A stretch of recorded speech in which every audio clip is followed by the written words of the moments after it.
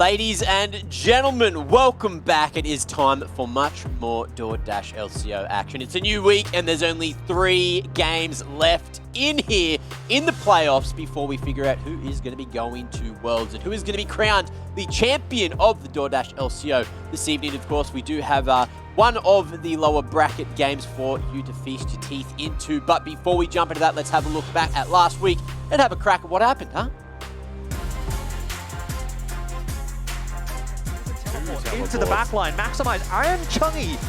Can they finally turn something back on its head? Well, Maximize just gets absolutely obliterated, deleted.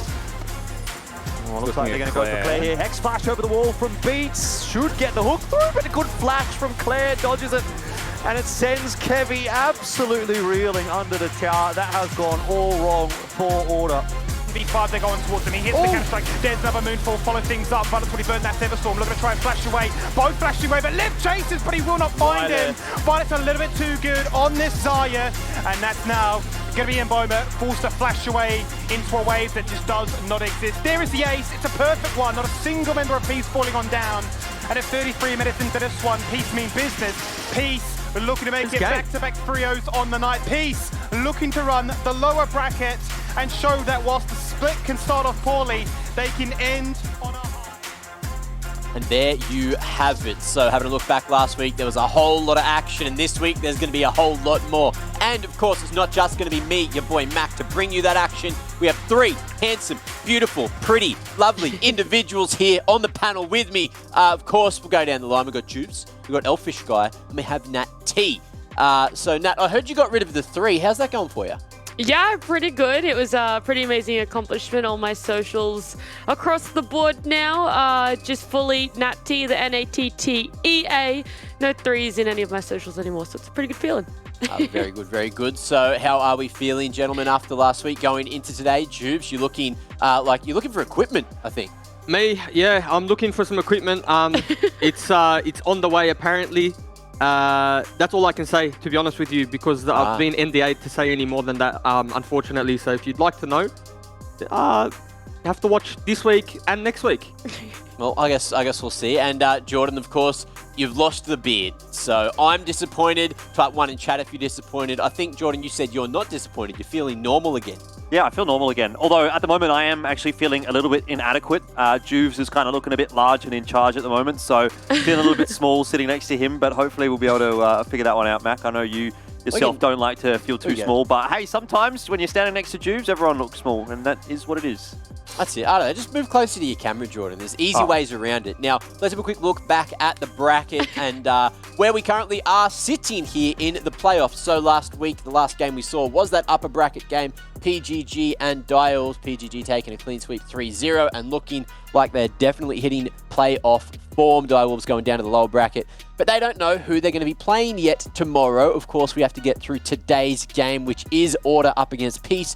Order coming from the upper bracket, getting 3-0'd by Direwolves. Peace coming from the lower bracket, 3-0 in Chiefs. So, Peace's form looks absolutely out of this world right now. Order looking a little bit rough after that Direwolves loss. So, I'm really interested to see how this game goes today. Anything questionable here? Anything you'd like to touch on, Juves, before we move forward?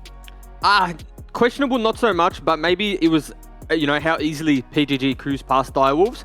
And then maybe we can touch on, and I do believe we're going to touch on it a little bit later, but, Order, regular split, looked like the team to beat. Peace, regular split, didn't look so hot, but then they've kind of switched roles in the playoffs, where Peace actually look hot, they look in form, 3-0ing the Chiefs, and Order having a little bit of a night to forget against Direwolves. So I think it's going to be an interesting clash of styles and maybe clash of form. Yeah, I can definitely agree with that one. What about you, Jordan? Anything you want to touch on before we move forward other than your love for Pensanet at the grand final already? Yeah, well, look, to be honest, Matt, you probably hit me on the money right there, to be fair. I think I'm looking towards Pensanet still as being the strongest team in the competition. When you ask if there's any sort of curveballs, anything crazy going on in the playoffs, I have to answer, I don't really think so at this point. We do have a pretty interesting match today, though, and this one could be the first one where I really feel like we get maybe an upset. That sort of depends on what the opinions are coming into it. But so far, I mean, the expectations really have been answered. There hasn't been an upset as far as I've been concerned, and 3-0s across the board. I think, we're kind of looking forward to a longer best-of-5 series, hopefully today, maybe later on, but yeah, hopefully today. Yeah, that's it. We can only hope for a little bit more action rather than the 2.5-hour LCO. You know, that's not what we want to see. We're only on for a certain amount of hours, and if the games go too quickly, then we have to get off the screen before we're even on here. However, let's have a quick talk about the key picks for today. And Jubes, I believe today we're heading down to that bot lane. Yeah, we are. Ashe being the key pick for me that I'd love to see a little bit more of. It's being played a lot more in Korea, particularly because she has some pretty good matchups across the board, right? She outranges Aphelios. She's a good time into Kalista. And then she's also one of the true AD carries that has that utility to start fights or disengage, but more importantly, like the arrow just starts things, you know, where games get a little bit stale, where you're fighting objectives. Ashe has really got that go button. Then to top that off, itemization for Ashe, Immortal Shield Bow, into the Wit's End, sometimes into the Rage Blade, so efficient, and the items at the moment that she builds is kind of what's top tier in the meta. So I would like to see, and I do actually think we'll see this today, especially with Puma, because Ashe also enables your support to roam as well. It's kind of a safer AD in lane just due to the range and the volleys and whatnot. And then Kalista, on the same side of the coin, Kalista's obviously known more of like the champion that really wants to win lane and push the early leads that you get, maybe stack up some dragons. But she's also a facilitator, because you usually pair Kalista with the Leona, you know, the Alistar, the Nautilus. So you can start fights, but you can also get your Leona out or your Nautilus out that otherwise wouldn't have had the possibility to get out of kind of a dire situation. So I like to think of her as the champion that can kind of, I guess, do a similar thing in Ashe where she starts fights but stops them. Leona and Rakan are two that we put on this list, not because there's been changes, not because the items have helped them, but because Beats and Aladoric are the two players who have made Leona work consistently week upon week upon week. They probably have the least amount of time spent with their AD carry and the most spent elsewhere, forcing plays, being aggressive, using Leona's utility, whether that's, you know, the Zenith Blade or just throwing an ultimate out and taking a flash. They're probably been our two most aggressive supports. So I think in terms of a head-to-head, Leona is going to be very contested. Now, Rakan is more, I guess, leaning towards Aladoric and how pivotal he's been to the resurgence of peace. But the reason that's on the list is because Rakan has counterpicks. Rakan isn't the strongest champion in lane, and you can actually pick the Leona, pick the Nautilus, pick the Alistar, and have a very advantageous laning phase and almost punishable. So I guess I want to see Order come into this game with a plan on how to beat this Rakan, or a plan on how to kind of dominate the 2v2, because while Violet and Aladoric have looked extremely good, they have lost lanes sometimes, right? And I think that's important to remember. So, I mean, all of these picks revolve around bot lane, and I think this is, again, where we need to focus all of our attention on this series, because for me, it's going to come down to the Beats show or the Aladoric show. And the team that, I guess, wins those games, it's going to be sub-diff. Very true, very true. Somewhere where we need to be looking. Now, before we move too much further, Jordan, you agree with that? Do you want to add anything? Yeah, I mean, I think the only real thing for me here is that Rakan is someone that we haven't seen a lot this season at all, but it's sort of started to creep into the wheelhouse a little bit again. Very similar time frame, right? We saw a lot of Rakan in the playoffs last time around, probably due to the fact that we saw a lot of peace last time around, but we're getting it once again, and I feel like it's not even so much just because it's Aladoric. Obviously, that is one of the champions that he likes to go towards, but it's also because Leona has been seeing a couple of bans started to head in her direction as well, and Rakan has been like that natural transition, right? We saw Decoy playing a lot of Leona last time in their matchup against Direwolves. He got that banned away against him, and now he's gone towards that Rakan. So it just seems to be, you know, maybe when Leona's off the table, you're looking towards maybe like Nautilus and Rakan to be those sort of two playmaking supports, and the supports that we're seeing, at least in playoffs, are moving towards the Rakan a little bit more so than the Nautilus at the moment, which, you know, I think it definitely fills that sort of very similar role. So it's obvious that they want to take a like-for-like champion and put it in that position and sort of still make those plays, and that's fun to see. Well, hopefully we get to see a bit of that today once the games do begin. But of course, something else that I personally want to see is content. Is you guys at home getting the content together. Add us on Twitter, add us, or just send it in Twitch chat, send it in YouTube chat. Add us on Instagram. Let's see how that one goes. We'll see how switched on the social media you guys are. We don't currently have any content for you at the start of the show, but last week you guys sent in a damn lot on the Wednesday, so I'm hoping we get just as much again today, because you guys are just brewing up so much good stuff. Also, remember to join that Discord as well if you haven't. But also, I love content. I think you guys love content. So, I got a surprise. You know what people in America hate? Pop quizzes. Tell you what, LCO players probably don't hate pop quizzes. Let's have a look at this one. Name the champion that all the abilities belong to, and then tell me which one is the odd one out. It's bloody Nunu or Anivia. Nunu. Final answer. And that's Anivia R. Oh wait, no, that's not Anivia R. Is it? There's Anivia R on the end. The R is Anivia's R. It's actually Trundle's Q. The original champion kit is Nunu and Willamp, and the ability wrong is Q. Q is Trundle's Chomp. Okay, so it's Nunu, and the W is wrong. And no, Q's wrong. Q's wrong. Q is Trundle Q. Nunu? I think the Q is wrong. It's Trundle Q. Nunu and Willem. Okay, and do you know what the odd ability out is?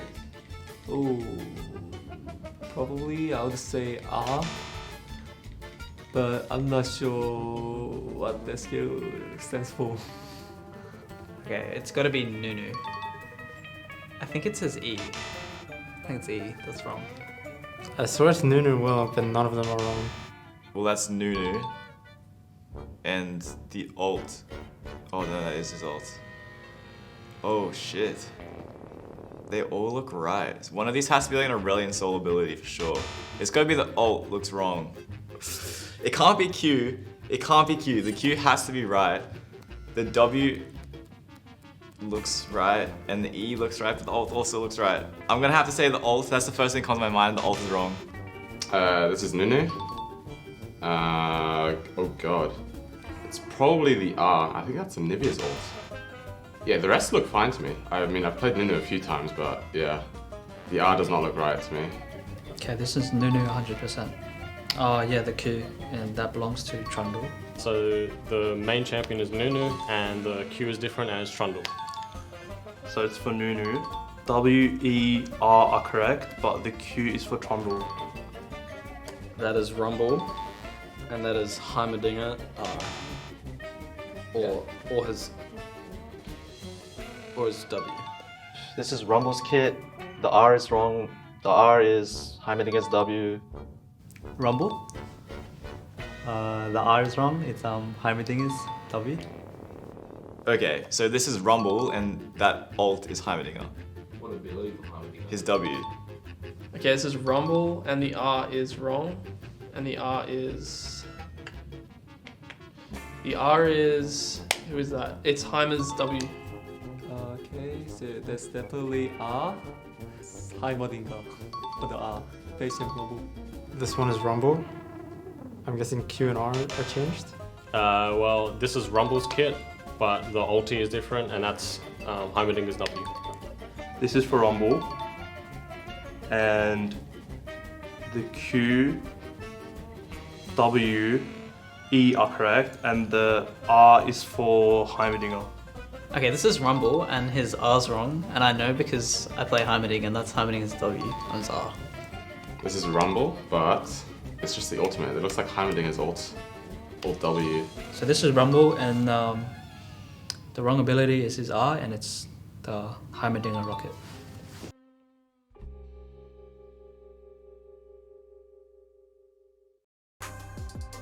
So fortunately, a lot of the pros got them correct. And I had Jordan in my ear just go, what? Every time someone wouldn't notice that it was the Trundle Q, although I haven't looked or It wasn't so much that it was the Trundle Q. Like, to be honest, I didn't really know which champion that Q came from. I just knew that was not Nunu's Q. And every time someone said Anivia ult, I'm like, are you serious? Some of them were like junglers. And I'm like, bro, you're not even playing Nunu? Like, this is crazy to me.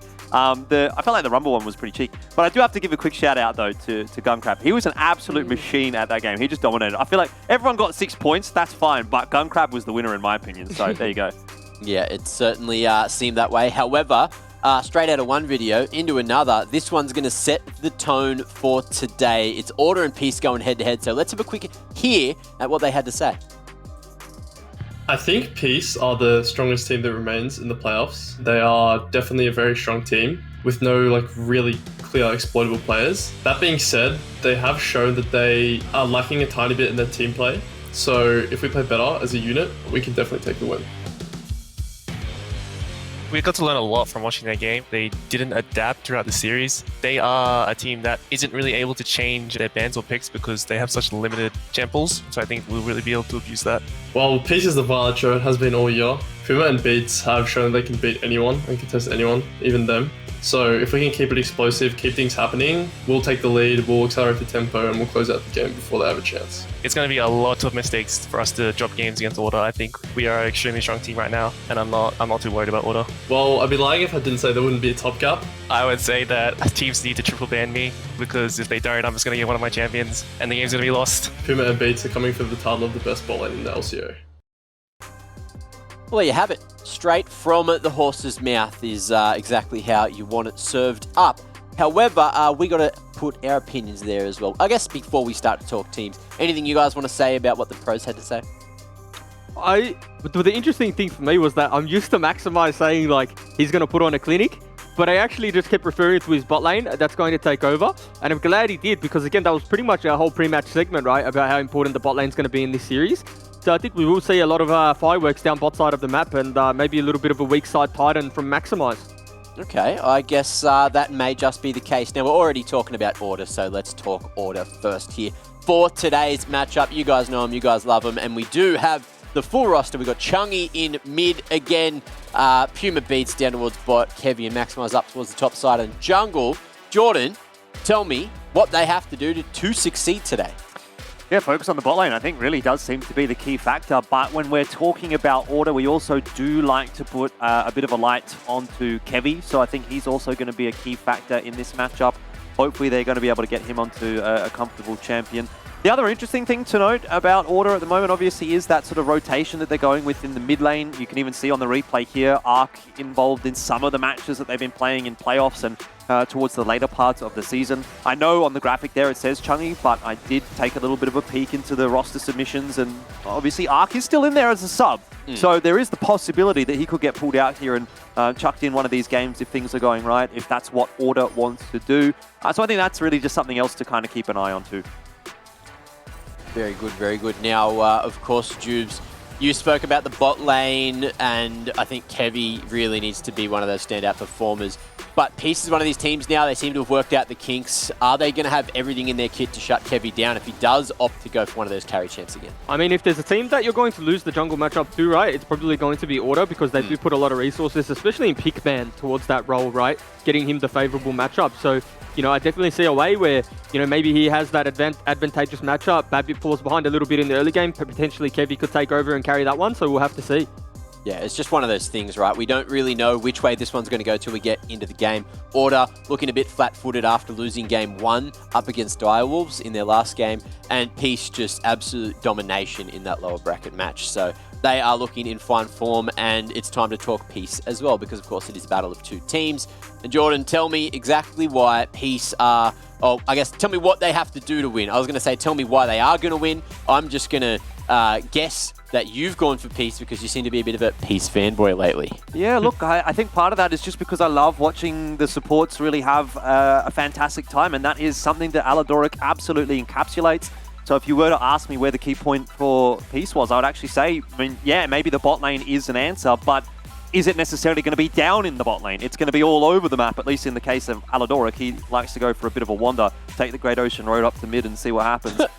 It's the great thing about Peace, and the way that I really enjoy how their season has gone, is that they did have that sort of awkward period where they were shifting around their rosters, doing whatever they needed to do. And we had the ability to see a couple of different players in that support role. And it was just a night and day difference from when, you know, you had Lisa and Appy down in that support role, and they were doing fine. They weren't doing amazingly. Yeah. They were there, they were existing. And then that first game where Aladoric comes back, he's just absolutely all over the place, making plays everywhere, dominating, and I think, you know, he won like 2 or 3 DoorDash player that delivered in a row since he came back. He's just been on an absolute tear. So for me, I feel like, yeah, he's really going to be a big difference maker for Peace. And we talk a lot about that bot lane. But yeah, for me at the moment, Aladoric definitely is just going on another one. And I think he's definitely the key factor for this roster. So if he can unleash, if Peace can find a way to sort of enable him to do what he does best, that is roaming around, making mid, you know, the life of the mid laner difficult, then I think Peace are definitely going to be off to the races.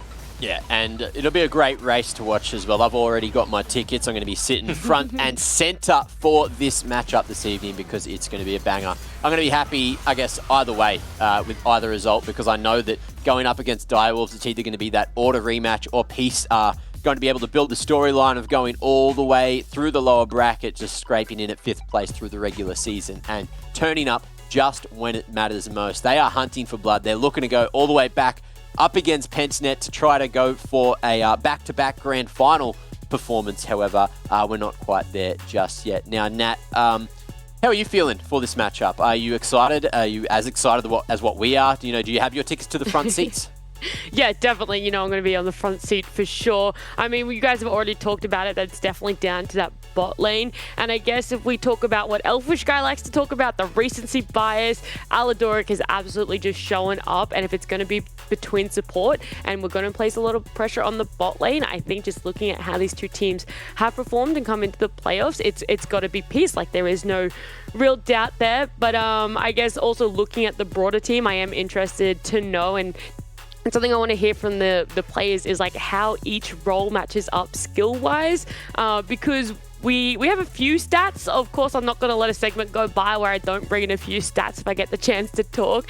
And we have the playoff stats, and we have things such as the first blood, the first tower, the first dragon, and the first baron. And across the board, in the games that Peace and Order have played so far in the playoffs, they are even in every statistic, exactly the same, except for first baron, where Peace has gotten 100% of first barons and Order haven't gotten a single one. So maybe that's something that we have to really look at, sort of the rotations around that. And it'll be interesting to know if the teams have kind of adjusted to any of that information too. Yeah, well, last time, or I guess throughout the regular season when both these teams played, Peace, even with the swaps of the roster many times, they did manage to have the advantage 2-1 going into the finals. So they already have Order's number, it seems. However, I believe you have two players down on the sidelines to have a chat to, Nat. I do. I have one of those main people we were talking about, Beats, and as well, Abby joining me. Thank you so much for taking the time and talking to me. Beats, I want to start with you. Unfortunately, you guys did have a bit of a loss last week, so I want to know how the team's bouncing back from that one and how you guys are feeling coming in today, atmosphere-wise. I think everyone's feeling pretty good. We got a lot off our chests from the last set, so I think everyone's fixing a lot of their problems now. What would you say is the key thing that you guys are looking at fixing? I think communication was a big thing, but I think everything is good in the house. I like to hear it's just a whole new Order that we might be seeing today. Now, Abby, over on the side of Peace, you guys had the opposite experience. You guys got a 3-0 in your favor last week. So how are you feeling coming in today's matchup? For sure, we're pretty confident. Like, 3-0 Chief is not, is also giving us a lot of confidence as well. And yeah, we just never, it's just a quick 3-0. It's very fast. It was. I do want to know though, having only played, I guess, one series last week and only seeing you guys on the Tuesday last week, what is the rest of this lead up to today been for you guys? Has been a lot more scrims, a lot more prep, or how has that looked for you over on Peace? Even though we don't have a lot of scrim to play, but I'll say we did pretty well in scrims, and we have a good vibe, and everyone's extremely confident. So I'm not worried at all, and I think, yeah, we're pretty good vibe right now. With the prep that you guys have been doing, what would you say is your key or your advantage gameplay-wise? So outside of the draft, gameplay-wise, what do you think is going to be your advantage over Order? Well, there's going to be a scenario I'm pitch chilling with maximized top lane and our bot lane is already destroying enemy bot lane. There's this one, or it's nothing happened, or already gapping top. So yeah, both can be the case. You think that, I guess, each role-wise, you guys outskill Order in all of them, is that correct? Yep. Nothing more to it. Beats on the side of Order. Same sort of question that outside of draft and just looking at gameplay. What's going to be your advantage? And do you guys think that maybe you outskill Peace in all of those roles? Well, I think it's likewise, right? I think I'm also really confident in my team to outskill their players. He didn't And what do you think sound is going to be? Yeah, we need more beats. We're going to absolutely put him in the ground. Forget about it. I do want to know, though, advantage-wise, other than just his skill, is there a certain game play or a game plan that you guys think you have that is going to win you the games tonight over Peace? I don't know. Just kill them more than they can kill us. I guess it's a pretty simple one. The last question I will ask you guys, though, is series predictions. Beats, how many games do you think this one's going to be going to? It's either going to be 3-0 or 0-3. Okay. I want more confidence. I want you to be like, it's going to be 3-0 for us. I want to hear you say it. No, okay. All right. Happy, what about you? What do you reckon is going to be the scoreline for Peace? All right, I'll say like 3-0, and we are 3. And there's 20% of chance that 3-1. They probably can get one game, like 1 victory. That's it. But that's it. Just one game. Yeah. 20%. Nice. You're throwing them a bone. Yeah, just it's like giving them a little bit of 80% hope out there. 3-0. Yeah, 80% 3-0 is like 20% 3-1. Yeah. I like it. You've crunched the numbers out there. But thank you both so much for joining me. Good luck in today's matchup, and I'm very much looking forward to it. Thank you. Thank you. Oh, well, good to find out that Order have 0 chance of winning today. So there you have it. Now, Not even that, Mac. They don't even have a chance of getting 2 maps. That's true. That's true. So there is no world in which they can claim 2 of those games. However, let's have a look at what our experts who love numbers, love the game, love watching from the sidelines, think about this one. I've actually gone for the 3-0. Not too sure who I've actually picked yet because Twitch chat are going to do the picking for me with your Twitch predictions. Of course, I see Peace on this first page. Juice has gone for the 3-1, which Rusty would say is a coward's way out. How have you predicted more games than us, mate? That's what I'm saying. What's going on here? You got 58 to 30. You got 57 to 28. What do you mean? I've got 3 zeros. It's because, he got the scoreline right, which gives you 2 bonus points. Yeah, you get 2 bonus all points agreed on if that. you agree, if you get the scoreline correct. I don't remember agreeing to that. I remember Nat just said that we all agreed on that, and I don't remember agreeing on that. Okay, let me rephrase this, sorry. Majority agreed. Oh, so... Oh yeah, me and Juice don't get a vote. Is that what it is? This is We're not people. It was in our meeting. It was brought up in our meeting, and you could have said, nah, but you didn't. And that means yeah. Okay, just asking, by the way, before we go too deep into this, did I get my extra points? Because I predicted 3-0 for PGG versus Direwolf. So I just want to... What did you predict, Juice? Did you do that? Because I know you were on the same amount of points as me. Did you say 3-0 for Direwolves? Or have I been scammed? Yeah, I've not been scammed. I do. Look, to be honest, I can't remember. I won last split, and this split, I'm just, as they would say, I'm just piss chilling. Yeah, you're chilling. I've got my hand up, guys. I have got confirmation that the graphics guy might have ripped you off, Jordan. So he's going to crunch the numbers there. It doesn't matter then. It doesn't matter. Very I true. won first split, and that was the only split that mattered when it came to TPs. What is that guy? What is that guy's name? Well, we have another page. Let's have a look Give me at that page guy's 2 name. Give me his phone number. I believe... No. Oh. Well, I think his first name's Luke. I don't know what his alias is, so we'll just leave it there. We'll just leave it there, so no one knows who he is. He's just a random Luke. Now, we do have Nat going for the 3-0 here as well. Everyone's actually gone for Peace. Yeah. So no real faith for Order. Is this just off the back of form? I believe I heard Rusty say that you could justify his prediction here, Nat, yesterday. Yeah, I did say that I was going to be Rusty's defender for the whole stream. In fact, the whole week, because unfortunately we're not going to see Rusty at all today or tomorrow. So I did say that I would defend him if anyone were to throw questions his way. The reason why Rusty's gone the 3-1 here is he's pretty similar with Appy. He thinks there is a small amount of chance that Order could potentially, I don't know, whip something out of their back pocket. In the first game, maybe take Peace by surprise. They get that one win. They get that first game, but then Peace are going to be like, whoa, we know how to adapt to this. We know how to change this. We know what we're going to ban. We know what we're going to pick. And then it's just going to be a clean sweep from then on. And that's exactly what Rusty was thinking, 100%. Didn't make any of it up. 100%. That man's brain just injected into yours. It's like you're one person at this point. Oh, yeah. We hang out enough. I read his brainwaves. There you go. So a little bit of telepathy is always something that can never go astray. However, let's have a quick look at a head-to-head here to crunch some numbers. We love numbers. Jubes, you love numbers. There's lots here. Tell me about them. Yeah, I mean, Aladoric obviously getting a lot more involved than Beats.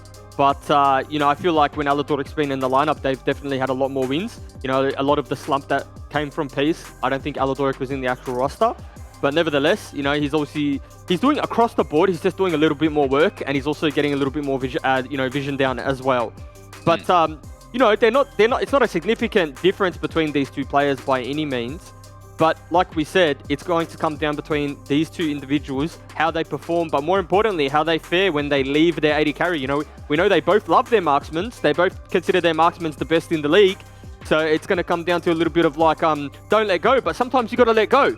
You've got to let go to prosper and get over to the other side. And that's what's going to have to happen today. And for anyone that gets that reference, fantastic, good choice in movies. Was it Frozen? I just needed to know.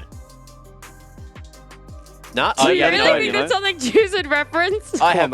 Look, I do feel like it is actually. It could be. Anyway, no more referencing because it's time for the game. Ladies and gentlemen, strap yourselves in. It's going to be a banger here between Order and Peace. Certainly is, Mac. Let's look forward to it. And this is going to be a good one, isn't it, Juice? We are in. We've got some pretty big picks coming through already. I was always going to touch on that Leona. We got the Leona. Got the Diana to start things off as well for Order. That's been a favourite for Kevy. He's been picking up quite a bit. On the flip side, a Lee Sin, a little bit of a flex pick option for Peace. Not a bad one to start things off, and also the Rakan ban through from Order. So that Leona and that Rakan that you talked about earlier, not going to get to see them in the first game. I don't mind this, to be honest, from both sides, because, you know, I think Changi, although he's had a few rough Yasuo games, I think Yasuo is one of his better champions. So if they can get him a decent, which they should be able to, if they pick Yasuo third here, if they get him a decent Yasuo matchup, then obviously the Diana Yasuo combo is very scary, very nasty. So they're going to take the Rise. This is kind of like a, I guess if you want to call it a bread and butter, like you should be used to playing this matchup as the Yasuo or the Rise. So yeah, looks like what we're going to see. Fantastic. Oh, they're playing with me. I was going to say I love when I get the prediction correct in draft, but yeah, there we go. There you go, you got it. Yeah, so, I mean, their draft already just says wombo combo, team fight, let's group up, let's fight, let's see how we fare. Whereas Peace's composition probably doesn't do so well in the all-out 5v5, like head-on, where they want to kind of play to side lanes, get the pressure there, come to the group, and then have that fight. Or at the very least, use the Braum, use the lead kick to disengage the initial engage. And if you disengage the initial R buttons, then you should be able to win the team fight in like an extended trade. So it's going to be interesting already. We've only seen 3 champions picked either side, but interesting to see how these drafts are going to play out in-game. Yeah. Because there's only one way that Order's draft goes now. I mean, I was going to mention that as well. I kind of like what Peace is drafting into Order at this point in time. As you mentioned, there's that nice disengaged potential. We did see in the interview, though, that Order sort of said, or at least indicated, they felt they had maybe a bit of a better edge in the team fighting aspect of the game. Whereas Peace, just in terms of the individuals, might be able to, you know, do some work, I suppose. Let's just put it that way. So I just wonder if maybe, if Order is on the money here, right? If Peace does have some maybe miscommunications or perceived miscommunications, if they're going to be able to execute that sort of disengage, dance around the teamfight playstyle quite as effectively as, for example, Order is just going to be able to throw that wombo combo on top of them. Because ultimately, at the end of the day, the easiest thing to execute in the game is press your R button when someone else presses their R button and tells you to press it, right? And then we get an Ashe potentially on the cards there as well. Yeah. If we get that pick, then like it just continues to scream, just go, go, go, right? You've got the Diana there. You get that ultimate off. Yasuo is saying, all right, here's my chance. I know exactly what I need to do. Same thing when Solar Flare comes down, right? It's all just sort of coming together for Order. And I don't like Kai'Sa, because Kai'Sa's being hovered here and it's scaring me. I don't think Kai'Sa is the champion that you need with this draft, because it's just overkill in diving backline. Like, you know what I mean? At a certain point, the Braum's just going to get so much value because you're diving backline with the Yasuo, with the Diana. But the Ashe pickup here is really, really good, because now Tally can't take cleanse, right? He can't take cleanse, and nor does he want to. But there's also a Leona Ashe in the game now. So actually playing this game as a Rise at level 6 is actually very hard, because you know, level 6 onwards, at every bit of focus, every time the ultimates are used, it's going to be on Tally's head, right? There's no other option in this game. So, I mean, he needs to be on his best behavior, not stepping up mid-wave, and actually getting some control in River. So again, I really like what Order's puts together so far. In terms of execution, it's all there. The cannon pickup is interesting, because we've seen that kind of rise to, I guess, prominence, especially in Korea, because Rift Herald, obviously a big fighting point for most teams. Cannon getting those early leads is able to really swing those into some big mid-game team fights. But Jace, as an answer, does very well into Cannon too. So across the board, I feel like these teams are really well researched. and they know kind of coming in what they're both going to be picking, and it feels like there's answers across the board, right? The Braum answer into the Leona, they knew Leona was going to be a contested pick, but then, you know, they took the Cannon, but they've opted in for the J, so they're expecting to get a bit of a lead topside. And across the board, I think I like what both teams have really put together, and it's almost just going to come down to execution on either end. Yeah, I like that Cannon pick as well. It's definitely something that's in the wheelhouse for Appy. We saw him playing it last season when he went on that. It was like 9 games in a row or something, the first 9 games of the split, where he just played a different champion every single game, and Cannon was in there. It's obviously not been a go-to pick for the majority of the time, but it's something that we've seen him have success on in the past, so I like to see that coming through. It's just a little bit of a how you going, right? Throw it in there, see what it does.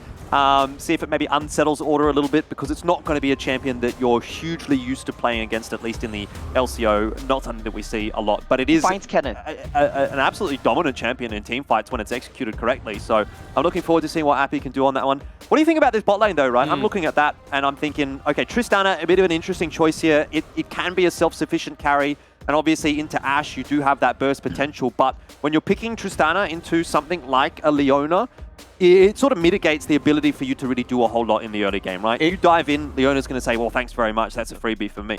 Well, Tristana's fine scaling. If Tristana can just go 10 CS per minute in lane, she's very happy. Like, she's almost just done her job, because Tristana has a lot of burst in lane, can win the 2v2, can win the 1v1 as well if left in isolation. Also clears turret plates very quickly if you can get those leads in lane. But for the most part, you know, Tristana scales. You know, the passive scales with range as well. So she's very happy just to sit there. Do you think this is just a choice, like a conscious choice from Peace as well, to say, all right, well, you guys have picked Ashe, and we know that Beats on Leona is going to want to roam, he's going to want to get around the map. But if we take Tristana, if we take a self-sufficient ADC into this lane, I feel like it makes it more difficult for Beats to get good roam timings, because he just knows if he leaves Puma there in the lane alone, if both Aladoric and Beats are gone, Tristana wins that matchup, right?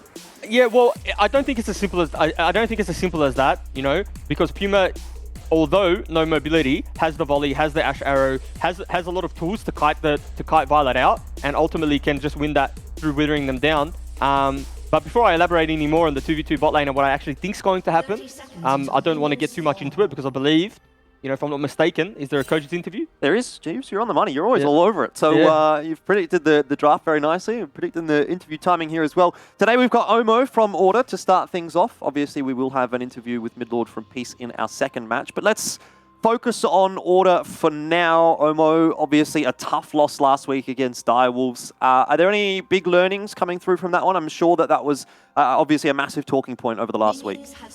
Yeah, it showed us that we had a lot of misunderstandings, I would say, or rather a wrong approach towards how we should have handled draft against Direwolves, and as a whole, what fits our team.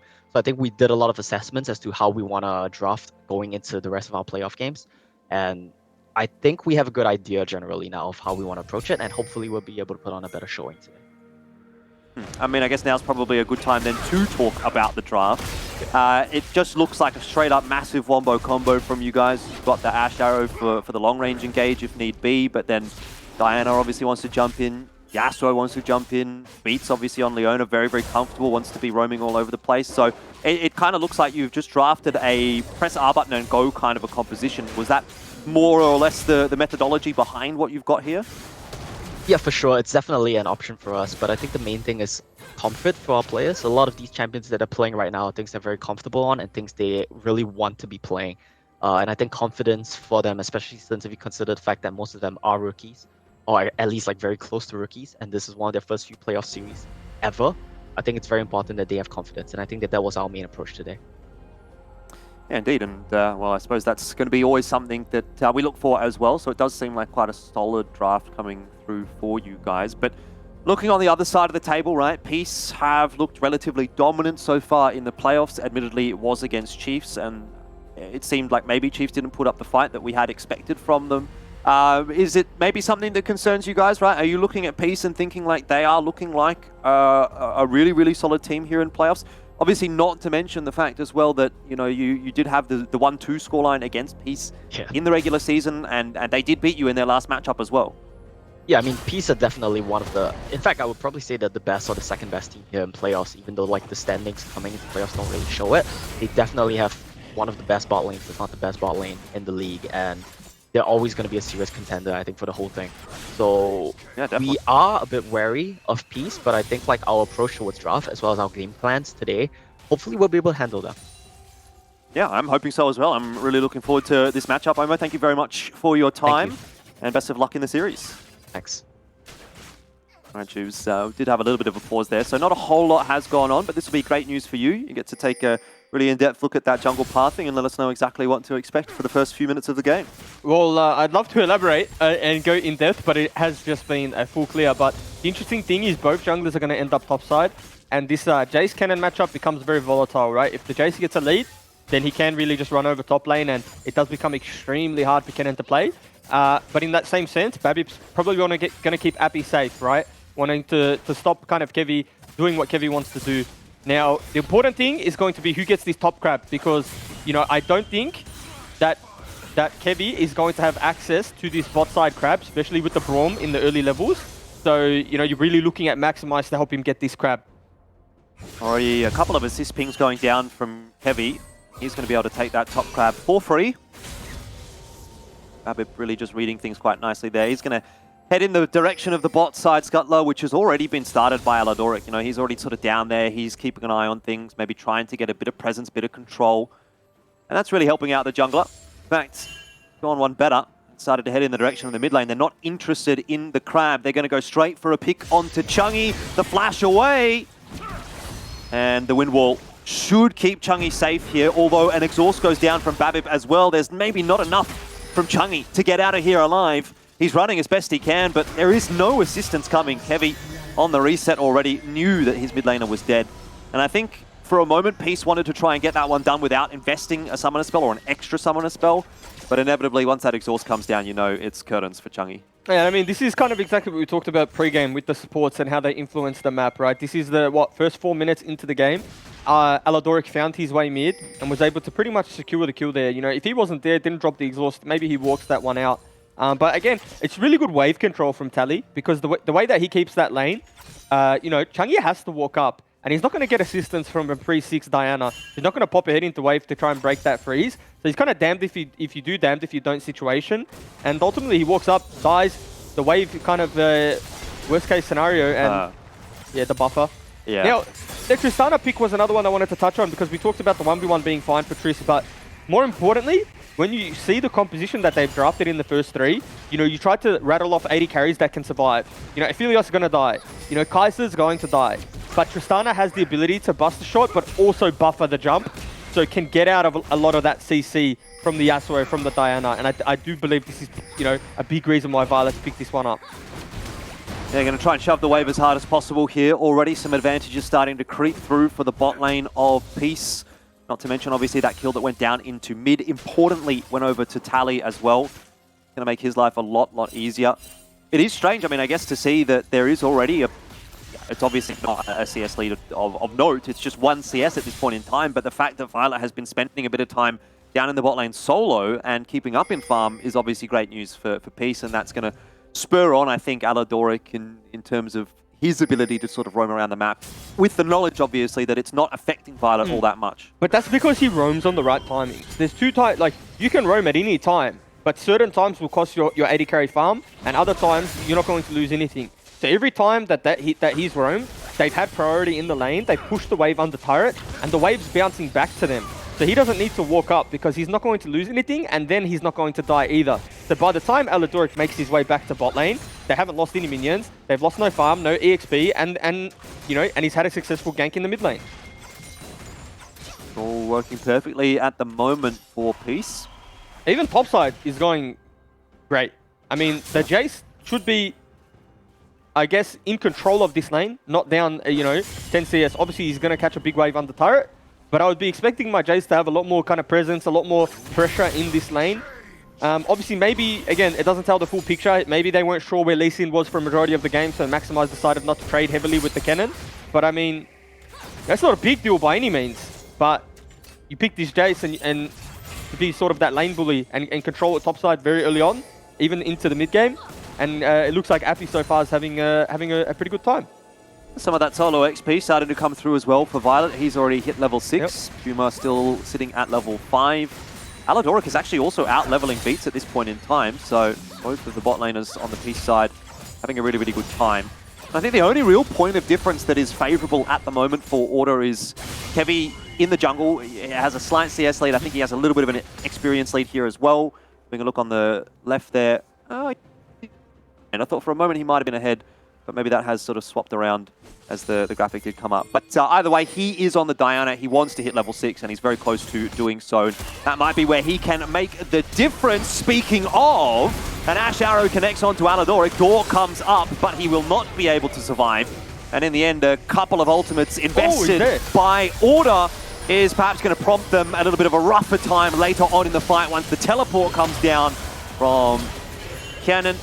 And no answer from Maximize on that Jace. He's more interested in pushing the top lane tower. So ultimately a 2-for-1 trade in the favor of Peace, but Maximize able to start looking for some plates up in top. Yeah, we'll see what he gets topside. Have to say, probably a little bit of a mis-execution from Order on the back end of that, because Kevy actually used the Diana ultimate, maybe to secure the kill because Braum was taking a long time to fall down, but ultimately ends up hitting no one. So then Chungy doesn't get access to a fight because he doesn't have that direct knock up from the Diana ultimate, as we'll see the replay here. The Ashe, this is what Ashe is good at, right? Catching someone that's out of position. The door soaks a lot of damage, but then watch on the back end here. He ults, right? So that's a big part of your composition gone. He ends up falling down here. So not saying it's going to make a big difference, but you know, having the ability to, I guess, turn would have been nice. You know, no TP comes on through, so bit of a response coming through from, in fact, both sides, as Aladoric is spending some time in mid. Up in top, Beats is headed in that direction. Won't be in range for the Zenith Blade, and Happy is able to just finding rush out of there to safety. All's well that ends well, really, for Peace. They're quite happy with that exchange. Yeah.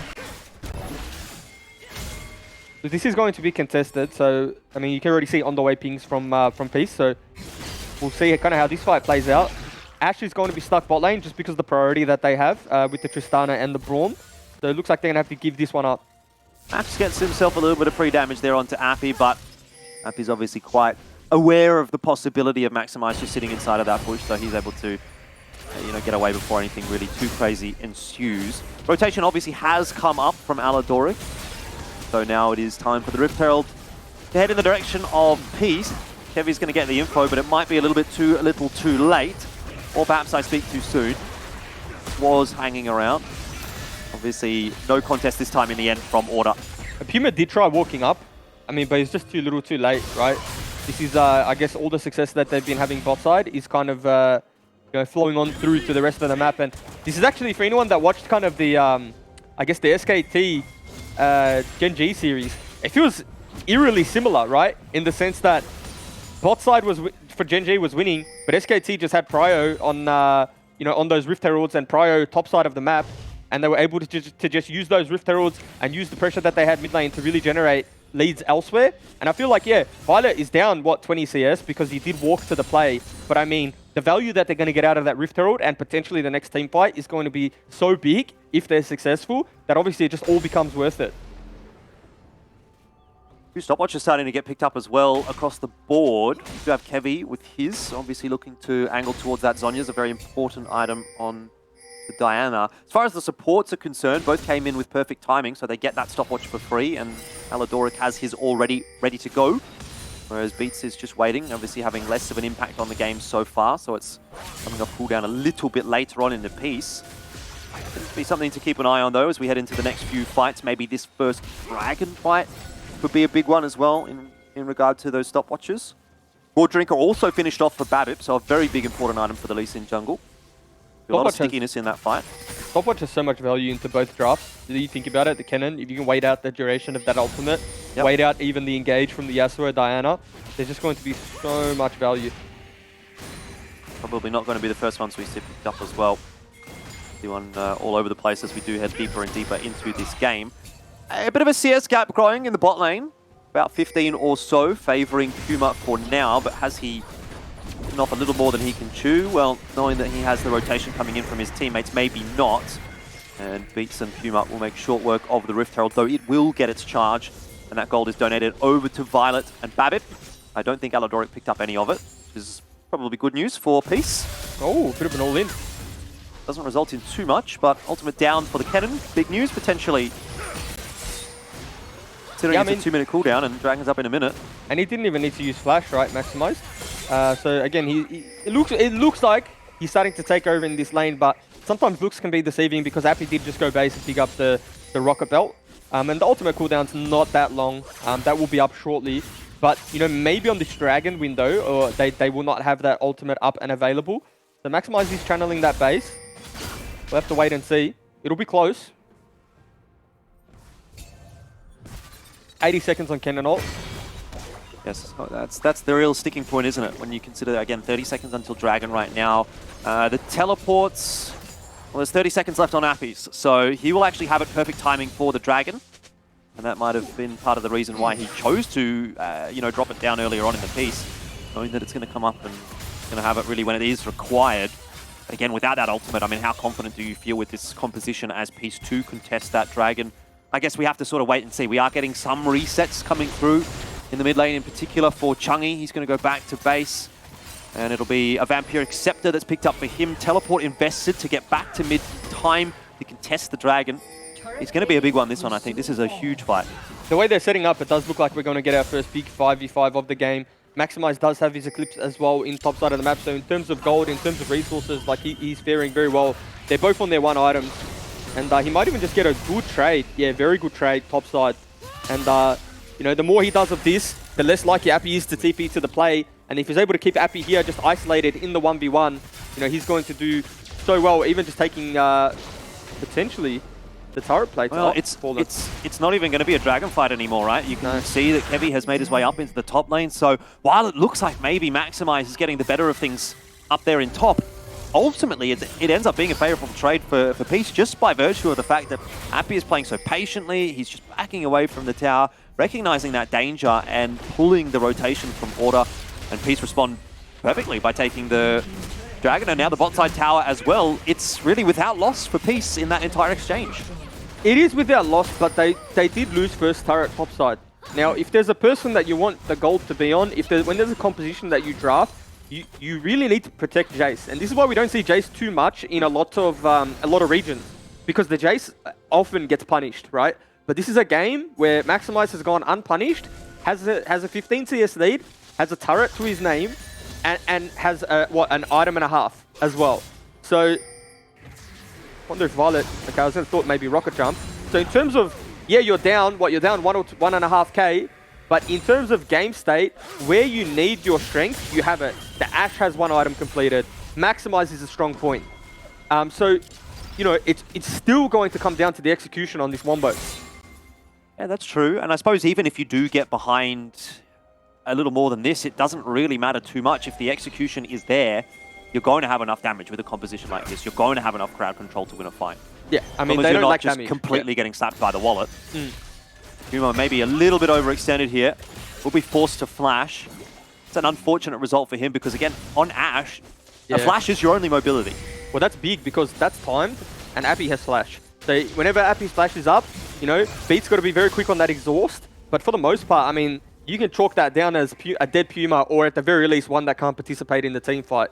So you know, whatever we see next, whatever objective they decide to contest, eyes will all be on Puma. Might be the Rift Herald even. Would be the second one picked up by Peace. Well, good damage. But Maximize now gets to start flexing his muscles a little bit in this game, right? We really haven't seen him do much outside of the top lane. There was the TP down from Appy, but not matched by Maximize. And the question is going to be, how much of a difference can he make in the fight? A Solar Flare to attempt to disengage. It's actually going to open the door for Kevy and Chungy to dive in onto the back line. And that is exactly what we've been looking for Order. The Wombo combo works out perfectly. So far, a 3-for-1 trade, and it's going to be more than that. Kevy grabs himself another one. That is what Order has been looking for this entire game, and finally, they've got something to get excited about. Appy still on the run, should make it out with this Blast Cone. But wow, what a fight from Order.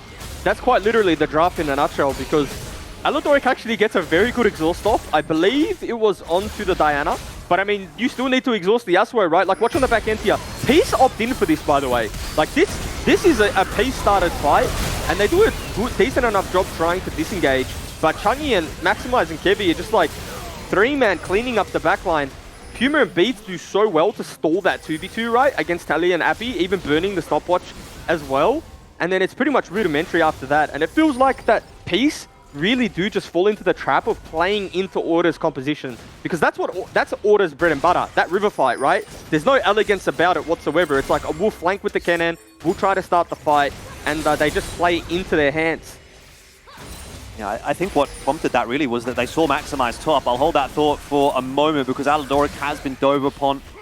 He'll give enough back to Beats that disengages the fight. But yeah, they saw Maximize top. They sort of thought maybe he's a bit isolated out of this one. We can try to find and try to force that 4v5, but they just weren't fast enough. And obviously the counter engage from Order just way too good in the end. You will note the stopwatch was actually used by Beats, so that might have played a big part as well in him, as you say, stalling things out on the Order side of things. But I mean, overall, $650 to potentially win a fight could be a big piece of news. We do see the enchanted Crystal Arrow. It lands onto Babip. Here's the combo again. In terms of the crowd control, Babip just can't go anywhere. But he does have just that one moment to safeguard out, and that's going to be enough to keep him alive for now. A lot of investment from Order for nothing, inevitably. He did flash too. That is a very big investment. Their composition now is rendered useless for the next kind of 60 to 120 seconds, just because of how reliant they are on those R buttons. But again, they don't lose anything off it, right? If anything, they do gain a turret as well. Dragon in 17 seconds though, and this will be soul point for Peace if they win the fight. Yeah, very true. Didn't take stock of the Dragon, so they're honestly, to be blunt, they're going to have to give this up.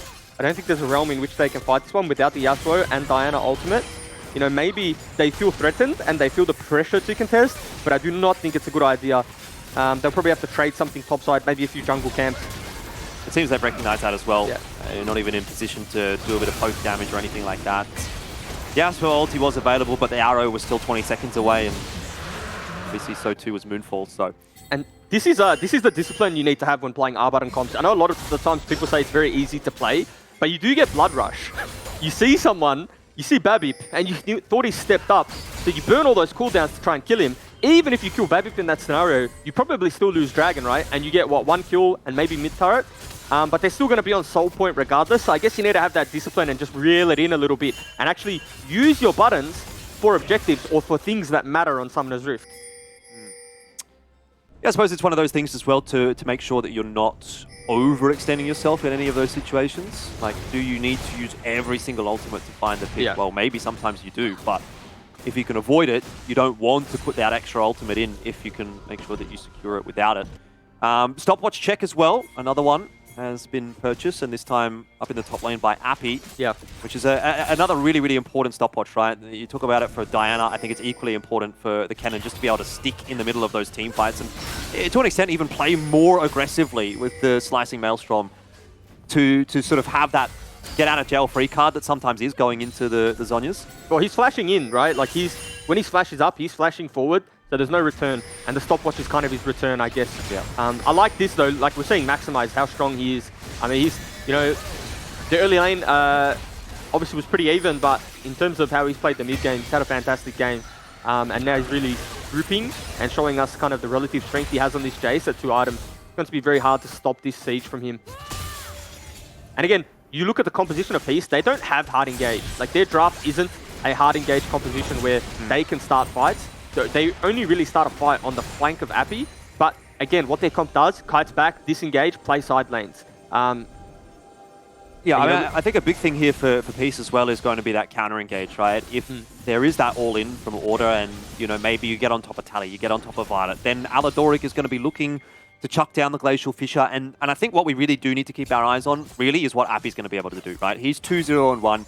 He feels like he's going to be the difference maker in these fights. If he gets a good ultimate off and it catches Chungy, it catches Kevy, maybe it catches Beats, those players that are diving in, you know, you're standing inside of a cannon ultimate, you're going to die, inevitably. It's just a question of whether or not he can do that quickly enough, get enough of a trade back for the dive that inevitably is going to be coming back onto his own backline. Yeah. And the other thing I want to touch on is that, I mean, the itemization from both the Yasuo and the Ashe are actually, it's almost like Exodia into Peace's draft. Yeah. Because then Violet becomes the sole damage threat. You know, sure, Babip's least in, but, you know, at a certain point, you can't really factor in the Babip's damage. Like, it's not going to be like that, you know, hyper carry or enough to do relevant damage in a late game or mid to late game skirmish. And when those wits end come on through for both Yasuo and Ashe, it is going to be a very tough time for Tally and Abby to do relevant damage in those fights. So you know, it's an even game gold-wise, but it feels like these next items that come on through, it's really going to be a tipping point for the side of Water. An advantageous tipping point. I feel like the shield bow into Wit's End build for Ashe just feels a bit unfair sometimes. You can almost never kill her when she starts to get those couple of items going. Well, they're both going to have the exact same build path. It's going to synergize quite nicely for them, that's for sure. I mean, at this point in time, again, you sort of have that side lane pressure coming through from Peace that you were talking about, but Abby doesn't have the ability still to kind of match Jace in a 1v1 fight. You can see him backing away. He is still a level down as well on Maximize. In the meanwhile, obviously, Tally's having a grand old time, right? Yeah. 249 CS. He's really speeding up or accelerating in terms of his ability to get into this mid-late game by all of this side lane farm that he's been gathering. So maybe he's a bit of a ticking time bomb, right? Maybe he's a bit of a win condition here for Peace that we haven't spoken about too much. He is. He's the major component of Peace's composition because he's what stops the pure 5v5, right? He's the one that's able to generate pressure in a side lane and then potentially make a pick, use the Realm Warp, or start a fight on their own terms. So he needs to be doing that, whereas you feel this dancing in the mid lane, this dancing over Dragon, and this dancing over Control is always going to favor Order when they have the Jace and they have the go button. Again, they really just need to take stock of where Appy is because he's a big win condition with that Cannon and that CC. Well, there is a storm brewing right now, and it's by the name of an Infernal Dragon.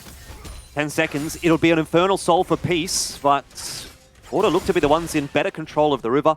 Look at all the control wards that they've got down. One in the mid bush, one in the pixel bush, and then I think there's even one in the jungle? No, there's not. Yeah, it's gone. The Jace has just won the Dragon fight before it even took place. In terms of just the damage he's gotten down on the poke. So this is a good pickup for Order. It delays the game a bit, that's for sure. Tally's straight back up into the top side of the map. He knows that there was not going to be a contest on that Dragon, so he'll farm the top side of the jungle. He'll push that wave in as well and force the answer to come back through from Order. It's not necessarily delaying the inevitable right now for Order because it doesn't feel like they're sort of getting outscaled in this game or anything like that, but there is still that ever-present threat of just one Dragon goes over to Peace and then they have an Infernal Soul, which, you know, I look at the composition for Peace and I think maybe Infernal Soul isn't the worst thing in the world for Order. Do you know what I mean? It's not like you're going up against a Ziggs or something like that. I feel like scaling in this game is a little bit of a myth or a little bit of a term that could be misunderstood in the sense that scaling a little bit aggressive there on the Rift Herald. The Scuttle Crab. Here we go. Oh, talk about aggressive. There's a flash forward. Violet definitely avoids it with a rocket jump. Well done. And it's a lot, again, invested by Order. Flash from Beats, Solar Flare, Enchanted Crystal Arrow. And Order doesn't get too much from it. So, you know, and maybe, again, we look towards this next minute, 2 minutes, as being a potential opportunity for a power play from Peace. That was, look, aggressive, and I like to see that aggression coming out of Order. And it wasn't that bad, because they did lose the Leona ultimate, Ashe ultimate. Oh. Violet thinks he's got an opening there, but Maximize walks away safely. Yeah. But, you know, they still have the two main buttons of their composition available. They still got the Diana ultimate, the Yasuo ult. If those two are still available, you can fight, right? The other ones are just kind of a, you know, they're a luxury to have. You know, they're an assistance to what is the engage that's going to come on through. But, you know, to my point about the scaling, scaling is only as good as your execution, right? You can scale into oblivion, but if your execution's poor, you're probably going to lose the team fight anyway, right? So I feel like that is going to be the key, I guess, crux of both compositions. Is Talia able to do enough in a side lane, come to the group and maybe find a pick onto the Jace or something like that, because they're not going to win a 5v5 and are Order going to be able to hit their buttons and win that 5v5, right? Because if they don't, Talia might win the game in the side. Obviously seeing that, almost 100 CS lead in the mid lane. He's going to be become a little bit of a raid boss soon. Yeah, a lot of items starting to come online as well for both sides. Order now have 3 items on Maximize. He's only continuing to scale well into this game. It was actually the Mortal Reminder that gets finished off in the end by Chungi prior to upgrading that Negatron Cloak. But obviously Wit's End is also in there for Puma right now. So a few of those big items starting to shine through quite nicely for them. You know, and the same can sort of be said on the other side of the coin, although lagging a little bit behind in the top lane. It's just a couple of items picked up for Appy. In the jungle, only 1.5 for Babbitt as opposed to the 2 for Kevy. So there are some breakpoints actually that are being hit right now by Order that aren't quite there yet for Peace. Yeah. And this is such a good game one, right? I mean, this is just both teams. They're showing us what they're about. I think Kevy do that a couple of times, really threatening Violet and Aladoric as they clear the waves under tower. Hasn't gone on it yet, but continues to kind of ask that question. Happy also spotted out on that ward. Potential chance. Ooh, the arrow. The Stoppy. Is not Stoppy. Sorry, the Pro. Dodged by the Hextech Rocket Belt. You know, the one thing that I actually want to see Kevy do here, and again, he hasn't really had the opportunity to do it, but actually just go for a one-man ult. Oh, wow. Maximize. That's not fair. No. But I mean, go for a one-man ult. Like, if Violet walks up, just ult him. You know, if Tally walks up or Babip or anyone, just look for that, besides the Aladoric, of course. They did, to an extent, try that on Babip, although they were in a bit of a chase more so rather than a big chance when they were doing that. Because I think, you know, you fall in love with these compositions that Order have. You fall in love with getting the 5-man, getting the 4-man. When all you need is the 1-man. Like, you take Violet out of the equation and he's as good as done. Bit of a Baron rush. It's going down pretty quickly as well, isn't it? Tristana. Very adept at doing that, but wow, Maximize is just absolutely chunking through. Still, it might not matter. Aladoric is the sacrificial lamb for Peace here. Order won't be too happy with that trade in the end, but it gives them the opportunity now to probably crack open that mid tower, which has been something that has eluded them for the better part of 30 minutes now. And they also look towards Dragon off the back of it. Aladoric will still be on respawn when the Dragon comes up. But probably should be a decent trade in the end for Order if they can hold out. I don't think Baron breaks the base at this point in time, so I mean, it could have been worse on both sides, to be fair. Yeah, but this is kind of the key of the Rise pick, and this is the flexibility that Rise gives you. Any other mid laner, you probably can't make that play, but the fact that you have the Realm Warp to exit the pit, right, makes this play pretty safe. You know, you can also use the Realm Warp to cheat tempo and get to the Baron, but I think now the game becomes very tough for Order because you're already down in EXP, right? Like, there's a 2-level lead in mid lane. The levels are even now with the Jason Cannon. So all of a sudden, the game really, albeit not in the gold department, in terms of tempo, in terms of the pressure you'll be able to generate with this Baron, it feels like it is in Peace's favor now. And they're going to be able to walk up with this Tristana and look and take turrets. So Order need to be quick, and I think they need to pull the trigger. They need to not let Peace set up in a side lane and play that forward 4-1. Yeah, definitely don't want to be standing next to the turret when the Buster Shot goes off. Or the explosive charge, I should say. Does a lot of damage. So, again, I mean, Peace now just starting to work their way across the map. And while I said I don't think Baron breaks the base, and I probably still stand by that, I'm not sure that it does necessarily unless Order lose a fight, but it's going to help them push the waves in. Here is a fight engaged. The arrow goes sailing through for a field goal, but Maximize deletes the AD carry. Violet is out of the picture straight off the bat. That is just, like, what is that? That is disgusting. Huge damage onto Babip again. This man is going absolutely nuts on the Jace. I did not exactly see what Violet or how Violet got caught there. My only explanation to that is he actually didn't see Maximize. No, he because didn't. he just got hammer squashed. He got deleted. That was a Goomba He got stomp. deleted. Yeah. I'm sure we'll see a replay. I mean, he went into hammer form and said, yeah, hammer time. And I mean, that fight, I was actually cast the cursing in my brain, but we'll hold that thought. Violet Rocket jumps in, gets shock blasted, then doesn't get the reset. It's a stopwatch from Kevy, so he's not able to jump out. And yeah, Maximize just stomps on his head there. Yeah, Max came in on a pink ward there as well. So while there was a ward down from Peace, they didn't really get the early info by the time he was coming. It was probably a little bit too late for Violet to do anything about it. Fight win, but doesn't save them. In terms of execution, I think it was poor from Peace, but the way they started the fight and the idea behind it all was the right play, because that's what we talk about when we say start disjointed fights. don't let Order set up and get their Wombo 5v5 off, right? So they started that fight on with pressure through a side lane. Obviously, execution was not there, but you could see how close it was, right? It was a matter of stopwatch diff, really, because that reset happens, Violet gets the safety, they potentially play the rest of that front to back out, kite back and win it. So we see the avenue that Peace have to win the game, but I mean, Order, in terms of execution, have been a little bit cleaner thus far. Yeah, and I mean, we were talking about the Infernal Soul for Peace, right? But what about for Order, right? They're now on 2 dragons. It's still a ways to go before they get the Infernal Soul, but with the amount of poke that Maximize is already putting out, you really don't want to see that Infernal Soul go over to him, because that is just going to extrapolate things. I mean, Puma even has a relatively easy time of rocking the Infernal Soul. Might be a bit of a bait for Peace, that control ward. Look, to be honest, I don't mind seeing that from Puma. I think the arrow is on such a short cooldown anyway that you can sometimes go for those cross-map shots knowing maybe the dragon's not up for a minute and a half. The cooldown on the arrow is about 60 seconds or so. A little bit longer at the moment, granted, but it doesn't feel like it punishes you too much. No, it doesn't. And I think Peace right now are playing the game close to perfection because cast the curse, sure. There is a fight force, but they're chasing Elise Sin, which sometimes can be a little difficult still. Beats gets on top of him. Gordrinker will not save Babip. In the meanwhile, though, it's the cross-map pressure. It's the side lane pressure you talk about. And so again, like, this is the thing that the problem you run into with a draft that Order have. You can't get or generate pressure through both sides.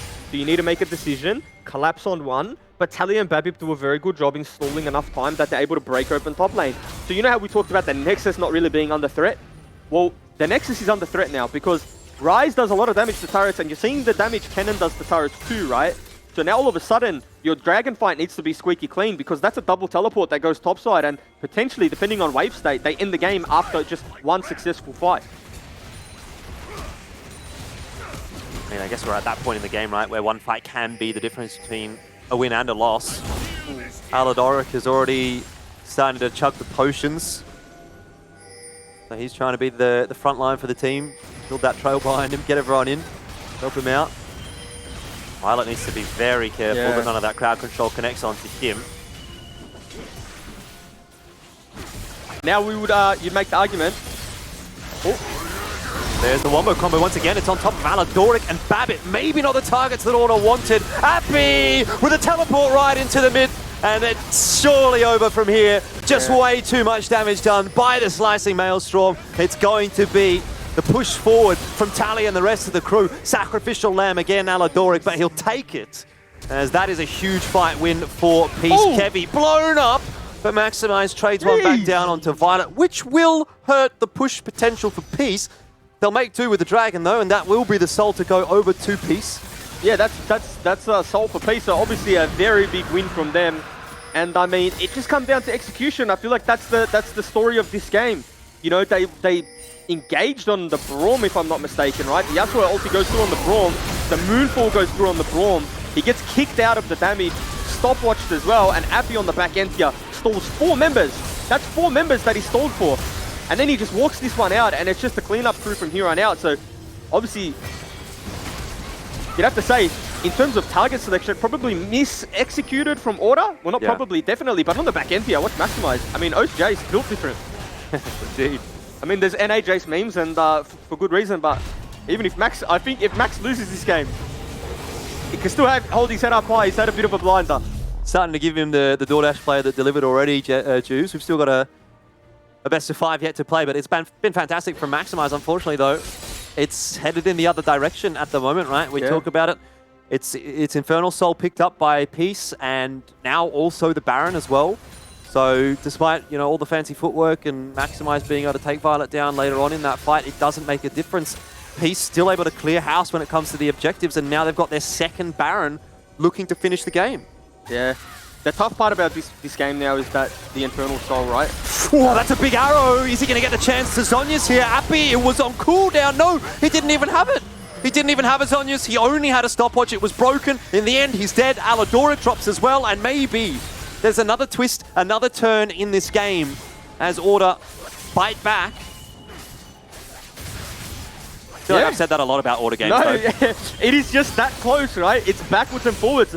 I mean, they potentially break inhibitor here. The Baron creeps are going to be a saving. Ooh. Wow, that's a one shot. Max is literally one shock blast. That's one shock blast. That's almost a one shot. It's like the Nidalee spears. I mean, there's 13 seconds left here on They look for N. Appy, or rather, I should say Aladoric. Appy was about 17 at that point, but yeah, I mean, they can't look for the end, but they get an inhibitor. First inhibitor of the game goes down at 37 minutes. What a banger of a start to this lower bracket match in the LCO playoffs. Yeah, I mean, I feel like I took a rest because I did really think that, you know, this was Peace's game to win now with that Baron, with the second Baron buff, with the Infernal Soul. But I mean, it just goes to show the composition Order have. You can't rest on your laurels. If you lack the discipline to push your waves, then get vision control. If you just try and cheat, and I guess do it the lazy way, you're going to get punished. And I mean, they paid for it with an inhibitor. If they do that again, they're going to pay with it for the game. Luckily, it's the mid inhib as well, so I guess it's not the worst thing in the world for Peace. Side lane pressure, imagine maximizing the side lane with an inhibitor down on the other side of the map. That just becomes awful to deal with, but by virtue of it being mid, it's just a bit easier to clear out for Order. Still, it's a factor, something to think about. I mean, I should say for Peace, something easier to clear out for them. 3 minutes on the Elder Dragon. That'll probably be the next big fight that we get to see. 20 seconds left on Baron. It's not going to be enough time for Peace to, again, break open the base. They'll just have to take what they can get. Another tower, another reset.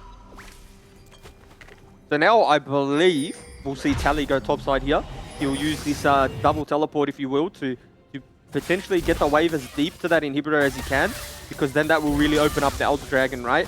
And you know what I wouldn't mind seeing? Either Appy or Babip, you know, even Violet to an extent, just hovering Tally. Because if Maximize answers, you know, he's pretty confident that he wins the 1v1 at this point.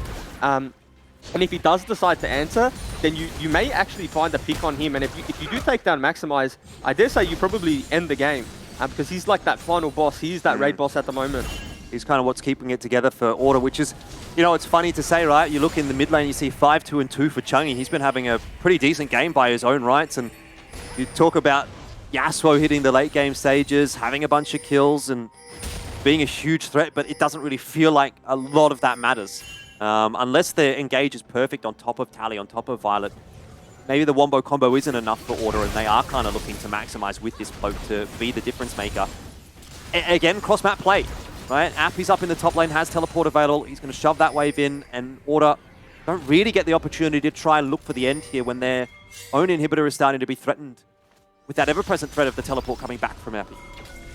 Yeah, and that wave, in terms of timing, this is very good for Order because they have plenty of time for Max to answer top, push that, you know, as deep as he really wants to, and still get down to that dragon and contest. So they can give this vision control up because it's perfectly fine. He can even clear the next wave top as he's channeling his base, because he does have enough time to just reset and come to the group. But looks like you know, he's full build now, so that's going over to Chungi, which again, very smart decision, right? He's the one that needs the gold now. And they still have a minute left, so they'll be able to walk in together, walk down mid, get that vision, and look to contest. So again, Order playing this very well at the moment.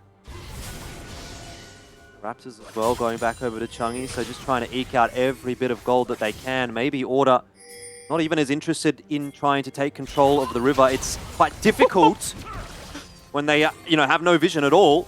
But I suppose with Violet half HP, it makes them think twice about it. They're just trying to get that mid-fire, trying to push that wave in. Keep that pressure on Peace. It's the dance. This could be the final fight of the game. A flash forward. And now it's Appy's time to shine inside the Zhonyas, but Order just back away. They play around it. They've done fantastically. Appy down already. And it's a 4-on-5. Violet desperately fighting to try and get some damage across. And he does. Does it blow up and do enough damage? Yes! He gets the kill onto Beats, and now a chance once again for Peace. Teleport back on through to try to save things. Down in the base, Maximize and Chungi. Are they going to be able to do it? Reset, resurrect, and Chungi tries to put that damage down onto the Nexus. Maximize back on up. I think they might have it. Chungi, one more auto. He's back down with the Guardian Angel. How much more can he get done? Finally finishes it off, and Order will pick up the victory in game 1. of the series between Peace and Order. Why does it always have to be so, Jubes? My voice, and it's only game 1. I don't even know what to say. I don't know how to break that down because we really didn't see what happened on the back end there for Tally, but the heads-up play, obviously that man on your screen, I have to say, it was like that's a 1v9 performance from Maximize. I don't care what anyone says. I'm sure we're going to see the damage graph. What an ending to that game. I mean, this is just Oceanic League of Legends. I don't care what anyone says. Throw the rule books out, throw the script out. Like that's just exciting game. That's just a fun game to watch. And, you know, it's 1-0 to Order. Yeah, really makes you enjoy the fact that we get a best of 5 series here as well. Like, that's not just a best of 1, ladies and gentlemen. That is not just a regular season game. There is still potentially 4 more games to go in this series. Let's get Mac back in the discussion because I need a break. That was something special, Mac, once again. I don't know what it is about Order and these kinds of games, these kinds of finishes, but we've seen it a lot this season. This time the teleport into the base, it works out, courtesy, by the way, of 2 Guardian Angels. Yeah, that was absolutely crazy to watch. The fact that that was all happening off the back of the exploded bomb, which I think took out Beats, and then Order were like, you know what? We're just going to end it. Let's just go. Let's see what happens. You know, we don't want them to get Elder. If they get Elder, then we are certainly up some kind of creek that they did not want to be up. And they decided, look, okay, well, this is the end angle. Double GA, pop in the reses, and just enough damage to get them across the line. It was absolutely crazy. Of course, there was a world where maybe there was a freeze that came out from Alidoric and a stun, and then there was no end to the game, but that didn't happen. So there was a few things that maybe could have saved it, but it would have taken a damn lot from Peace in that situation. I think there was already a lot of cooldowns out there because of the previous fight too. So very, very chaotic game. Order very good at hitting the go button, especially in points like this where they managed to get that jump on Alidoric off the back of that as well. I believe they took, is it Babip down? Someone got caught out there as well, and it was This just is the fight, by the way. I think what we saw, James, was Kevy flashing onto Tally. Tally, correct. So that's Tally what, had to pop it. That's what that was going on, like up in the top right of the screen. Right, okay. So that's Now, what you guys were asking about before. This is such a heads-up play. I mean, in the midst of that fight, to have the presence of mind to teleport here, and I mean, it's just a... Like, you're going to be hypercritical, but it's like, what if that one ability didn't miss? What if that one, you know, that Rise W, what if that goes on to the Yasuo? It probably doesn't save the game, but I mean, look at this. Look at the damage from Max. I mean, 32k, obviously a lot of poke went down, but it was relevant poke. You know, you say sometimes Ezreal's top damage, and it doesn't mean much because they're just filling in skill shots all day. But this damage was relevant because it took place before every Dragon fight. It took place before the Baron. It took place when it needed to, and there wasn't an option for them to lifesteal. I can count so many times where members of Peace started fights on half health, less than half, particularly the fight that ended the game. Violet started on less than half HP from the Shock Blast. So, I mean, just a massive performance from Maximize. Yeah, I think it's a massive performance from a whole lot of players there in the server. It could have gone either way, and that is exactly what we want to see in the playoffs. So all I'm saying is I want a bit more of that. Hopefully we get at least 2 more games, which is definitely, you know, happening. And I need to point out that Appy's prediction of Order getting 1 map has come true. So already in the 20%, are we going to delve into 0% territory? Because there is a chance that they could get 2 maps, and then the only person that can be right if Peace still win is then Skimmy.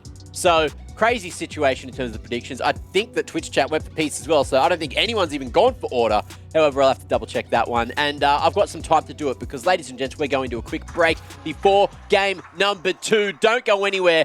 Enjoy a little bit of this from Central C, and we'll see you after the break. The Zhonya's, but Order just back away. They play around it. They've done fantastically. Happy down already. And it's a 4-on-5. Violet desperately fighting to try and get some damage across, and he does. Does it blow up and do enough damage? Yes! Set. Resurrect. And Chung tries to put that damage down onto the Nexus. Maximize. Back on up. I think they might have it. Chungy, one more auto. He's back down with the Guardian Angel. How much more can he get done? Finally finishes it off. Stay with me in this altered state. We all blurry, and I don't wanna wait. I don't wanna wait. Just stop. Aren't you tired of always waiting for the drop?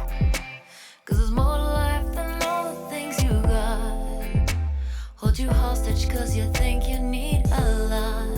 You got one shot to start fresh. Working on the part that's not just blood and flesh. Find the quiet place where you can start to bless. Maybe all these thoughts are from imagination. And don't stress, we'll find this altered state. It's all blurry. Don't matter when we gone away. I ain't worried. Stay with me in this altered state. We all blurry, and I don't wanna wait. Little bit of that. Come alive at night. And let's see how you shake that back vibrate. Let's see how you make that. Little bit of this, a little bit of that. You are now listening to Young Chinks. You are now listening to Young Chinks. Little bit of this, a little bit of that. Come alive at night. And let's see how you shake that back vibrate. Let's see how you make that clap. Little bit of this, a little bit of that. Come alive at night. And let's see how you shake that back vibrate. Let's see how you make that clap. No doubt in my mind and my time will come. All I done was stick to the grind. Bro, got the parked office, willing to bark if it gets out of line. Am I lying? She wanna complain all the time, goodbye. I deleted that of my line. I'm on my job, I'm occupied, but I do a bit of this on the side. Little bit of this, a little bit of that. Come alive at night. And let's see how you shake that back vibrate. Let's see how you make that clap. Little bit of this, a little bit of that. Come alive at night. And let's see how you shake that back vibrate. Let's see how you make that clap. Shake that back like a video vixen. Back out the rod like let's go fishing.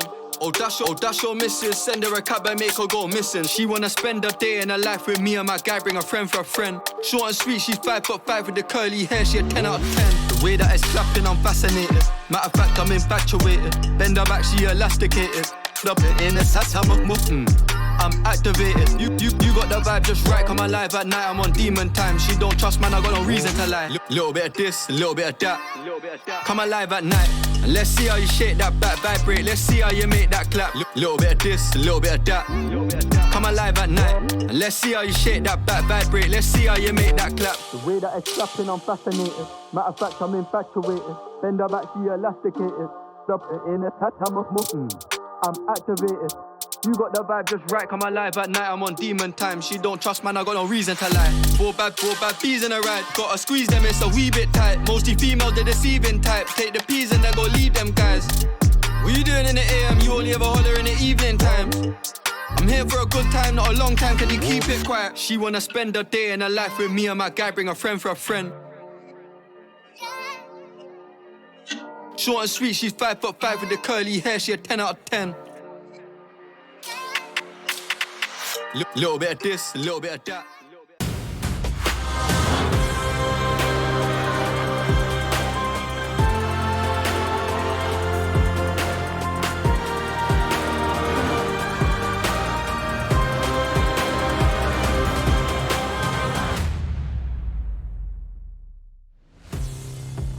Welcome. It's playoffs. First game, pretty good. Second game, hopefully just as good too. And I have three people here that all have opinions on what happened in the first game and why they hate them, because now their predictions may just be wrong. Nat, how are you feeling? We didn't get to hear from you after the last game. Yeah, pretty good. I mean, look, that game was so up and down, and you guys already gave the props to Maximize that he definitely deserves. But I think also the whole team to be able to, I guess, have the mentality to just persevere through that mid-game, because it was looking really strong for Peace, right? I said it was an up and down, but that mid-game was looking really, really good for Peace. So for Order to be able to hold it together and kind of just stick through it and kind of know their timings, it was really impressive to see them have that win at the end. As much as it does now make my prediction wrong, I'm going to piggyback off of Rusty's because, you know, I defended him. So I'm going to say that's also maybe like 50% my prediction too at this point. So you're both getting half a point. Yeah, maybe. I don't think Rusty's happy with that one. I might have to talk to him about that one. He's not winning anymore anyway, so it doesn't matter. We can see his anger in Twitch chat shortly anyway. He'll be there. You know, definitely, you know, keyboard warrior in Twitch chat. We all love to see it.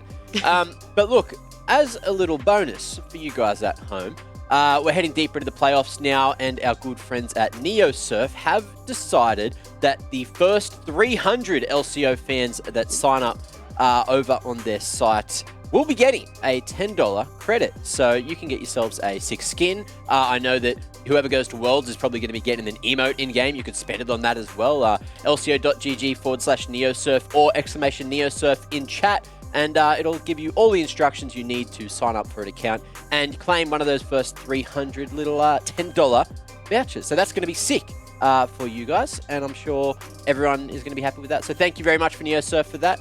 And of course, Jordan, before we jump into Champ Select again, what would you do with $10? $10 that I have to spend on League of Legends, or just $10 in general? $10 on League of Legends. Quick. I've been playing a lot of Xerath at the moment, so we're probably getting a new Xerath skin. Although I do already have 2, so maybe I'm just being a bit greedy. You are very greedy. That is very true. I'll tell you who else is greedy. Twitch chat, because they're here for the game and they don't want to see us anymore. It's time to go and jump into Game 2.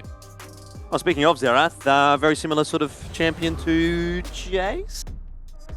Not very similar, but does some things the same. Damage from a long way away. That's kind of what I was trying to get at. No Jace ban coming through. I don't know if I necessarily expected a Jace ban. I feel like that's a bit more of a niche pick to come through from Order rather than one that we're going to see every single game. So maybe not necessarily something that Peace wants to take out of the picture, but we know it's on the table. If Maximize gets the opportunity to go for it again, why would you not at this point?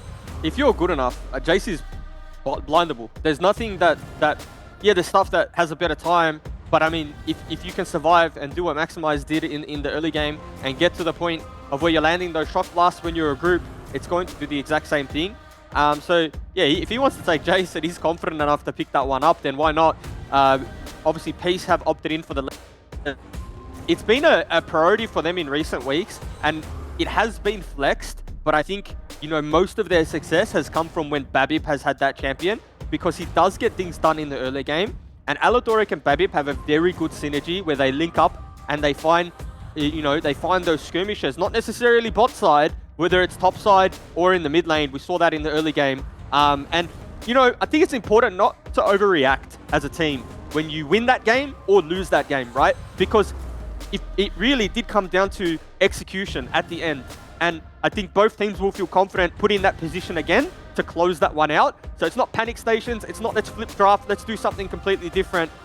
Order have just literally opted in for the first 3. Exactly the same again. It is the exact same. I mean, it was the same choice as well for Peace to start things off with the Lee Sin, but to be honest, I kind of like the change-up that they've made down in the bot lane. Obviously, we don't know what AD carry we're going to be getting through here for Order. If indeed it is an AD carry, maybe the Ziggs is on offer as well. I know Puma doesn't mind picking that one up here and there, and you've already got some damage coming through from the Yasuo in the mid lane that is AD as opposed to AP. That aside, I also wanted to talk about the Nautilus here coming through for Aladoric, right? Braum, obviously you can roam with and you can do a little bit there, but it's not the Leona, right? It's not the Rakan, and it's certainly not the Nautilus when it comes to that influence around the map early on in the game. So I think it's good to see him back onto a champion like that he can really make a big difference on. He can start fights on, he can find those picks, he can find those openings, and hopefully that's going to pay dividends in the end for Peace. Look, in terms of the draft last game, I think the Braum was perfectly fine. But in terms of how Peace operate, the Nautilus is far better for them, right? In terms of Aladoric feels, again, we're not in comms. We don't know how they operate in terms of who's shot calling, but at least when he has the hook, when he has the go button, he goes. And everyone follows up. And maybe in that last game, that's what they were missing, because the Braum, I guess, you know, you can use the ultimate, you can proc your stun, but that's not a very obvious go button. So I'd love to see how this kind of changes what they do, particularly bot side, because the Nautilus and the Kai'Sa are going to be a pretty strong 2v2. And, you know, if we know anything about Violet and Aladoric, it's that they're going to win that 2v2, they're going to pull Babip to that lane, and we're going to have to see how this one plays out. To be fair, Xayah Leona also a pretty powerful 2v2 lane, so it would be quite a dynamic kind of a bot lane, I think is probably a good way to put it. This one really could go either way. If I'm being look, if I'm being completely honest, I think the Ashe was actually a better pick here. Just because, like, if it's not broke, don't fix it, right? I mean, they've drafted the Kai'Sa. You can take the Ashe, outrange the Kai'Sa in lane, have a very good time in the 2v2, and then you just come to the mid to late game, and you just do your job again. But I mean, maybe they, you know, I don't know. I don't have an answer for why they picked the Xayah there, but time will tell. Final pick known to be through from Order. It's again headed up towards the top lane. Yep. Wukong, I mean, that would synergize with the Yasuo, that's for sure. Yeah, I mean, maybe the GP even. Just a little bit of extra utility on the ultimate. Yeah, I mean, that's very, very nice, actually, if they do go for it. But in the end, it'll be Mundo. So it's a really different look from the top lane, at least, of Order this game. But aside from that, you know, very, very similar kind of a composition, similar kinds of goals. I think the Sejuani's not a bad one. Not in a, you know, we get to see the Sejuani for the first time. Is this the first time? I was going to say into the top lane, but it actually ends up being into the jungle, which was probably the initial expectation. But I think, you know, the Lee Sin, I mean, didn't feel like it had a huge amount of impact in the jungle last game. Babip, I mean, he did get some early ganks off, but once we got into those late game team fights, you're a Lee Sin and you feel like, what can I really do here? But a Sejuani, at least you're a big tank, you've got some crowd control, you're going to be there, able to tank up the combo of what Order can throw at you. And I think that's kind of a big deal here as well. There's just going to be that front line now for Peace that they maybe didn't have last time. Yeah, there was that a Braum, which Aladoric did well on, but at the end of the day, you are still a support, so once the door goes down, you're going to get knocked over eventually, and a Gourd Drinker Lee Sin, it only has so many legs in the fight, whereas a Sejuani, I mean, it's a Sejuani, right? Do I really need to say more? But you start the fight, but again, your bread and butter isn't the 5v5. Obviously, it's going to come down to execution, but more or less, I would be more excited to see potentially, you know, Babip on the Lee Sin again, only because Kevi and Chang'e, they're not, either way, if it's the Lee Sin or the Sejuani, they're not starting the fight on him.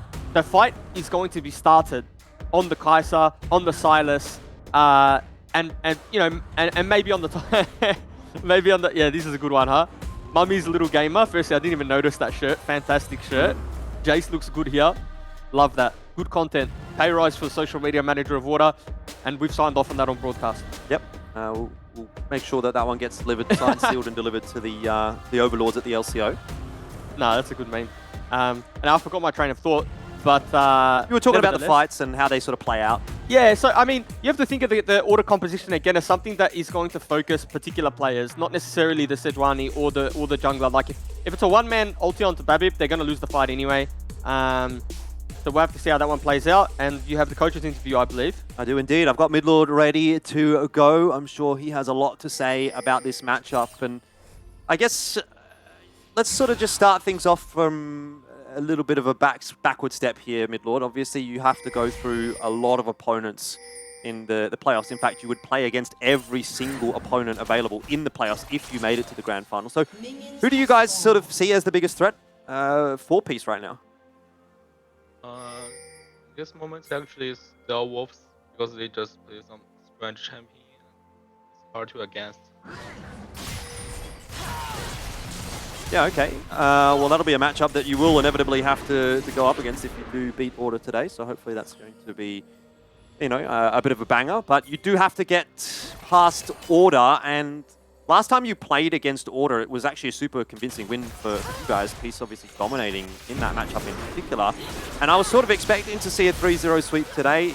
Not the case. Order gets the win in the last game. But you know, what were your expectations coming into this match? Did you think this was going to be a really tough one for Peace today? No, but I think the first one is the only one we will lose. And we will win. We will win less of them. 3-1 for today. Be looking forward to seeing how the second match goes. Obviously, some change-ups for you on your side in terms of the draft. What sort of prompted that? Obviously, you've got the Lee Sin now in top.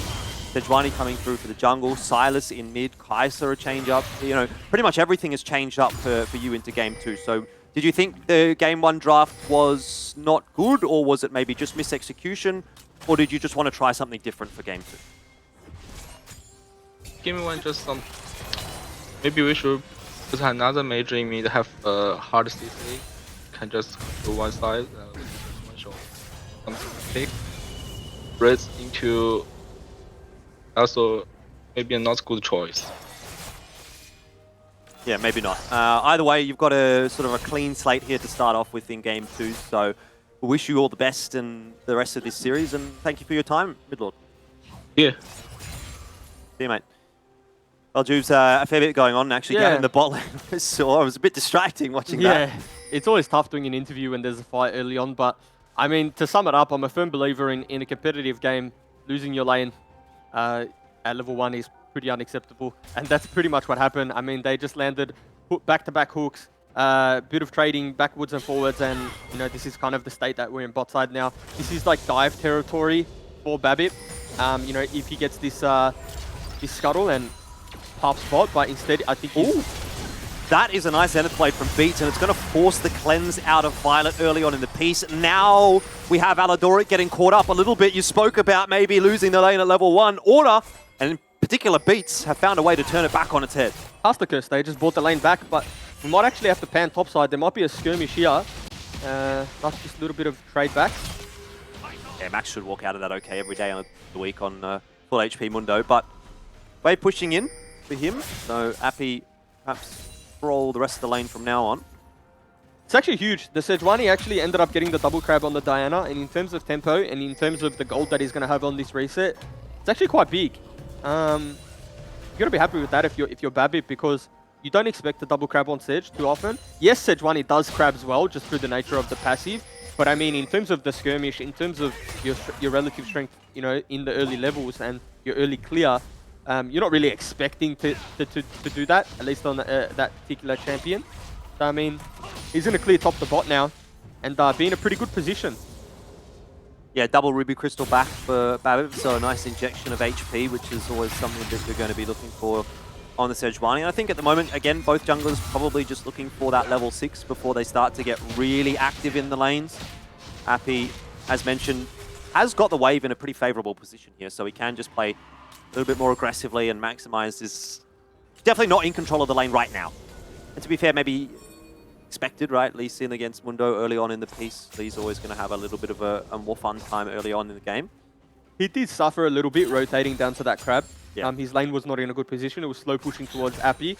And then, you know, when he was walking back to his lane, he took, what, half health in damage. So, you know, whilst this matchup isn't that bad in isolation in the 1v1, he just kind of got pulled around the map and suffered for it.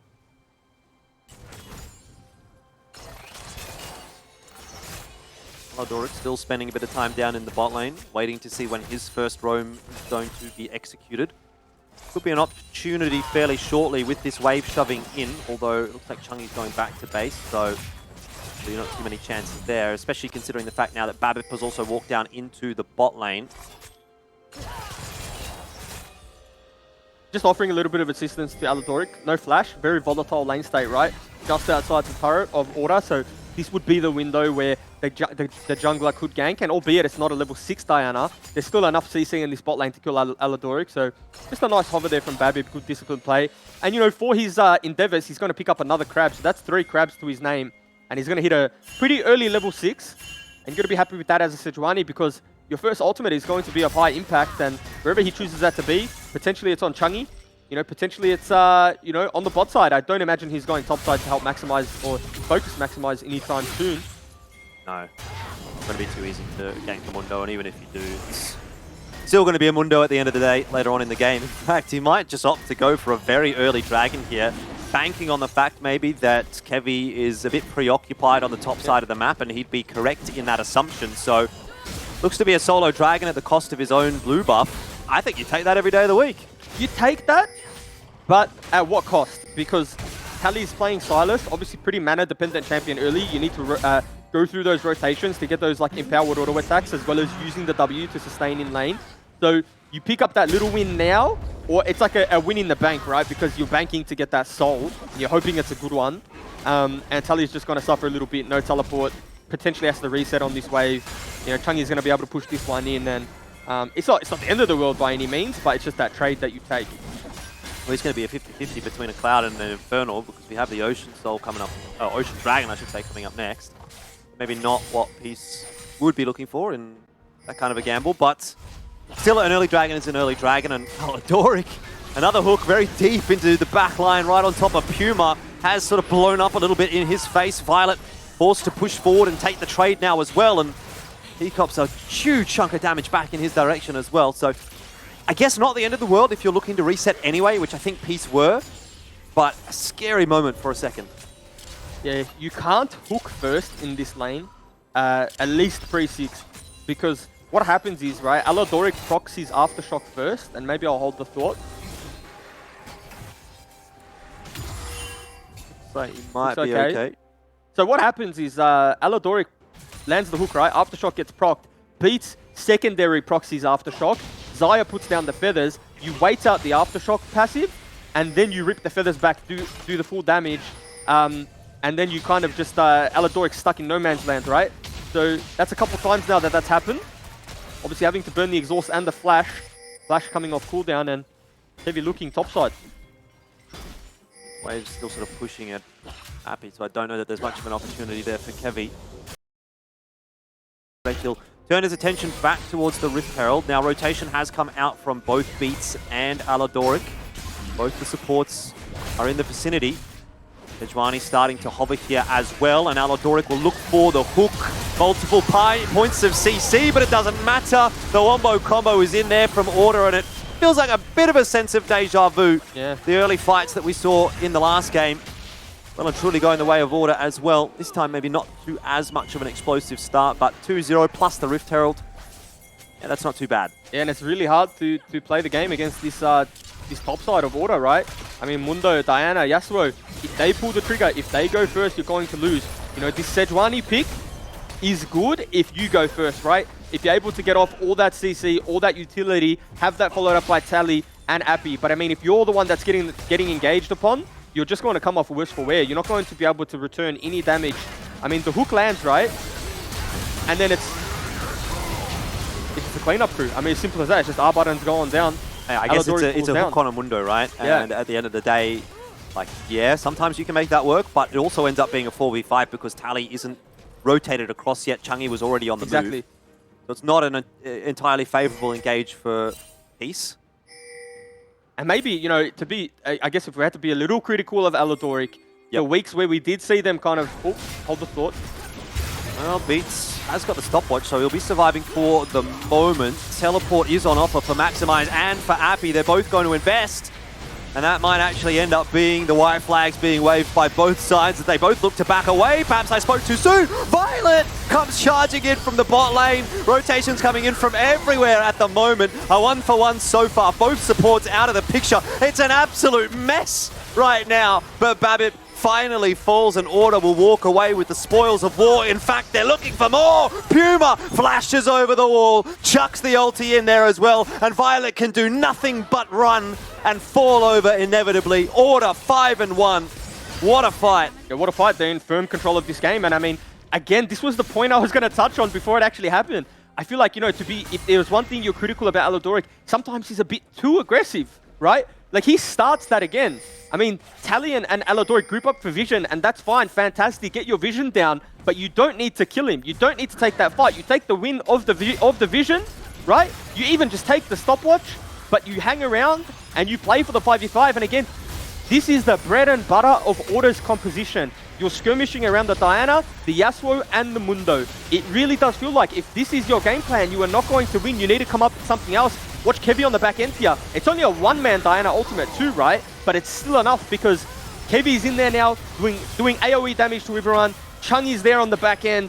And he's just uncontested as well. Yeah. Like, that whole time he's just autoing. No one's looking at him. He's free hitting. He's just free hitting. And I mean, you know, on the back end here, he pretty much just wins this one in isolation in a 1v1. Obviously, Kevy can't turn around to do damage, but it's a pretty substantial gold lead when all things considered with how draft has played out, right? When you look at the Yasuo, you look at the Diana, and I mean, more importantly, you look at the Mundo, you start to kind of ask yourself, where do they have the damage threat to deal with Maximize with a Mundo that's ahead? Because, you know, I don't really see it. Yeah, I totally agree with you. I mean, I think Mundo is obviously one factor, but there's also these sort of quasi-tanks in Diana and Leona who are able to, you know, if they get ahead, they're also sort of fairly tanky champions. And I think that's potentially something that is going to come back to bite Peace in the backside. Talk about extra gold, obviously that Rift Herald going down in top lane. It got another charge onto the top tower, and they might even just commit to this one as well. Appy is donezo. There's nothing he can do in a 5-on-1. Tower goes down. Bit of a trade going on in bot. Tally is being gifted some extra gold by virtue of those plates, but by no means is it worth the trade in the end. No, when you see that, I mean, again, you can't analyze like mental state in a game, right? About how a game's played out, you know, how people are feeling in the game. But I mean, when you see something like that, it is so uncharacteristic of the player. You often wonder, is it the pressure of the occasion? Is it being down 0-1 and now behind in a game like this? You know, is that what's really playing on their mind? Because for me, you know, that's a bit of a nothing play. What does that achieve you going in there? And again, it's not it's not conducive of what we've seen from Appy all year. Certainly not. It seems to be a bit of an off game at the moment for Peace, and you know, if we're still being critical, I think, you know, again, we go back to Aladoric. Some of the hooks that he's gone for have not worked out. I think he's looking a lot more comfortable on something like the Leona. So if Order is able to continue to take that away from him, maybe that's a big difference maker for them in this series. So far, you know, so good for Order. And I hear you, and I agree with you, but I don't even think that it's the Leona diff, right? Like, you know, we talked about supports being, I guess, the pivots of this game. They're going to be the ones that, you know, set everything up for the rest of the team. But it really feels like, albeit Chungi was a little behind in game one, it feels like Kevy and Chungi, with these two champions in particular, are having so much success. Oh, Chungi. He'll just get out of there alive. Glacial Prison was on offer for Babbitt, but obviously when there's a wind wall available, it makes it difficult. Kevy's going to look for Violet, knows that he doesn't have the Flash Cleanse. He's got nothing though. Will just be enough to get him out of there, but yeah, you're right. I mean, Flash invested from Kevy. It's a trade of summoners, I guess, in the end. Yeah, obviously you'd have to say it's worth. That Flash Diana engage is a very big tool. You can gap close so many units away. So again, that's a little win if you're being an optimistic Peace fan, right? Little win. No Flash engage from the Diana now. Take that one. But again, 4K gold lead. The saving grace as well for Peace is that for as long as they want to extend this game, they can, because they have 2 dragons to their name. So yeah, they can play for Soul if they want to, if they're feeling confident in taking a fight, which I wouldn't recommend. But they have 2 dragons to fall back on, right? Yeah, it is going to be Infernals that go over if they give it away. But I mean, at least you're not going to lose a Soul anytime soon. Good point. Later in the game that we go, though, the more threatening some of these champions from Order start to look. Fire, obviously difficult to deal with in the late game when she's got that vulnerability from the ultimate and able to just chunk down so much damage quickly. Yasuo as well. He does get enabled by the composition that Order have put together with the Diana, but maybe there's enough there for Peace. We've seen some stranger things happen. They're one of the more exciting teams to watch in the LCO, in my opinion. Look, and if not quite going to plan, though. If there's a veteran team that really have the smarts and the composure to slow a game down and actually generate small wins through side lanes, it's Peace. We saw Tally in game 1 pick up a substantial lead just from playing side lanes correctly. And, you know, same with Abby, right? So they're going to need to really use their heads and really use side lanes to generate some pressure, to get some farm back into the game, because, you know, as we're seeing this already, Tally still has a CS lead. So again, it's not all doom and gloom, but in terms of contesting objectives and contesting, I guess, turrets and waves, you know, you have to kind of tick that one off the list and say that that's Orders. Wherever they go right now, with relative strength and the items that they have, it's theirs. Like Summoner's Rift, wherever whatever they want, it's theirs, but Peace needs to kind of make plays away from that. Well, speaking of contesting objectives, Order have done everything right in the lead up to this Dragon. 30 seconds away, they've got a ward down on the red buff of Peace, so there's vision inside the opposing jungle. They've taken control of the river. Maximize does have to force his ultimate out a little bit early, though, so without that, might make contesting the Dragon a bit more difficult. Still, it gives enough priority into the mid lane for Order to take the mid tower, and they've got a Rift Herald to boot here as well, Juves. Could end up being quite a powerful push. That's a Doublé in a turret. That's a Michael Doublé turret. If they can get the triple A, I don't think so at this point. There's no such thing as a free play. Michael free play doesn't work. You're actually trolling. You're actually trolling. I've heard that come out of your mouth once or twice. I did say it. I did. Yeah. I did. Can't believe you've done me like that. You got me. You got me. Anyway, we do have the Dragon picked up here for Order. I mean, there won't be much of a contest from Peace. Once again, it's Tally up in the side lane. As you mentioned, he's looking to try and pick up as much gold as possible. He will trade the tower for the Dragon. And, I mean, end of the day, I guess that's not too bad for Peace, right? We talked about it. The fact that they have got those 2 Dragons already in their back pocket means that there isn't a huge amount of soul pressure on them this game. But even still, it's just another one that goes the way of Order and kind of continues their string of objectives.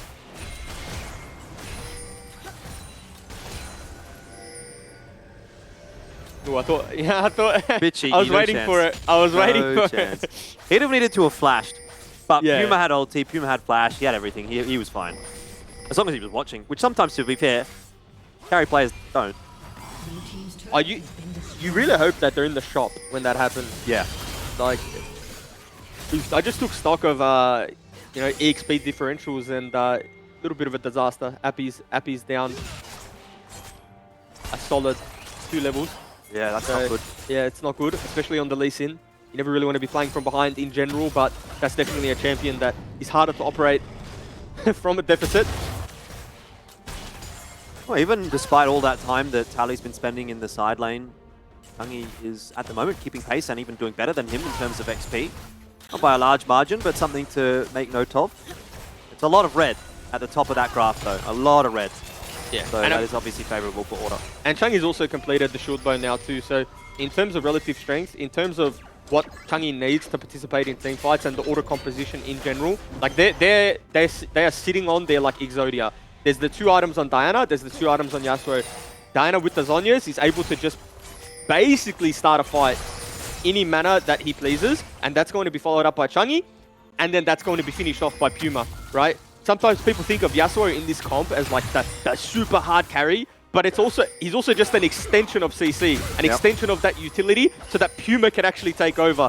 So I'm super excited to see if Order can really find that fight now. Yeah, Puma just starts to machine gun in the fight. There's a flash forward. It is answered by Puma with a Featherstorm to try and get him back out to safety, and it seems to have done so. He's still alive. Aladoric goes inside of the stopwatch, but that's not going to save him. Not enough time.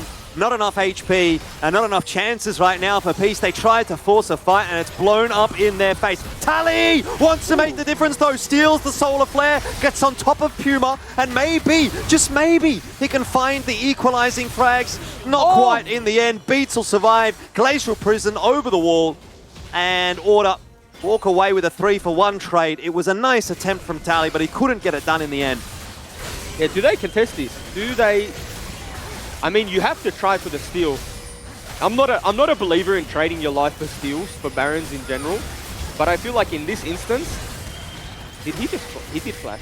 I feel like in this instance, you really need to just Hail Mary it.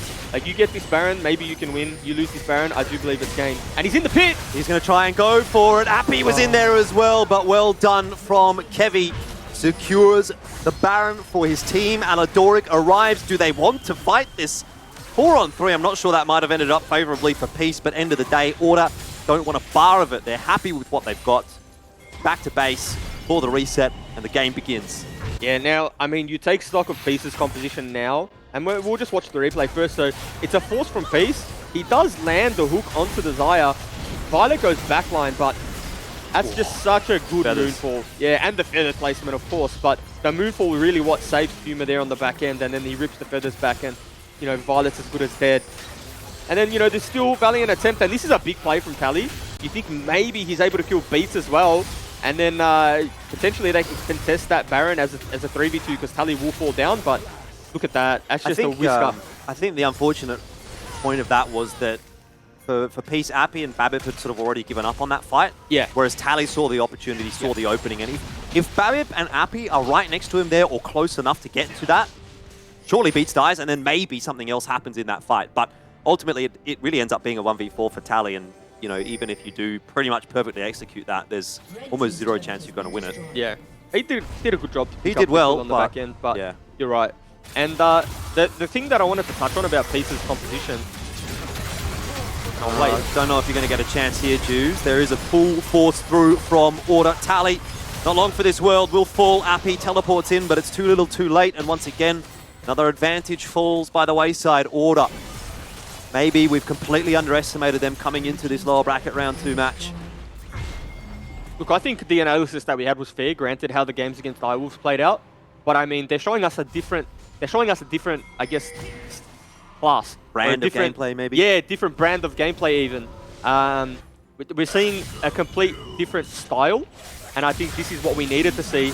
And for Order as a team, the way that they're playing this game, and even the last game, that's what we needed to see for us to say, yeah, you know what, they can progress to the grand finals. Yeah, they can make it a 5-game series, potentially even beat the Direwolves. So what we're seeing so far, albeit Peace are not out, you know, they're still in this game, but they also have another game after this if they do lose. So, you know, we're well on the way and potentially have 5 games. But I mean, at least in terms of adaptation, in terms of, you know, champions, in terms of draft, in terms of the whole picture, Order have done their homework and they've done a very good job coming into this week prepared. Shove that mid wave in again, continued to put pressure on Peace. Not really much that Peace can do at the moment apart from respond to what Order is throwing at them, and now got a couple of players standing on top of a blast cone. That could have been fun. Won't end up being much really from Beats in the end. Tally tries to take Solar Flare. There's Solar Flares all over the place. Neither really connecting. Aladoric needs to be careful. Those feathers don't lock him down. Well, Peace's draft has no waves clear too, so when you fall behind, you lose everything. This game is not a game that's going to be extended through wave clear. You are just going to either get dove or lose your base, and we're seeing this now.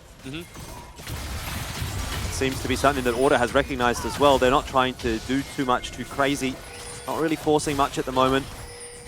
Just happy to work their way through the map and clear out these waves. Slowly but surely. Aladoric again hits another hook, but it's on to Maximize, so Order doesn't really care. Heals that back up nicely. And the threat of wave clearing, right? Like, because, you know, Violet has to be the one to wave clear. Tally's got a wave clear, but then you get engaged on. Like, Kevy goes in, pops the ult, takes a few turret hits, pops the Zhonya's, then Changi takes turret aggro, but he's got the shield burst, so he's fine. And then, you know, by then it's probably all dead. Here we go again. Maximize walks on in. There was actually a hook in onto Puma, which forced out the ultimate early, but feathers everywhere, and the combo, it hits again. Kevy, he's done it one more time. Changi to follow up, and that is going to be that. This time, a much cleaner victory for Order. 25 minutes, 15-2 as far as the kills are concerned, and a 12,000 gold lead. And not only that, Juice, but now a 2-0 lead in the best of 5 series, where we all, but Skimmy, predicted for a 3-0 or a 3-1 in the favor of Peace. The game's not over yet, but it's going to require a reverse sweep from Peace to come back into the swing of things. That engage there was a Mona Lisa of engages. You know, the perfect combination between the Diner and the Yasuo. And Order 2-0, have to be happy about that. But if I know something about 2-0s, Elfish, they definitely can be reverse swept. So you can't get carried away, and you need to treat it like it's 0-0. Because again, 2-0 is a dangerous scoreline. Lose one, get a bit nervous, lose another, 2-2, all of a sudden, it's anyone's ball game. Mac, Order looking the goods, mate. Yeah, they certainly are. And now I'm wondering if going with Twitch chat was the best decision for my prediction. However, that game looking extremely damn clean. Like everything just going in favor of Order. It looked like, yeah, there were a few moments where Peace were trying to get things happening, but they were just on the back foot the whole time. And the Peace we know of old, of last split, yeah, they might have been able to outscale and come back into the game, but it looked like this comp just wasn't one of those comps. And Order knew exactly what they had to do to get the W in Game 2. So they've done an extremely good job to get to this point, and now only Skimmy is on for a correct prediction out of all of us. He'd be lucky to get a prediction correct. I've seen that guy. I don't know if he knows what he's talking about sometimes. True. Yeah, well, either way, Order certainly seem to know what they're talking about in terms of the draft, because they are executing. And from what we heard earlier on is that they have gone for more comfort picks in this series as opposed to the last series. And it seems to be working. It seems to be just working out perfectly. Obviously, Maximize got his Jace taken away, but even so, still doing a very damn good job back on the Mundo. Didn't go for the, what is it, the businessman Mundo, like this Corporate time? Mundo. Corporate Mundo. Oh, it is. It's just a. Oh, he just gets the buff. He gets the buff when he ultis. He just took his suit off. Literally, he gets the buff, I guess. Yeah. Kind of makes sense, doesn't it? Yeah, makes sense. What is it? I only ever, by the way, actually see Corporate Mundo when we're watching Mundo in LCO. It must be a fan favorite. Look at that. Oh, yeah, that's so good. That's sexy, really. The only one that I've seen differently was the weightlifting Mundo, which I think Dragku. Mr. Mundoverse. Mundoverse. There you go. Well, you know names of skins. Maybe you should use that Neosurf sign up and maybe get yourself a sick skin that you don't know, because you seem to know it all, Jordan. I'm a bit of a know-it-all, let's be real, Mac. What I know at the moment is that Peace is potentially staring down the barrel of a 3-0 defeat. Order's playing, like, that first game, okay, it's not super convincing, like it is in a sense, but the way that it finishes is like, oh, you know, that could have gone either way, right? But the second game, that is something else. And so now you're starting to say, all right, Order's looking like the real deal. Order's looking like the better team tonight. And, you know, maybe there is a 3-0 on the cards. Yeah, well, every other game so far is 3-0, so what's to say? Why not this one? Order's not going to pull one out as well. I mean, I feel obviously the scoreline that we've been talking about, but I feel like Peace need to have a proper look at the way that they're drafting in this series now. It's 2 games in a row. They've got an identical composition bar 2 champs. The 3 of them exactly the same, and they're the 3 key components that are getting them over the line. So I think it's a little bit of a look in the mirror type situation and just flip the script, throw the bans out the window. It's do or die time. Let's go with something else because this isn't working. Well, if you did get to fill the shoes of the big man mid-lord or draft lord, as most people know him, what would you change, Juice? What would you change? Well, I would just take away the Diana. You don't need to ban Diana and Yasuo because there's no other real Kevi champion that enables the Yasuo like that, right? And Diana is good even without the Yasuo. So take that one off the table completely. Then start to focus your attention towards bot side of the map. Maybe just get Leona off the table because it gave you a rough time in the 2v2 as well. You didn't have the answer for it, right? Maybe it's Braum again. Maybe you can roll it back and try Braum one more time. But I mean, right, it's do or die time. So it's Diana, Leona. And then you have that third ban as an option. If you want to take Jace off the table, you can. If you want to take something else, go for it. But I mean, those 2 for me would be key. And then, you even enable yourself to pick stronger champions because there's going to be less kind of quote-unquote OPs banned. So you can take, you can take what you want, give a little, but take some more, if you will, in the draft. But I mean, those 2 for me at the moment have just been causing them so much headaches in this series. Okay, well, let's see if that is the case or not, because my watch tells me that it is exactly break a clock because we've got to get to one more game. Orders seem to have places to be. Let's see if they can 3-0 Peace here or if Peace can hit back just after this.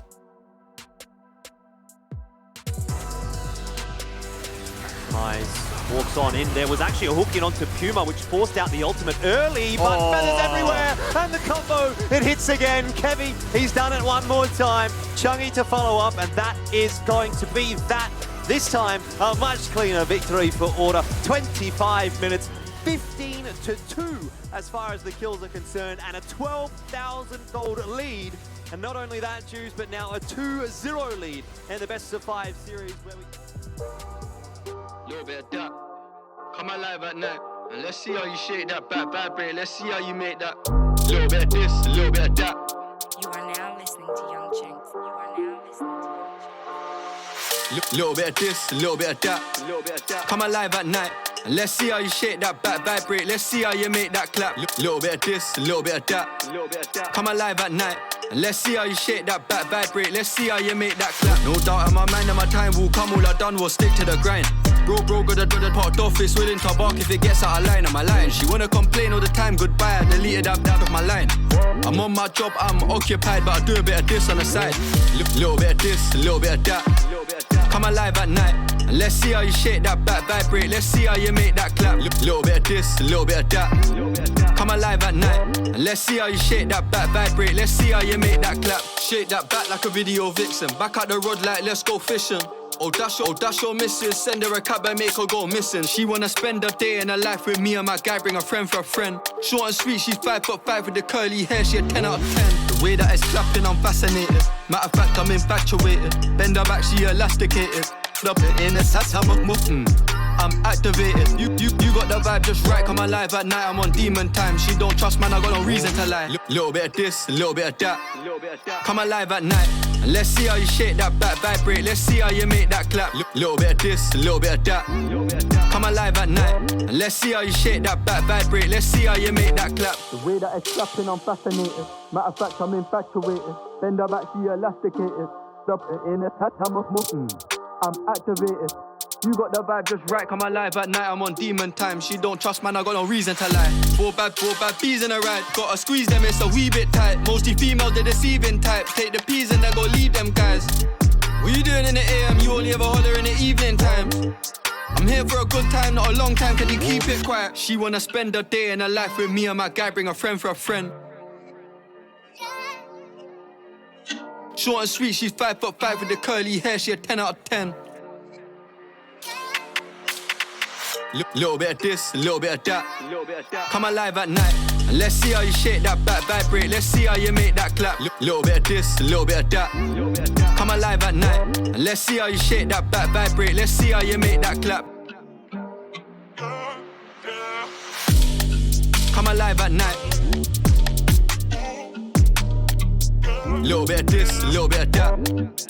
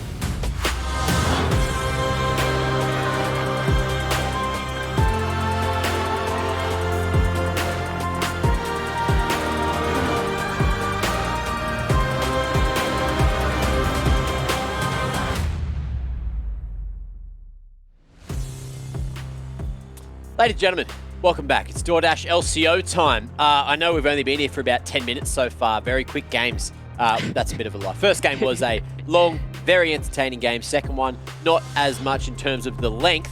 Entertainment value, just as much, I'd say. You know, more one-sided. And honestly, Nat, you had an interview earlier, and we did hear Appy say that everyone on Peace was way better in their roles than Order. So, Nat, tell me, why is Order winning? You know what, I think I've said it before earlier in this split about some other teams, but just because you might have the individual skill per role, it doesn't mean that you have the team fighting ability and I guess the map usage as the other team that you're coming up against. And today, that could be Order's advantage. They're just communicating better. That's something that Beats brought up in that interview that they really wanted to improve on. So it's very clear compared to the Order we saw last week that that's what they've improved on. So better communication there, and maybe as well just reviewing their map usage, because they did get the first Baron in that game, which is their first Baron of the playoffs. So whole new Order it feels we're seeing today. Maybe it is the secret, maybe it's not. And I did hear before that teamwork makes the dream work, so maybe that is exactly what Order are relying on here. However, we do have a quick meme to throw up from your boy, Dave O'Erlo, on the old Discords. What's he got for us here? I wish for Order to go to Worlds. I'm sorry, did you say something? So, this is from earlier, of course. This is not made after game 2. Okay. So, we'll see how this one goes. What are your thoughts on this one, Juice? That's a good one, because I actually understand it, and Dragon Ball Z is one of my favorites, so I get that. I get that. There you have it. Well, you get it. You do it all day. You do it all day. And you're going to do it again today because we've got a game 3 I get that too. right now. So, see you after this game. Let's see if someone's a winner. All right. See you, Mac. I mean, someone's going to win this game. Are they going to win the series yet? I don't know. We'll see. I guess that's up to Order, isn't it? And, hey, look, there we go, Juice. Talked about the Leona a little bit that last game, and I'm glad, to be honest, to be seeing that in Aladoric's back pocket. I feel like that is the comfort champion for him. That's the one where he seems to really make the biggest of differences. I guess, to be fair, Rakan is probably something else that you'd say in that capacity, but it's been banned away against him every single time this series. So I like the Leona pick here to start things off for Peace. It obviously does mean they have to give Lee Sin over to Order, which is instantly snagged up. Yeah, but I mean, you know, from what we've seen from Kevy, right, we haven't seen him play too much Lee Sin for the year, so it's one of those kind of curveballs, if you will, where you need to be like a good Lee Sin to play Lee Sin, right? Yeah. It's no good being just okay, right? The difference maker is if you can make those plays, if you know when to go in, when to go out, and you don't have the Lee syndrome where you follow every single cue that you land. So we'll have to see what happens there. But, you know, for the most part, it's looking like a much more Peace draft. You know, they've got the Rise, which we've seen Tally time and time again be good on. You know, Appy on the Camille and Aladoric on the Leona. So far so good, but I feel like Order, at least for now, have good answers, right? They've got the Braum into the Leona, which is tried, true, and tested, and it works. I mean, if you watch the LEC, Braum was a hot pick for most of the series. And yeah, Twisted Fate for Changi obviously isn't going to win against the Rise in isolation, but he's going to be able to impact the side lanes, right? And if you've already picked the Camille, I dare say Maximize is probably going to pick the Jax if it doesn't get banned. Interesting point about the Twisted Fate. I was talking to the production team a little bit earlier on. 100% win rate so far in the LCO for Killer. Obviously a bit of a niche pick though, only the 4 games played, but something that Changi is probably pretty adept at using. Let's see what the responses will be here from those couple of bans coming through from both teams. You talk about Jax, it's gone. Jace is gone. So options are starting to get a little bit limited up in that top lane for Maximize. There's Gangplank. Depends what he wants to do, but then I feel like you don't have enough agency in the side, and then TF can't play bot side either. So I feel like he had a little bit of a head scratch because he's trying to figure it out too, what he feels like playing, what he wants to play, but it is the Gangplank. So again, we've seen Max play this, and we've seen Max play this quite well, the Gangplank. So going to see, I guess this goes one or two ways, right? The Camille needs to be aggressive in this lane to win it, and there's going to be lots of trading topside, so it becomes a pretty volatile lane when TF can port there. Obviously Tally can follow, but the range of the Realm Warp is much smaller than the Twisted Fate ultimate. But yeah, we'll have to see where Changi decides to focus, what they decide to do with it. Yeah, I mean, I kind of like what Peace have done with their bans, getting rid of the Diana in particular. Yep. It's kind of forced...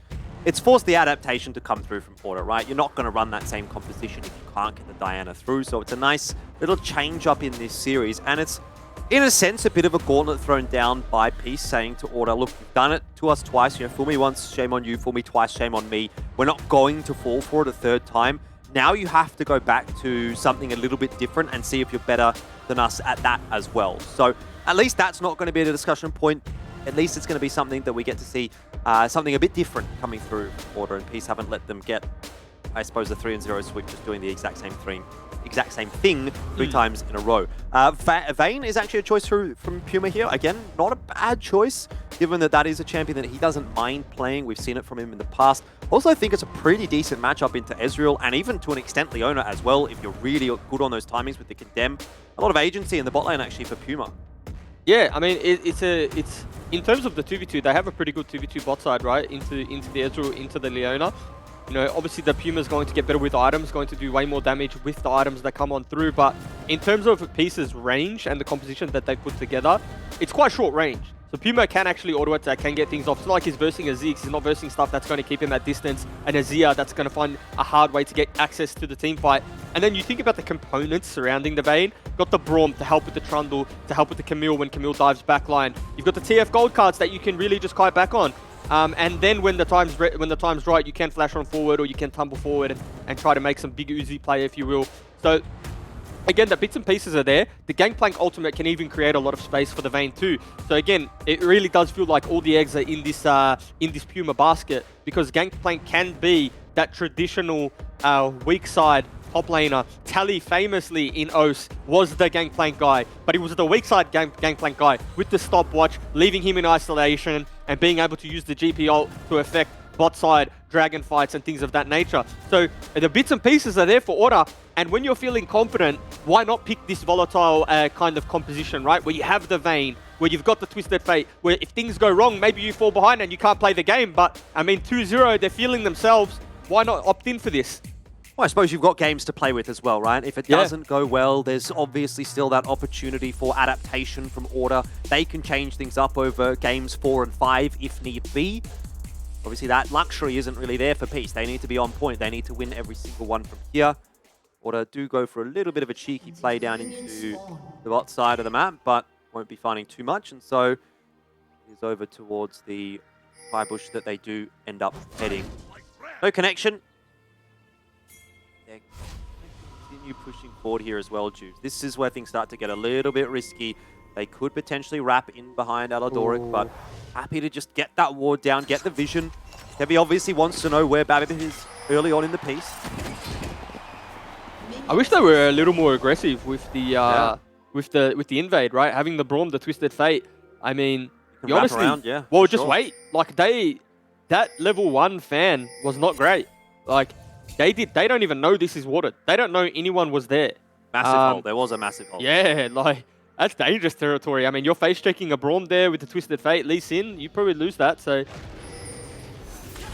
in the end, small win for Order as they do get the vision down on the bot side of the map. And what's even better, especially if you're a bot laner, is that they do manage to get Pio early on in the bot lane. They can pull that wave in and start to play with the wave control. And that's exactly what you want. They should be hitting level 2 first here as a result. Yeah, and it's also a leashless start for Kevy. So maybe, you know, there's a little bit of information where they think he started red buff and he's pathing towards the bot side. And maybe that changes the way that Aladoric and Violet play the game. So this is the thing about leashless. Obviously, you know, your clear suffers a little bit in terms of speed, because Lee Sin's not going to have a problem with sustain. But I mean, you kind of you're a little bit of a ghost on the map, right? You have no idea where he started. Certainly another factor as well. So there is a little ward around the Raptor camp on the top side of the map that Kevy will have to negotiate. Actually, it's just died, Timed so out, yep. yeah, maybe not even a factor. It probably wouldn't have spotted him regardless, to be fair. They don't end up hitting level 2 first, and in the end, actually, there's a nice engage from Aladoric, just very aggressive through from the piece, lads, and it seems like Order maybe just missing a beat here, unfortunately. They've given up a lot of HP. They've given up cleanse as well, which is huge into a Leona lane. Yeah, it feels like they kind of mismanaged their EXP, right? And mismanaged their lane. So that's the reason that Peace got level 2 first, and they punished it accordingly. So good to see Peace coming out of their gate swinging. Obviously not a big win by any means, but enough The cleanse is down. Yeah, I mean, it's not a huge win. It's not a kill or anything like that, but it can be massive later on in the game. Maximize looks to be completely caught out here. Does have flash available, but I'm not sure that's going to be enough to get him out to safety. The pole comes up, and there is nowhere to go when the flash is down. So already the game starting off a little differently. And it feels a little different, right? It feels a little different. You know, this is the first time we've seen Babip really active pre... Was that a red card salute? Ooh, the flashback on the tower from Tally. Almost the end of Kevy. That would have been an unfortunate death, to be fair. He by now. The early info. Doesn't have flash, so yeah, probably he does. That pillar just too good. Alidoric flashes forward as well, and Violet's here as well to say thank you very much for the kill in the back pocket of an Ezreal early on in the piece. And I talk about a gauntlet thrown down in the champ select by piece. Yeah. It's... I mean, there's another one on the floor, essentially. Well, the game's feeling very different now. I mean, this is... What's the response from Order? A flash forward from Beats. Puma is going to look to get those procs, but he is in no man's land. Has to flash away to quote-unquote relative safety. Survives for longer than I thought that he would, but obviously goes down in the end, and now Chungi arrives, but it's probably too little too late to influence too much, or do I speak a little bit too soon? Kevy falls, and maybe I was correct, as now Chungi and Beats are in all sorts of trouble. Beats has got nowhere to run, doesn't have flash. He can throw the Winter's Pipe behind him, but he's not going to escape the Trundle if he escapes the Rise even. The Legacy emote just getting flashed at Beats there as well. A little bit of a throwback for Babip and Tally, I'd imagine. That's a big Trundle. This is a big Trundle. 3-0 and 2, 300 gold bounty. I mean, he's got 5 KP at 4 minutes, so that just pretty much paints the picture of how this early game's played out. And I mean, it really just feels like over-aggression and maybe a little bit of overconfidence from Order really feeling themselves after the first 2 games, because these little micro interactions in lane have ultimately ended up punishing them, right? Because if if Puma has cleanse there, if cleanse is still available, he cleanses the ignite very early on and cleanses the CC, and they actually might even win this, right? Yeah, for sure. So these micro advantages have led to these kind of substantial advantages, if you will.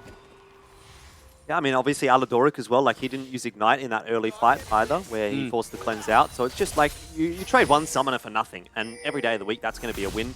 Whether you end up using it or not, it even still can potentially alter the play of the bot laners. So overall, very, very nicely done from Violet and Alidoric at level 2, and as we see, it does influence the game a little bit later on in the piece. Now, though, is where we really get to test the mettle of Order. They have had a couple of games now where, game 1, it was a bit wishy-washy backwards and forwards, but they did win an early fight. Game 2, they definitely were from the outset the team in the lead. Now they're behind. What can they do from there? How are they going to negotiate this, and can they bail Maximize out of trouble? Well, without a teleport from Chungi, I don't think there's much of a chance. He's just done like a dinner. And this is what Camille was so good at doing, right? Once you get level 6, you pretty much say to your team, hey, we can dive top whenever, because the ultimate is a free, I guess, aggro turret drop, if you will. You're able to just use that ult, drop aggro, and then let someone else tank it, and that's exactly what they did there. So, a good dive, and I mean, game's heading towards dangerous territory, right? Like we're heading towards a 3K lead at 6 minutes.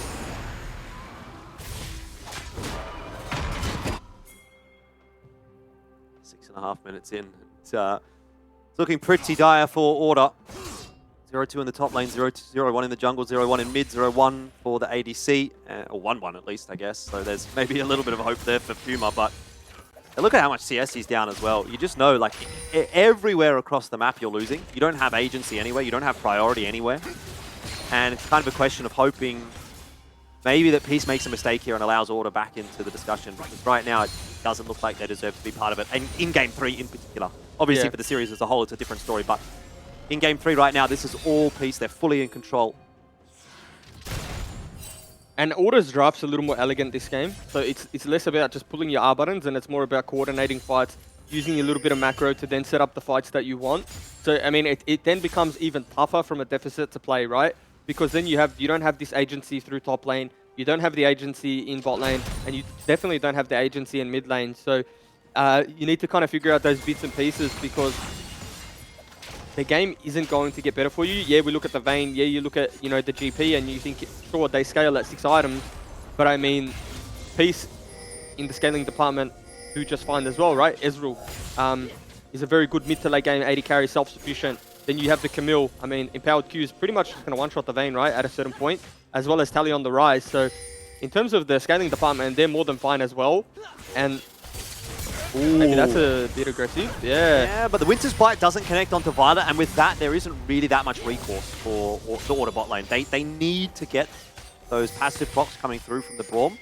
And because Violet is just able to sidestep that ability, he walks away pretty scot-free. I feel like if the Winter's Bite lands, like, that's go. maybe a kill. Probably can go. I mean, Puma's level 6, he's got Cleanse, you know. Doesn't have Flash, but Exhaust is available for beats there as well. I think that's probably a go angle. Considering especially that Aladoric's level 5 only, so he can't put the Solar Flare down. To be fair though, like Flash and Heal for Violet, he probably does still get out of there. But yeah, maybe. But I mean, they're the little interactions, right? They're the micro interactions that in the previous games, Order were winning. Yeah. Like you land that, all of a sudden, burn those sums, and then lane state's different. And then you have something to play through. Maybe you can get some control back in bot river, right? And it's like those 1%ers that make a very big difference in games like this, you know, high stakes, nerves and big things on the line. So I mean, it could make a difference for the next Dragon fight as well in a couple of minutes if the carry doesn't have the Flash. Ezreal's always a bit slippery to begin with, but no Flash, obviously one less movement ability, mobility, summoner to play with and to deal with. In the meanwhile, we do see Babbitt finishing off the Rift Herald. So, again, keeping in the context that Dragon is up in a couple of minutes, it's going to be in the back of the mind of Order that they'll probably have to deal with the Rift Herald at that same time. Maybe a dive angle in the bot lane, but double sums on both the Peace bot laners, I wouldn't be too confident. They've done a decent job backing off the wave here, and Tally might be caught. Yeah, timing very nice for Kevy in the end there. We'll be able to jump over to the ward and get that kick across. There's the ultimate through from Chungy, and it's the second kill of the game secured for Order. Nothing to write home about just yet, but small respite, as long as Kevy doesn't go down to Babbitt right here. Does have the backup of beats, and he'll be able to safeguard away. And those are the little wins that Order need to find, right? They're the little wins that get you a bit of time to breathe. They let you push waves under turret, and it's not much gold that you gain, but it's still gold, right? And you need to be happy with a couple of those. Have the discipline to take that kill, take your jungle camp, get the wave under turret, reset, and you're happy. Next time Twisted Fate Ultimate is up, look for a similar play. So that's very good from them. And Puma tumbling forward. Yeah, Aladoric sort of sensed the opportunity, but the Zenith Blade hit beats and not Puma, so the angle wasn't quite there. Remembering, of course, Cleanse is available for Puma still, so Aladoric has to be pretty wise with his choice of engage.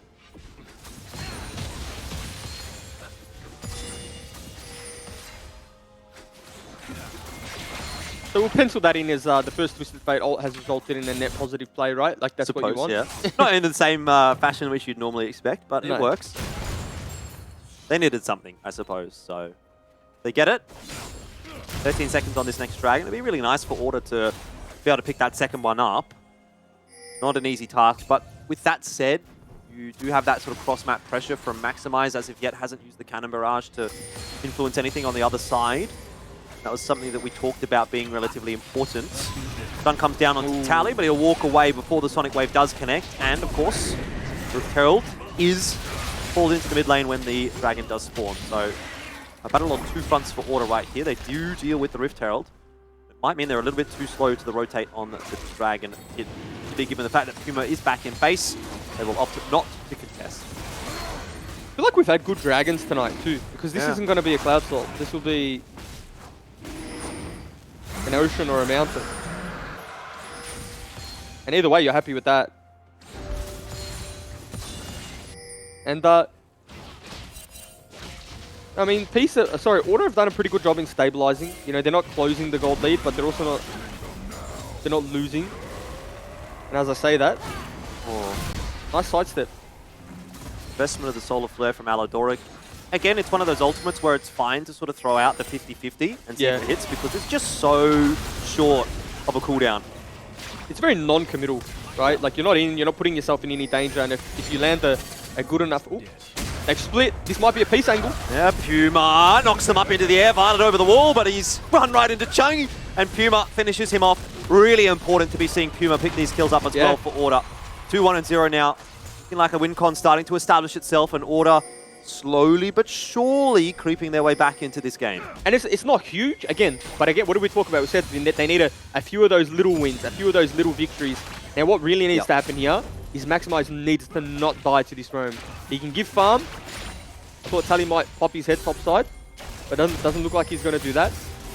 Well, Happy's going to give him a bit of a, how you going? Well, Leona's he just steps up. You are right. No Cannon Barrage, can't use that to clear the wave out. Chungy opts for the heal, and probably a good thing that he does so. It gives him just enough distance to escape the pillar. Wow. Now he'll teleport up to the top lane. There's a TP coming through as well from Peace. Chungy might have teleported to his death. Gold card is available, but who's it going to go on to? Does it really matter? Aladoric tanking up with Aftershock, walks out of there fine. But in the end, so does Chungy, at least for now. Babip does arrive, but so does Beats. Everyone's come to the party in the top lane. And eventually, Order stops him at the door, says you weren't invited. It's a decent enough result because, yeah, you get the kill if you're Peace and you're happy with that. But, I mean, that could have been much worse for Order, right? So the stopwatch there was nice. He picks up the Everfrost on Twisted Fate, as we see a replay here on the dive. And again, it just becomes such a volatile matchup from behind. Like, that's almost a solo kill, right, as is. And then the teleport coming on through here, you think Chungy falls down as well, but really nice usage of the stopwatch. Kevy's made his way topside to save the play. And them surviving is a big deal because in all of this, that's free time that Puma's had bot side to isolate against Ezreal. And whilst there's been no kill picked up or anything like that, it's just valuable time, valuable CS, and the Immortal Shield Bow picked up now. Maximize not having a good time in the top lane at all. Grass proc barely matters. It's really bad now. And I mean, this is one of those things where GP has a decent time into the Camille, especially early. But I mean, once you fall behind, it is, like most Camille matchups, very hard to play the game thereafter.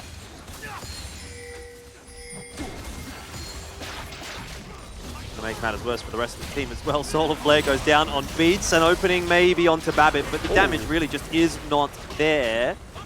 Oh! Yes, flash, but... Okay. Not going to go for it. But I would consider these little wins for Order, because again, it's more time. It's more time for Puma bot side. He didn't leave. He got the wave on the tower. You got a few ultimates out. You got to be happy with those trades. Because again, the key component of this competition is Puma. No matter how fed Appy is, right? If Puma finds space, he'll be able to kill the Camille. Yeah, but I mean, it's just that the pieces of the puzzle right now for Order, they're not coming together. I mean, across the board, pieces are just still really far ahead. But you'd say a majority of their gold lead, if not all of that gold lead, would be on the Camille and the Trundle. I would say, you know, that 3k is probably sitting on them. Oh, a little bit of a how you going right now in the mid lane as well for Chungy. TP coming through from Appy. Again, that's a win. Yeah, won't make much of a difference for Peace in the end, and so that's a summon a burn. Gives a bit of freedom for Maximize up in top to just take a breath, if nothing else. But what he doesn't know, I think, Trundle is sitting in that push. But they won't look for anything from it. Maximize is backing off anyway. And that's a little win. And I guess the other thing we need to take stock in as well is the Twisted Fate gold passive as well as GP. So they're cheating gold too, right? In this game. They have like, obviously, bonus gold built into their kit, which it's not a significant amount, but I guess it's just something to consider when we only see it at 2k. It is a little bit of a cheater. Well, still. The fact that this hasn't blown out of proportion is probably good news for Order. Yeah, they're still in a position to fight.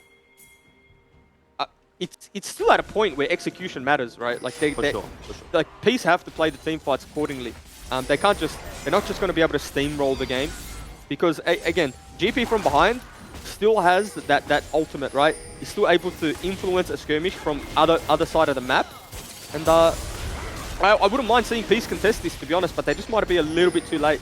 Order, well, Kelly gets in there and smites it away. A little bit too easy sometimes on the Lee Sin. They've kicked Aladoric back into, well, nowhere, essentially. He's done so. Puma free hitting at the start of the fight, but once things start to turn back in the favor of Peace, he goes down very quickly indeed. And was it worth it for Order? I think it's a resounding no. 4 for 1, despite the fact that they get the dragon. I mean, it's a small silver lining, isn't it, Juves? But it's not enough. I mean, Trundle, the Babip there is just too strong. I mean, he stays in the pit. And this just might be a dive? It's going to be. I think it's going to be. Appy is barely taking any tower damage. I spoke a bit too soon.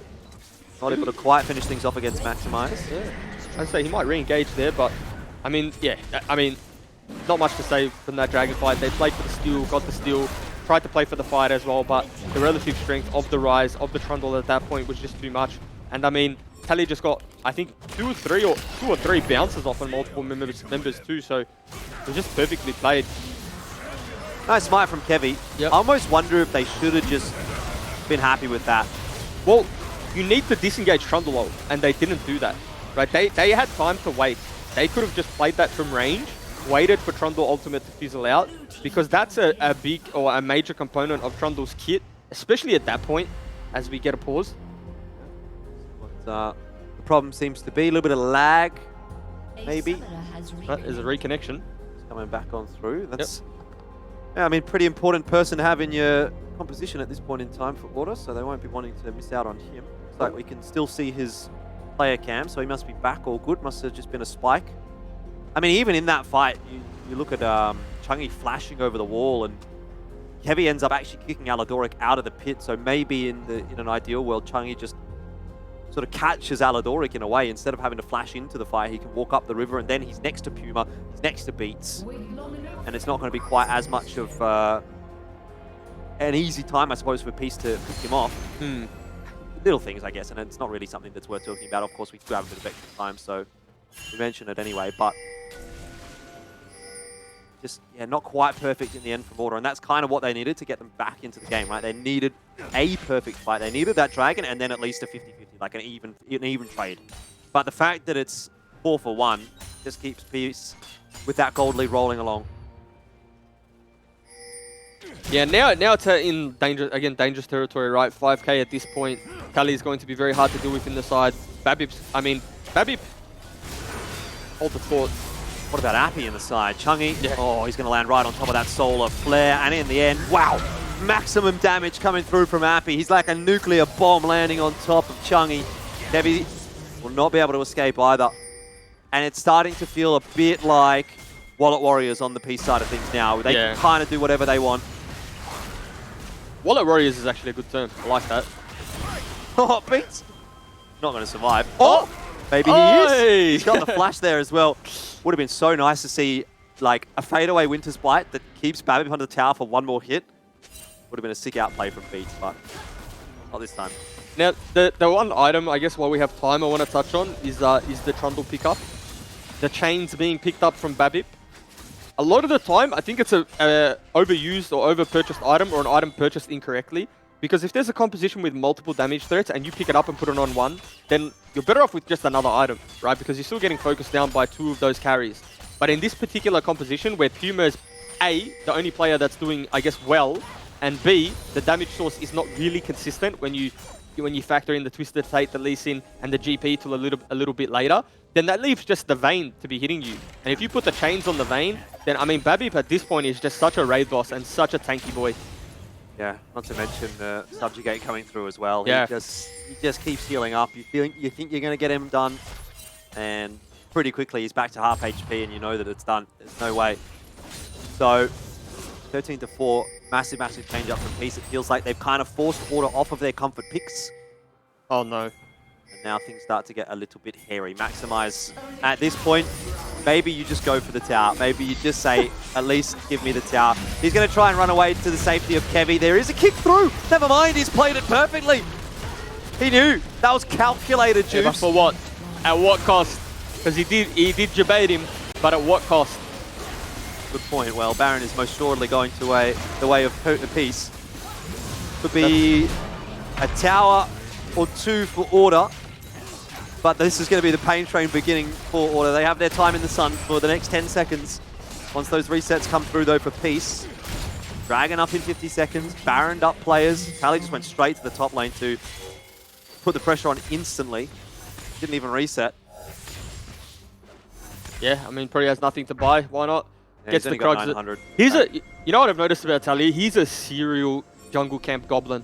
Not to say that it's the wrong thing to be doing, but every time I look at him when he's playing a side lane champion, he's just on the Krugs. Absolute Krug goblin.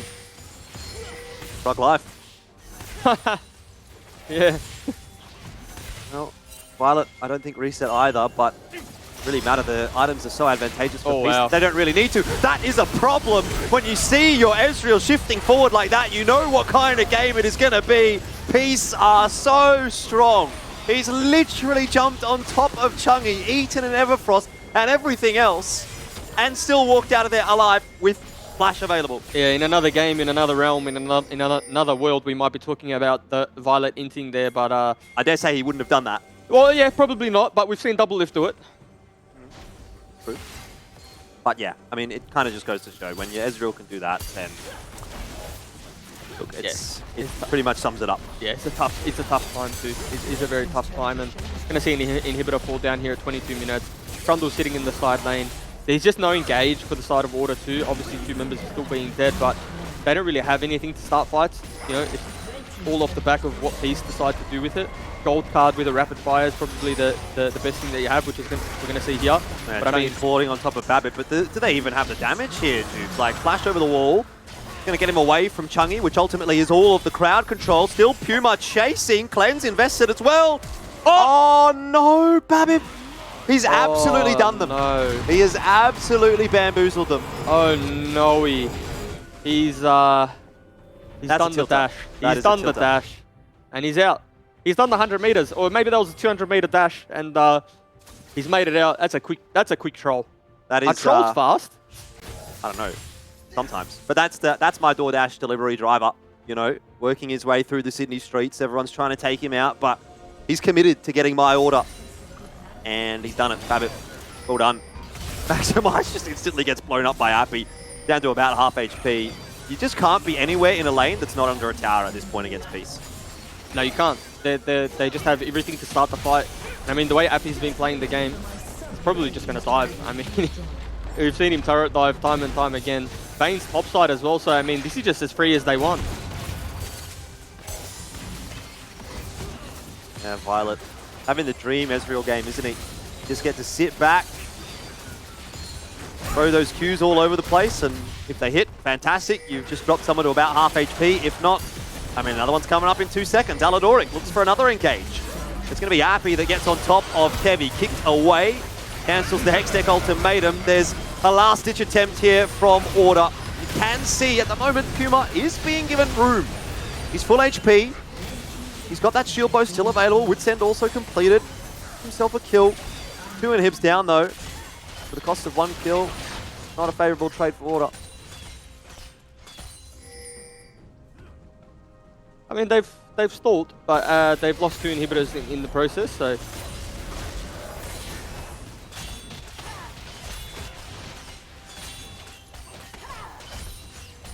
I mean, this is just going to be pretty methodical now from the side of Peace. They're probably just going to park someone topside, maybe take the whole team there, break that turret, because at this point in the game too, you know, and the draft that Order have, they don't even really clear supers too well. You know, at this point, a little bit too early in the game to be losing a double inhibitor, so... Little bit. 2.5 minutes on the Dragon. Not a soul point being threatened just yet, so... I guess Order can give that one, need be, and I'd say he probably does be. Just try to give Puma as much time to clear as many waves as possible and see what he can do, because at this point no one else is going to do it. No one's going to be scaling into this game the same way that Puma will be. Maximize maybe.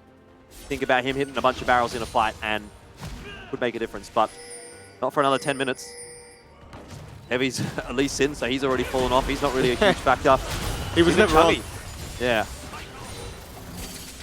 Everything in the back pocket of this vein. Puma. I don't even know, like, if Puma plays it perfectly, I still don't think he wins.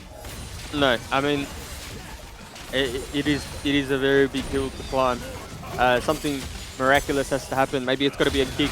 Maybe it's got to be a gold card into a one-shot, but...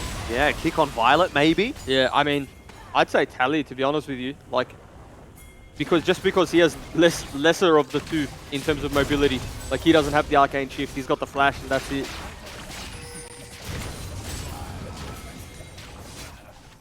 Surely they just... I don't know, do they have to force a fight under this tower, or do they have to give the tower away and give the inhibitor away? I mean, where's the chances? Kevy's looked for a kick. Yep. Hasn't really been able to find too much. I think he got stunned up in the mid of that. Beats does a good job of putting the door up. There's a lot of damage down onto Peace. But Heavy's dead. Cannon Barrage is used. I mean, everything, every ultimate's used from Order. And they barely hold the tower. It's going to be back towards the Baron that they go. Well, they live to fight another day. That's the important thing. They are going to lose the Baron. Their gold lead is going to balloon out further. And they are going to have to, I guess, take another fight to stop them from getting 3 inhibited. Because if you lose the 3 inhibs, and I mean, even at 2 inhibs with this Baron buff, it's going to be hard to deal with. But you're really hoping you just see Pumiyashi come out of his shell here, because he's hit 3 items. And, you know, whilst there's everyone on Peace that has 3 items, it is going to be tough. But there's no other way. There's just no other way. They're going to set up shop. They're going to play the 4-1. It's going to be extremely hard to deal with this Baron. But, again, you just got to force. Got to force something. Got to pull off the miracle play. And to be fair, Order, they are the kind of team that does that every now and then. You know, game 1, go back to it. Right? Those teleports into base. Now, that is obviously not an option at all for them right now. But a miracle play is more so what I'm referring to. And maybe a miracle play is still yet to come for Order. Bearing in mind, of course, they're up 2-0 in this series. So 1 loss does not a series loss make. Yeah, you're not nervous in this game because you are 2-0 up, right? You kind of think of it as the anomaly. Like you're inevitably going to play a bad game, right? Like it'll happen eventually. And so this maybe they're just going to chalk down to one of those bad games, one of those rough starts, and you know, they're still in it. They still have I guess a fighting chance, but it didn't hit us back up. Or it looks like they do want to defend it, obviously, but they commit to a fight for it if that comes to pass. Meanwhile, top tower goes down, so that's the last line of defense really broken open. Order don't have really any opportunity of fighting for either of these inhibs. So again, it's going to be 3 inhibs down. Beats able to dash back to safety for now, but creeps are starting to threaten. Luckily, another wave spawns for Order, which will give them some breathing room, and Puma doing a good job of clearing out the top wave. At least we'll start to be able to turn his attention back towards the mid. All the play goes down. Relentless, really, from Peace as another wave starts to head in the direction of that Nexus tower. It's got to be now or never for Order before they get poked out. They just have to make something happen. They're looking for it. Kevy tries to dive on top of Babbitt, looking for the kick. It takes a long time to get there. And he does get it eventually, but it wasn't a fantastic one. And to be fair, there wasn't really enough of a follow-up anyway. Puma is hitting Appy, but now he's out in no man's land. On top of Violet, getting some damage down. Puma still kiting, but eventually falls over. And like I said, no matter what Puma does, he just doesn't have enough damage at this point in the game. So, Peace will win Game 3 of the series, keeping it alive and giving us our first 4-mapper of the playoffs. Well, the thing that I liked about this game from Peace 2 was they actually got fired up. They got a couple kills in the early game, and I saw Violet start to yell in player cams. And when you see Violet start yelling, I think that's when you know. That's when you know that there's a series on hand, and they're amped up and they're ready to go. So, you know, to say people, I did see a few comments, you know, if Peace can keep their heads, if they can keep their mental, it looks like they're in fine stead to really, you know, make this one a contest and potentially reverse sweep, right? Because that's what's on the cards here. You know, maybe they win the next game and then it's game 5. So we'll have to wait and see. But it was a good game from Peace thus far. Yeah, certainly was. Obviously, a bit to think about when it comes to this one for Order. Obviously, you know, coming through with a bit of a different composition. Does Peace now feel confident in sort of allowing some of those champions back through? Diana, does that come back on in? I don't know. I guess we can bring Mac back in and see if he's got anything to say about this one as well. That actually scared me so bad. I'm not even kidding. I'm not even kidding. That scared me. Why? I guess I wasn't expecting it. I genuinely was not expecting it. Why aren't you as excited as I am? We get more LCO tonight. That's all I'm keen for, you know. Every other day we've been done by 9 p.m, maybe even earlier. You know, Jordan gets to go to bed way before his bedtime, and he's been extremely happy. So the longer that he has to stay here and suffer, the happier I get, and the happier everyone watching at home gets as well, because it means we get more bloody good playoffs, League of Legends, and I'm excited. I'm very excited about it. I don't know if you could tell. Could you tell, Jordan? I could. I don't even think my throat could actually conjure those kinds of noises anymore 3 games deep into this series. Okay. I am actually pretty excited, though, that we do get at least the 4th match out of this one, because it is going to give the opportunity over to Order to sort of change things up, look at that and say, what did we do wrong? what did Peace do right? What can we change now? Because we're the ones on the back foot after that game, right? We had everything going our way. If it ain't broke, don't fix it. We didn't have to change until Peace forced our hand. When we had to change things up, we kind of got demolished. Let's be real. Peace demolished them that game. So now what's in the back pocket of Order, right? They've gone from plan A, that's worked twice, to plan B, which hasn't worked. So is there a plan C for Order? I think there might be. I reckon they'll have some kind of plan. Don't know what it is. Hopefully we can find out as we head into Game 4. But in Game 3, whatever plan, I guess they were still sticking to plan A. Obviously, it was a very different draft coming out this time, and it didn't work anywhere near as well as what it had previously. So, Jubes, we've got some numbers. You like numbers, right? You want to tell me about these numbers and tell me why Peace has 50 assists to Order's 19? Oh, well, is that... No. So, no. Anyway, the numbers... It is, I think, by the way. What do you mean, no? Yeah. 13 assists for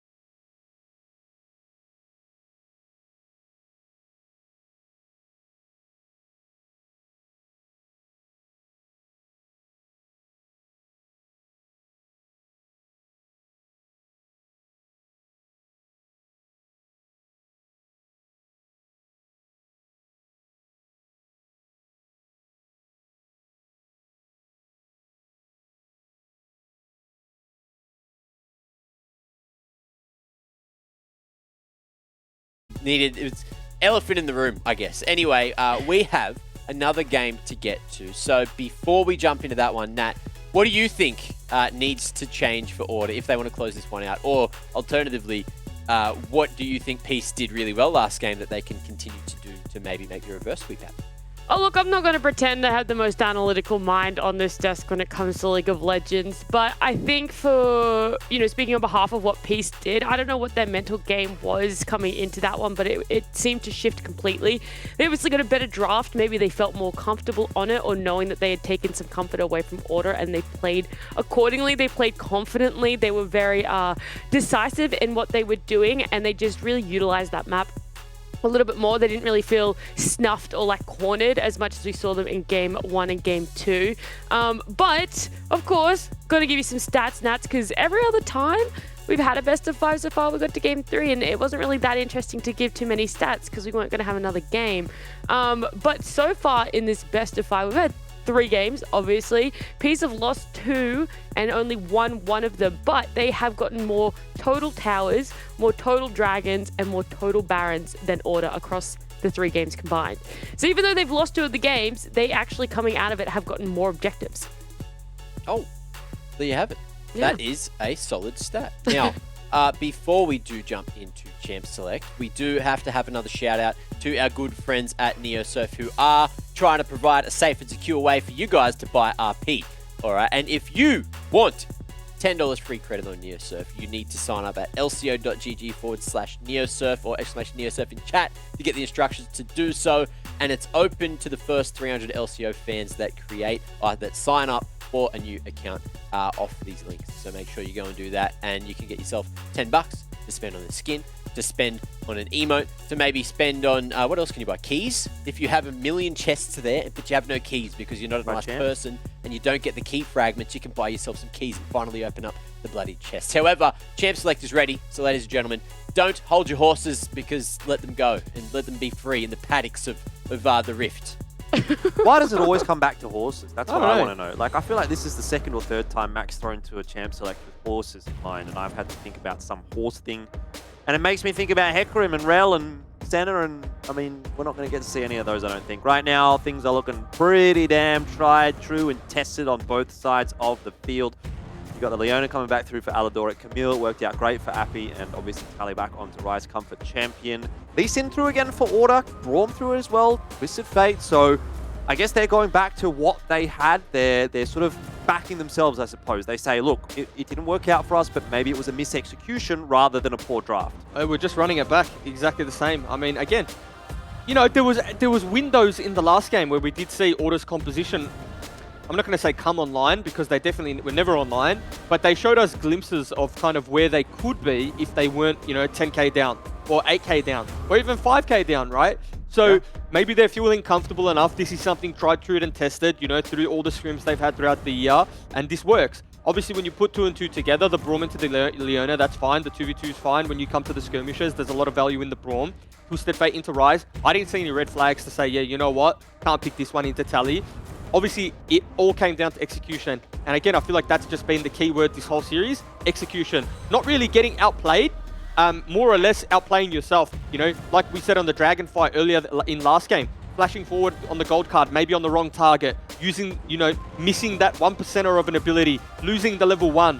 So we'll see. Maybe it'll be a slower and safer early game. And I believe that's a Fiora locked in.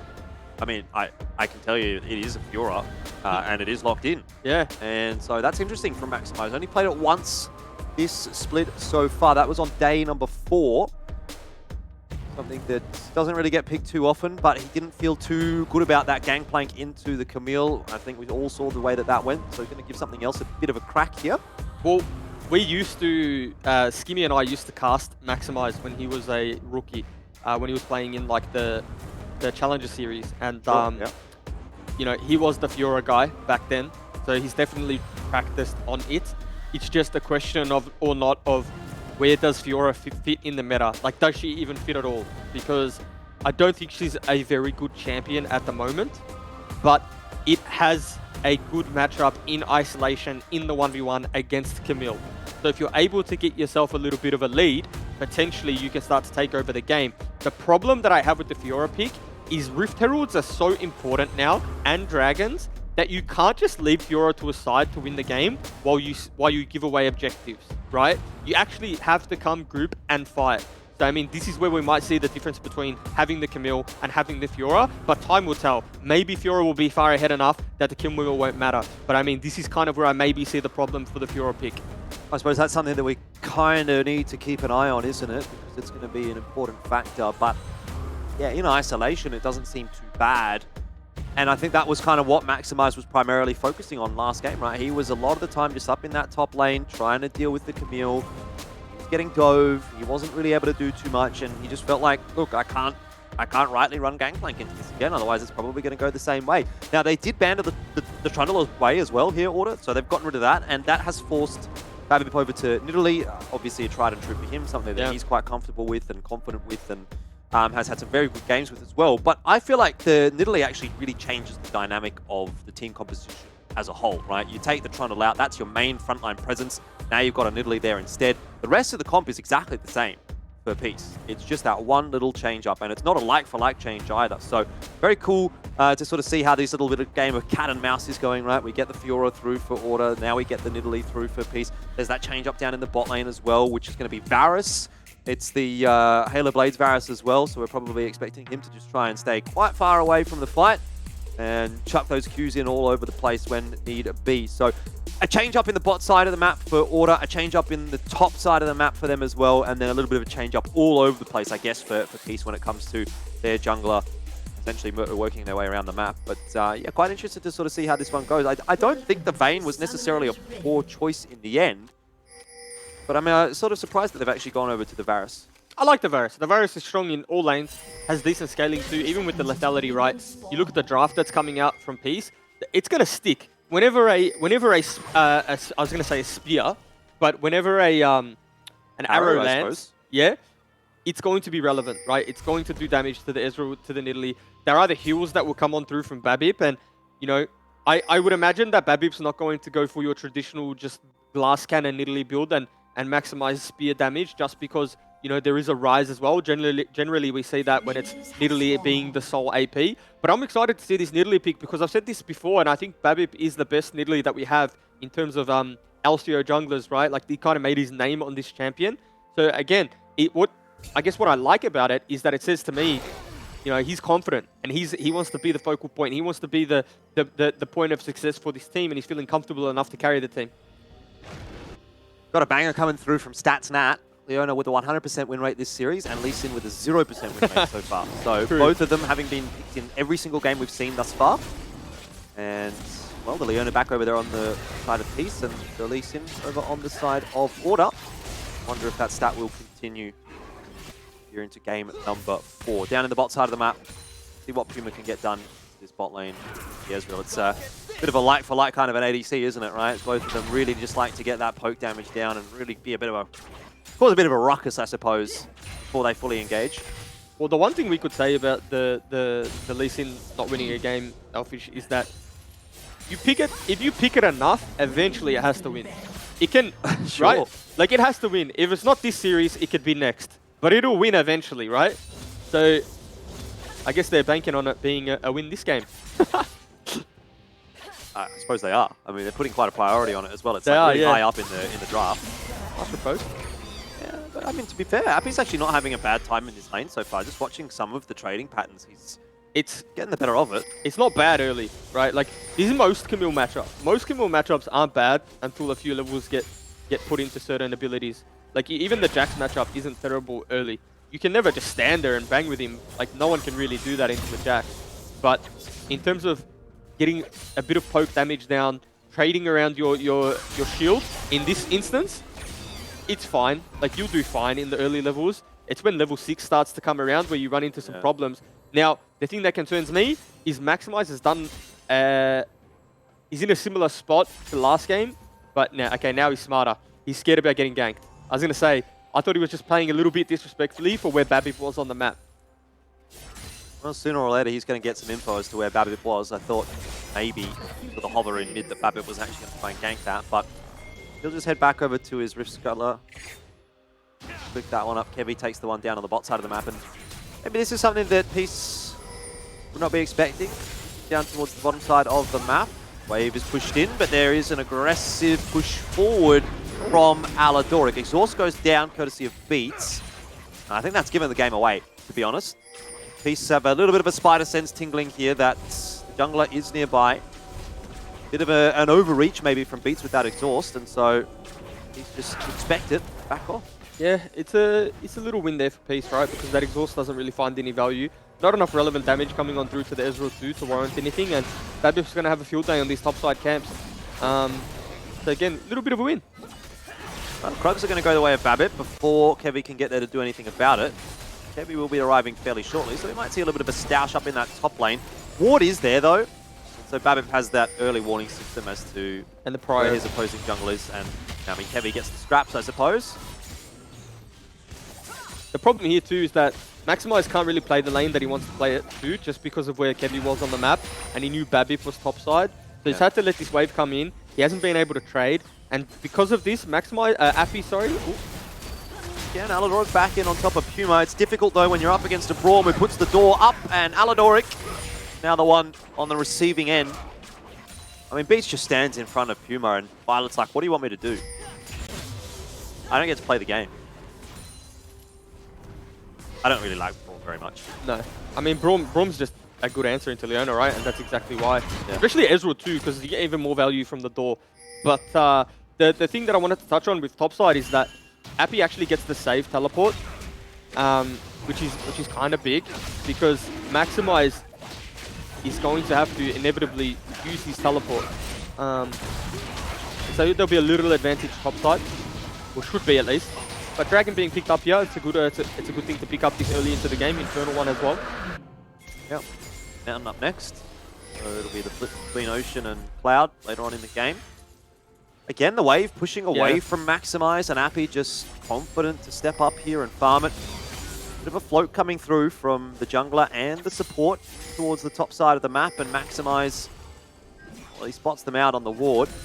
But it sort of just continues to reinforce this game that Maximize is having to play. It doesn't feel like a fair fight for him right now in the top lane. I mean, granted, he's actually not doing too poorly for himself down. Oh, this could be good. But not by much. Babip, perhaps getting baited in, but Beats not able to connect the Winter's Bite. Italy, and not the easiest one to connect onto, to be fair. This is tense. I'm like sitting here with my mouth open, just like, and I realize I have to talk. It could be a big fight indeed. Heavy's going to go right back in on top of those Raptors. Really wanted it.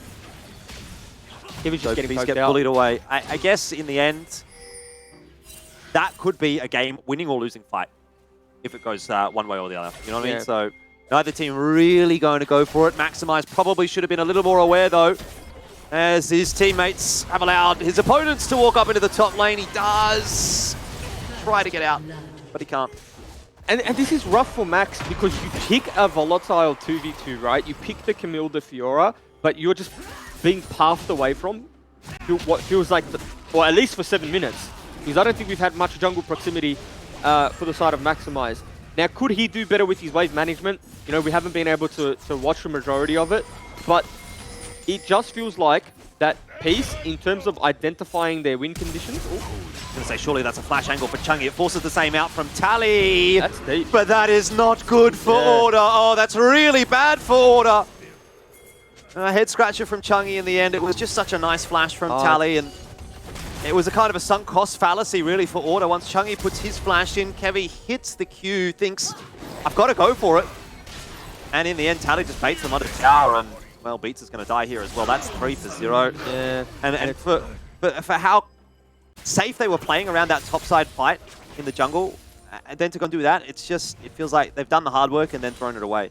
Yeah, I mean, the only explanation I guess I can add to that play was I think they were hoping Beats would flash, land Winter's Bite, and then they probably kill Tally, but they still die. You know, but then it's like a 1 for 3, and sure, if you're in the business of taking those trades, so be it. But I mean, I think he flash Qs here, right, when he's stunned. And then you proc the stun there, and he dies, right? And then maybe I guess then the Lee Sin dies, the TF dies to the tower. That's not the worst thing. Yeah. Beats probably walks out through bot side jungle safely. So that's my thinking as to why they made that play. But again, It was wishful thinking. Yeah, either way, like, whatever you chalk it up to, it was never a good trade. There was ways it could have been better for Order, but it was never going to be good. But it just feels like that if you have Fiora into Camille, and you have the Twisted Fate and the Lee Sin, you should never be getting, like, out-tempoed to topside or pressured off top wave, right? It should be Camille playing from behind, because in the 2v2, you probably don't win, right? And I think Peace have just done a very good job, a better job, if you will, of identifying their win condition. Oh. Well, Beats is going to use his flash this time. Aladoric does have one in his own back pocket, but he's going to choose to save it. Expected to die there. Winter's Blight, nice connection. Bit of redemption in the end for Order as they do win that fight, and they'll probably, probably take the barrel. But you're right, maybe they don't, because Tally is here, and I think Babip's the real threat. 3 kills already. Nice Chains of Corruption, but well buffered from Violet. He just gets out to safety with Arcane Shift. Yeah, but I mean, Ezreal's got cleanse too. So, best case scenario, you get his cleanse. It feels like the target has to be Tally there or Babip. And, you know, they pick up the kill, but it looks like they're still going to lose the Rift Herald, which is a big shame. It's unfortunate. Is just looking for an avenue back into this game, and they're not really finding it. Aladoric waiting patiently on the control ward. Just looking into mid to force Chungy back away. Pressure on. Dragon spawning in 30 seconds as well, and Kevy's looking to put at least a bit of control down there. The Rift Herald, Rift Scuttler, I should say. Again, maximize. You know, he just has to walk away. But yeah, tail of a top lane, all right. Yeah, again, it's just been a weak side Fiora, but the game state right now, this isn't an option for Order anymore, right? So what's happening to Max isn't something that they can necessarily answer anymore. But this is a byproduct of how they decided to play the early game, right? Like trying to dive the Ezreal Leona, parting away from the Fiora. All these little wins that they managed to pick up, Peace, on the side of Appy and Babip in particular, is just, they're reaping the rewards now, which is a turret topside, which is Fiora down 30 CS, down a full item, and, you know, they're going to pick up 2 dragons, sure, but when it comes to the 3rd dragon fight, you're going to be down a whole champion. The Ocean Soul as well on offer. I'm not sure if that's a good thing or a bad thing, to be honest, for Order, because they are up 2 dragons, but their control over the next 2 feels a little bit lackluster at this point. Yeah. And I mean, maybe even they preferred the Cloud. And funnily enough, like, there's certain champions that when you freeze against, it's okay because they don't have agency to do much. But I can't think of a worse champion to have roaming Summoner's Rift than Camille with a full item, right? Like, you know, yeah, it maximizes freezing and Appy's like slowly losing the CS. This Camille is just going to be able to force, like... Well, I mean, Chungy's already forced up at the tower. He knows that there's players now rotating away from mid because Appy is there. The rest of the team can do what they want. And there's no teleport, too, on Fiora, on Maximize, so he won't be able to even get to the play. Order seems to be looking for something at the moment, which I'm not sure it's going to work out too kindly for them. Chungy on top of Violet. Nowhere to go right now. Babip jumps over the wall. Violet will chase him down. Either way, he was dead. And in the meanwhile, Kevy gets caught out somewhere as well. So and Appy. Yeah, it's Appy. It's just not... It's not coming together right now for Order. And I don't know how... I don't know how Chungy ended up in that position. How did he end up that deep in mid-wave? In bot wave, rather. I'm not... He had to have altered. He had to have used Destiny to get behind. Yeah, so he was going for the solo bolo? Yes. Don't even know if he I'm wins sure we that. can get a replay. Yeah. I don't know if he wins that, but anyway. Top lane slowly getting pushed out now by the Fiora. And you've lost, what? A few waves for it, a few kills, and you've only picked up some CS, so... Oh, he has, in his defense, he's closed the CS, which was about 30. So the Fiora's gained 30 CS from that whole play. Yeah, overall, though, Peace continue to push the issue, push their advantages, that when you see one little thing starting to go back the way of Order, then it seems to be 1 step forward, 2 steps backward, where Peace are finding as much or more on other sides of the map. Here is the play. It is the Destiny that comes behind. But then instantly a teleport out from Tally, and obviously Babbitt through. I wonder what the comms were there. I'd love to be a fly on the wall. Maybe they thought they had a catch onto Violet. That could be the only thing I could imagine. They weren't banking on the teleport down from Tally. Babbitt probably wasn't there in time to, I guess, assist Violet, but obviously knowing that Violet has Cleanse, he's going to walk out of there. It's just a gold card. Everfrost is not completed. So, yeah, bit of a perplexing one for Order. Maybe they thought that Cleanse was down. I'm not sure. Either way, they're going to have to deal with it. 5-1. Again, it's not the end of the world, right? There's still some avenues back into this one for Order, but we sort of said the same thing last game, where it was like, it was fine, it was okay, and then it wasn't. And it was just like, done.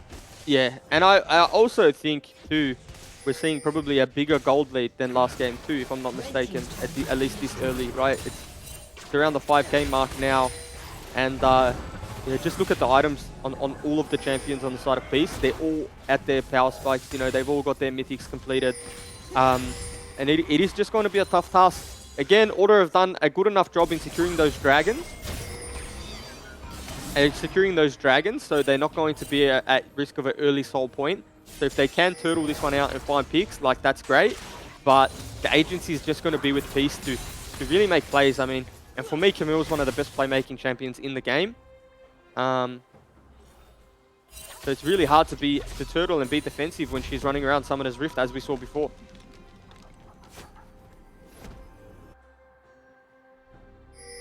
You just have to play the long game as Order. Hope to start to work your way back in here. Maybe Maximize starts to catch up a little bit. He can have a bit more agency up in that top lane, be more of a threat, force Appy to really answer him. And the 4v4, see how that sort of ensues. Obviously, you've got Puma, you've got Beats, you've got a lot of lockdown from the bot lane. Everything's connecting. There's pick potential on the side of Order, that is for sure. Yeah, who catches who here? That's a good question. Chains of Corruption doesn't connect, and Appy, he's going to walk out of there. Kevy, I mean, that's a tilt flash if I've ever seen it. Never mind, maybe I'm wrong. Beats flashes the wall as well. All right, well, they invest 2 flashes now. Chungy might well be caught. Very good stopwatch. But I don't think it's going to be enough to save him. I actually thought that was a tilt flash from Kevy, but Beats this time follows up. I'm going to try and defend the tower here. Beats underneath it. Aladoric, one more shot would have done it. In fact, that he might have even connected and done enough, but inside of the stopwatch, he survives. You know, again, it's just a win overall for Peace. Like, they get the kill onto Appy, that's great, but Chungy dies, and then they lose the tower. Yeah, that's just a disaster, isn't it? They make a good play and pick the Camille on the side there. They have to burn more flashes and summoner spells than they would like. But it's just undisciplined play that gets punished by Chungy, right? You know, there's the one thing that you learn, for anyone that starts competitive play as a mid laner, the first thing that you learn is 9 times out of 10 don't walk that way. That's a death trap. Yeah, exactly. And he's kind of just broken the rule of competitive play. Walking there is the death trap. That's just like the shadow. What is it? The shadow of death. You know, you're just not walking out of there alive. They might pick up a turret here though. Yeah, Max is really greedy for it. Almost a little bit too greedy. Aladoric didn't have Solar Flare online. It's only just now pretty much come up. So that could have been his, again, his death sentence if Solar Flare was available. I guess he has riposte.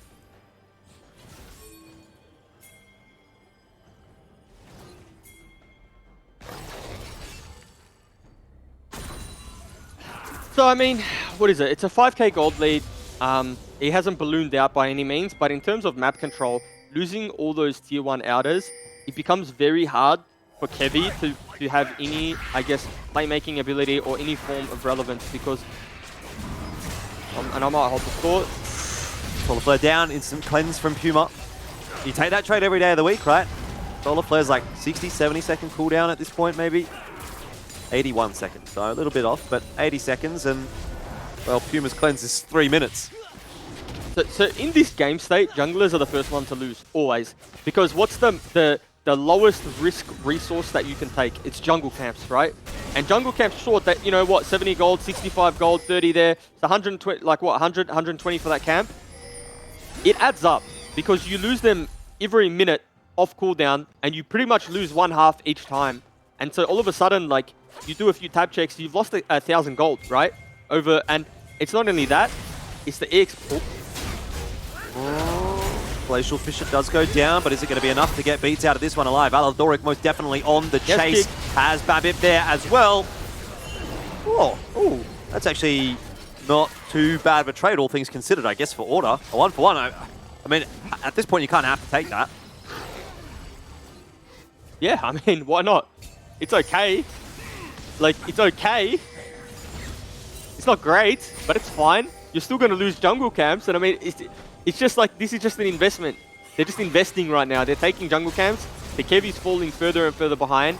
The gold's being picked up, and yeah, like, it's just a 1-for-1.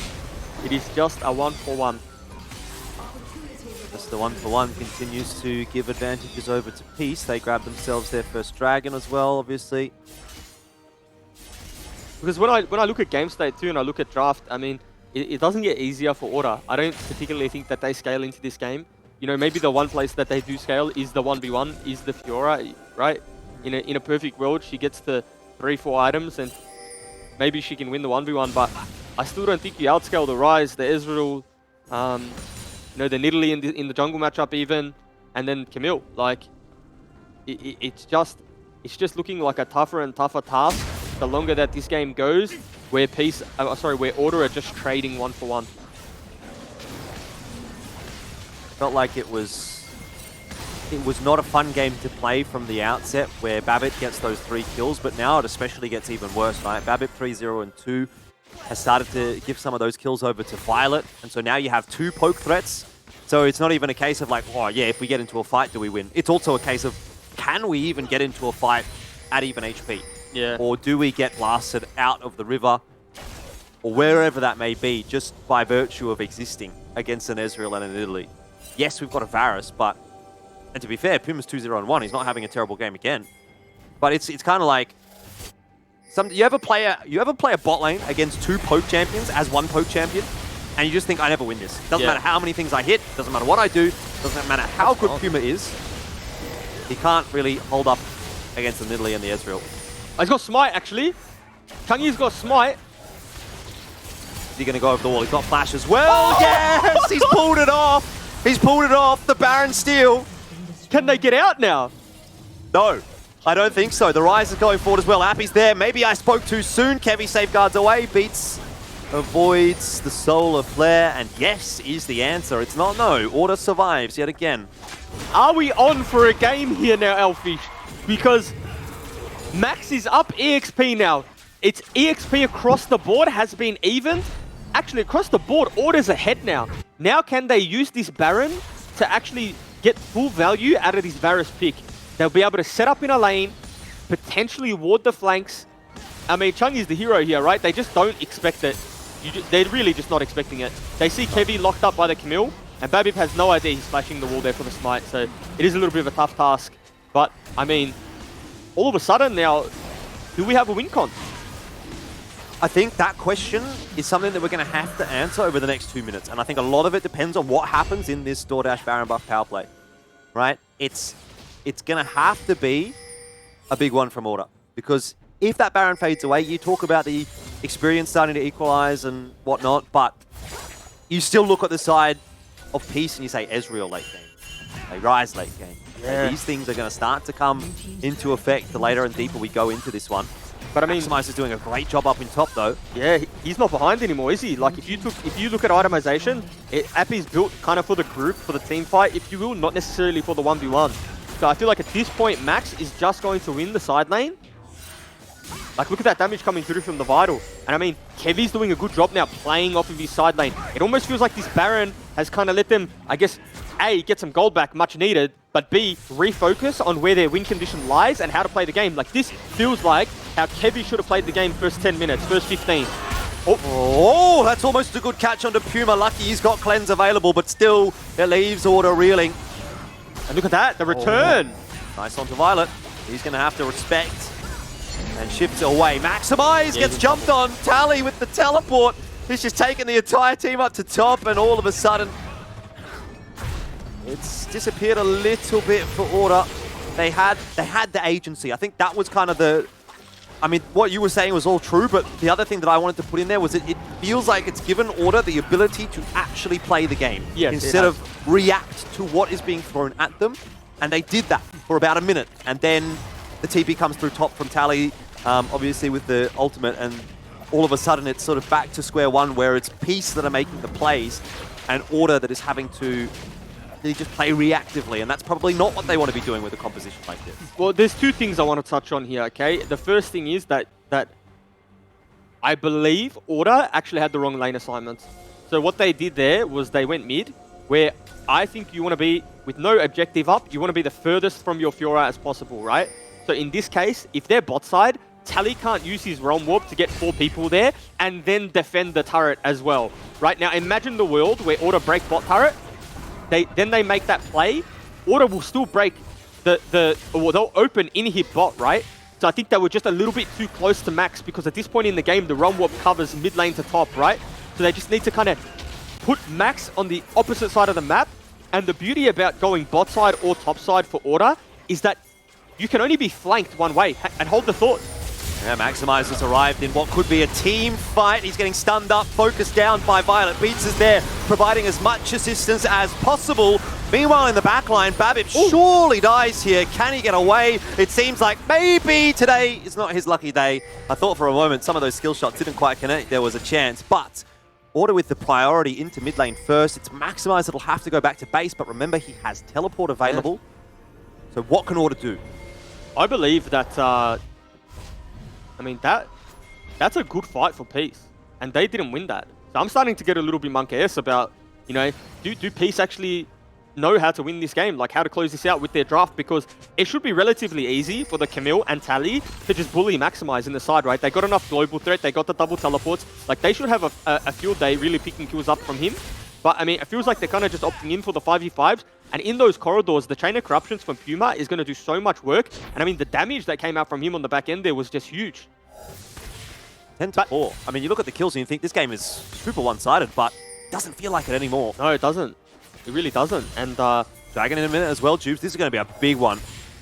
It's not a soul point, but it's a huge fight in the context of the momentum of this game. Yep. But Peace are doing the right thing now. You know, they're not letting the win condition of Order play. You know, they're focusing the side lane now. And if Maximize is a little bit too aggressive, he will fall down here. But it looks like we're just going to see a little bit of a stalemate until this dragon spawns. Max will need to be a bit careful. Aldoric doesn't have Hex Flash. He can't get over that wall. But if he could have, maybe there was an opportunity. Still, not sure that Peace were too keen on forcing anything at this point. The rotation would have been a much quicker one for Order. 30 seconds on the Dragon, and Peace have done a good job of putting vision down in their opponent's jungle. Going to give them some pick angles here and there. They can hide around the corner. And just sort of unsettle Order on their way into this Dragon. Yeah, and for me, this is the tough part for Order. If they can overcome, I guess... Speaking of, Realm Warp pushes them forward. It's a nice Chains of Corruption to slow things down, and Aldoric can't connect the Zenith Blade, which will probably mean Beats walks out to safety. They do lose a lot of cooldowns there, though, valuable ones. Oh, Maximize in the side lane, though. Yeah, he needs to go, because I don't think they can contest this Dragon. He has no TP, though. He has no TP. Yeah, you're right. They can't contest Dragon, no. So he has to commit. In terms of just draft and the deficit that you find yourself in, like, yeah, it's only 1k, but relative strength, like, Camille can still teamfight. You know, the Rise is still really strong. Ezreal's gonna have a fun time side, and we're seeing an all-in top side, I believe. No? Maximize, I think, was just sitting around at the tower and trying to put as much damage down as he possibly can. Now, at the very least, he can threaten that topside tower. Like it's one more wave before he goes down, or before it goes down. Yuma going to look for a pick. Chains of Corruption, a little bit greedy in this instance. Aldoric able to walk to the side. Boots of Swiftness, getting him out to safety. The cooldown from this Chain of Corruption is a little bit too short for my likings, to be honest. I feel like he just threw that not too long ago. 43 seconds. So it is getting down. And I mean, it feels like if Order are there first, and again, I think the lane assignments are wrong here. Hold the thought. Maximize and Appy going head-to-head. It's almost the one-on-one until Tally arrives. That's a big win for me. Beats feels like he's got an opportunity here, but there's so much damage going down. Maybe this is an overstretch from Order. Fuma gets deleted. Beats is very low. Maximize on the run. The rest of Order trying to get out of here to safety, but this might have to be a situation where someone just sacrifices, and I think it'll be Maximize who inevitably decides he'll be the one to go down. Pilot, of course, can continue the chase. He is in Ezreal, and he'll probably catch up to them eventually. Gives it up. Tally pushes the mid-wave in. Does he try steal Baron? Is that what Kevin does? Is that the play? Well, he's got 2 control wards there to play with. I think he's going to get spotted any here. vision. Doesn't have any vision on the Baron at all. You know, it feels like Order get... He's dead. Not much more to say about it, Juice. Yep. And it feels like Order... They actually get to a position where it's a very winnable game. And, you know, you could almost make the argument that they should win. Just through playing through the TF and playing through the side lanes. But then they start just grouping and trying to force fights. Like, you've disengaged the Camille Hextech ultimatum. Baron buff is up. There's no reason to be dancing in the jungle there and flashing forward with the Braum and looking for an ult engage. Make them come to the Baron. Put Maximize bot lane. If they decide to not answer Maximize, hell, even send Chungy down there and play the 1v2, kill Camille and look for end while you stall the Baron. They have so many options. They chose the one that is the lowest percentage. And that's kind of what Peace want, right? That's the draft that they have. They have the skirmish heavy, let's just have a little bit of chaos and we'll come out ahead on that. So far they have. He's missed it. Interruption. Happy anyway, I'm not sure that's what they want. It's the dive under tower here. Does that give enough damage to Order to survive? Stopwatches traded on all sides. It's a 1-for-1 as well. But it's your 80 carry for a support, and end of the day, that's going to be a big deal because that's a big amount of wave control lost for the next 40 seconds for Order, as well as Peace with the Baron buff start to threaten a mid in him. Yeah, and now it's just tough. It's an uphill battle again. It's just tough to hold this push because they're going to lose 2 inhibitors, and then all of a sudden your side lane threat is less relevant because he's dealing with supers. So, yeah, it is... it's going to be one of those slow bleeds, right? Even Ocean will be spawning as well. Ocean Soul, rather. Yep. Yeah, it's the worst possible time for Order to start losing inhibs. Ocean Soul is not something they'll be happy to give away. And Tally will just take the team out of the danger zone. Now, we're still in this game, and Order is still in with a chance. The gold lead's nothing to write home about, right? In terms of, you know, everyone's kind of got their key or core items, if you will. But is it time that, because there's going to, well, unless Order win, but is it time to start thinking about the Rise ban? Maybe you're right. Because I feel like he's just been so stable for the team. He's just been a point of, you know, all things maybe going down, but they've able to just have him in a side, perfect CS, 10 CS per minute, and it just feels like no matter what. And now I wonder, is that worth taking that away because the Silas didn't look so pretty? It's obviously also a question of what are you leaving open if you're banning away here we go. The Rise. This is the first time we've seen this play, by the way, and look how successful it is. Yeah, very, very successful indeed. Appy actually gets over the wall. Maximize flashes after him. So, look, successful in the end, but now they're going to have to get back to base. Someone is. Chungy has teleport available, so maybe they don't. Maybe they don't have to get back to base. And when that, you know, that interaction we just saw there, that's Order's draft in a nutshell, and the first time that we've seen it is 32 minutes. So that kind of Ocean Soul. Ocean Soul, but you know what? I was going to say, if I was Order, I may be looking to stop bases there. Yeah, true. You can actually really start to threaten the Nexus towers. They don't go for it. No, I suppose the hang-up is that they don't have any vision at all in River. They do not. So you can assume that they're doing the Dragon, and you might be correct, but if you're not, and you walk 3 players into the jungle trying to stop recalls, you kind of get blitzed, and that's the game over. I guess the concern that I have now is that, you know, 2 inhibitors down, Ocean Soul down. The 1v1 was still pretty close, or the 2v1 rather, like Appy nearly lived. So then, I guess, where's your win con now? And he might be dead here, Kevy. Thought we might see a solar flare there. Aladoric probably had the window to do it. That said, I mean, there's no real need to force anything from Peace just yet. They have 2 inhibs down. Just group up in the top side of the map. You leave Appy there in mid to keep pressuring that wave in, and he's got a pretty quick rotate anyway with Camille. Start to play the slow game, play the long game. And it's obviously working out for them. Yeah. And now we kind of run into the problem of stopping the siege here. You know, they do have the supers, so that is going to help them. Varus is quite strong as well at this point, but it almost has to be like last game where they've got to go. You know, they have to use the Chain of Corruptions to start something, because 3 inhibitors down is going to be a tough ask. Might have to be the magic kick from Kevy. Yep. Remembering Maximize can teleport up. Not a whole lot to teleport to, quite frankly, apart from creeps. He's got no flanking angle for a ward or anything like that. In the end, Order, I mean, they might just end up giving this inhibitor. And maybe 3 inhibs. Maybe their theory is that they have inhibitor topside, so they're happy to... Solar Flare probably doesn't quite land. And it's a sigh of relief for Order. Pungy's going to look for some damage. Beats just saves his life with the door, but now Tally turns his attention toward the support. Eventually, they do have to answer Maximize. Ooh, decent cancel from Kevy. So Maximize is going to get a tower. Obviously, it's for an inhibitor, but it's something at least. He makes it home. I believe he makes it home. Yeah, so he's fine there. Now, it's just going to have to be a contest on the Baron, right? Like, it's as simple as that. This is what the game's going to boil down to. You know, I imagine Peace are going to play this one kind of with a lot slower than the last time around. You know, they do have 3 waves of inhib pressure now, so they'll be able to just wait for their minions to kind of flood the base and become a little bit overwhelming, and then eventually start the Baron up, but time will tell. Well, here we go.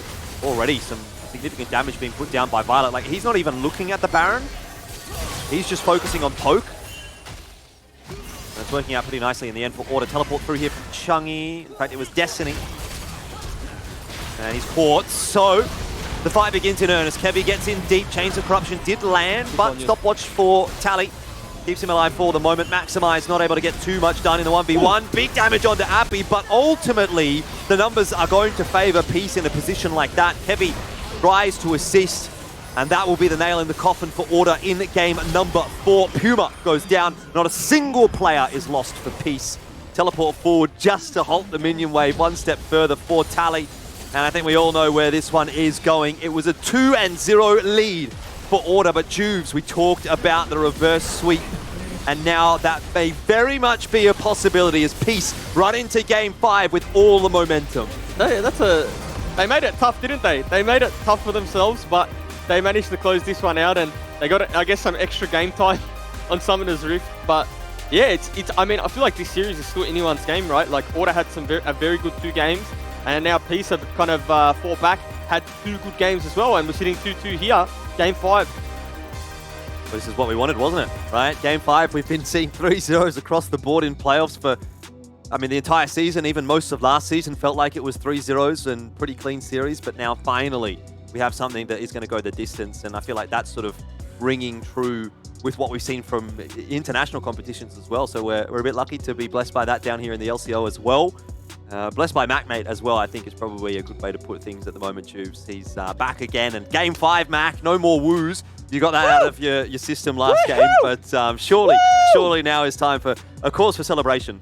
Yeah, of course, for all the Peace fans, of course. And it is the first series we finally get to see go all the way to 5. So reverse sweep territory, Order figuring out exactly what they need to do to beat Peace territory, but it is entertainment at its finest. And look, it's still only 9 PM, so we've got plenty of time remaining for this 5th game to come through. This game, however, it looked like it, could have gone either way for the most part, but again, Peace off to a very damn good start.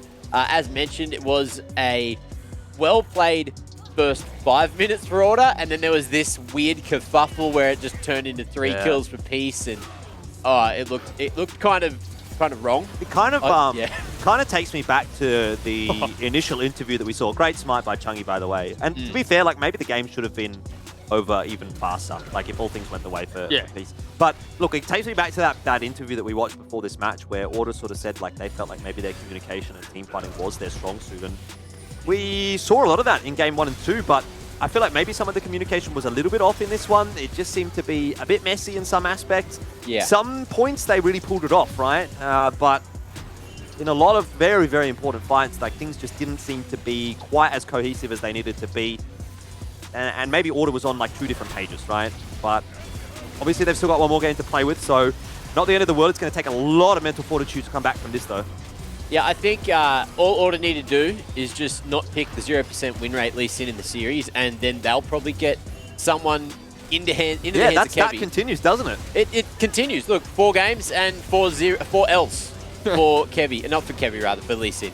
And look, that was wrong. I know Kevy's got 2 Ws here, 2 Ls, you know, and they need the 3 Ws, not 3 Ls. So let's see how this goes for Order. Peace also need the 3 Ws, not the 3 Ls. So it's pretty much battles for the W as expected here. However, 1 Baron going into the hands of Order, as you saw Chungy jumping in with the smite. So that was nuts. And look, see that number on the right there of the kills, deaths, and assists, Tubes? Do you know what it means now? No, I wasn't listening last time. What was it?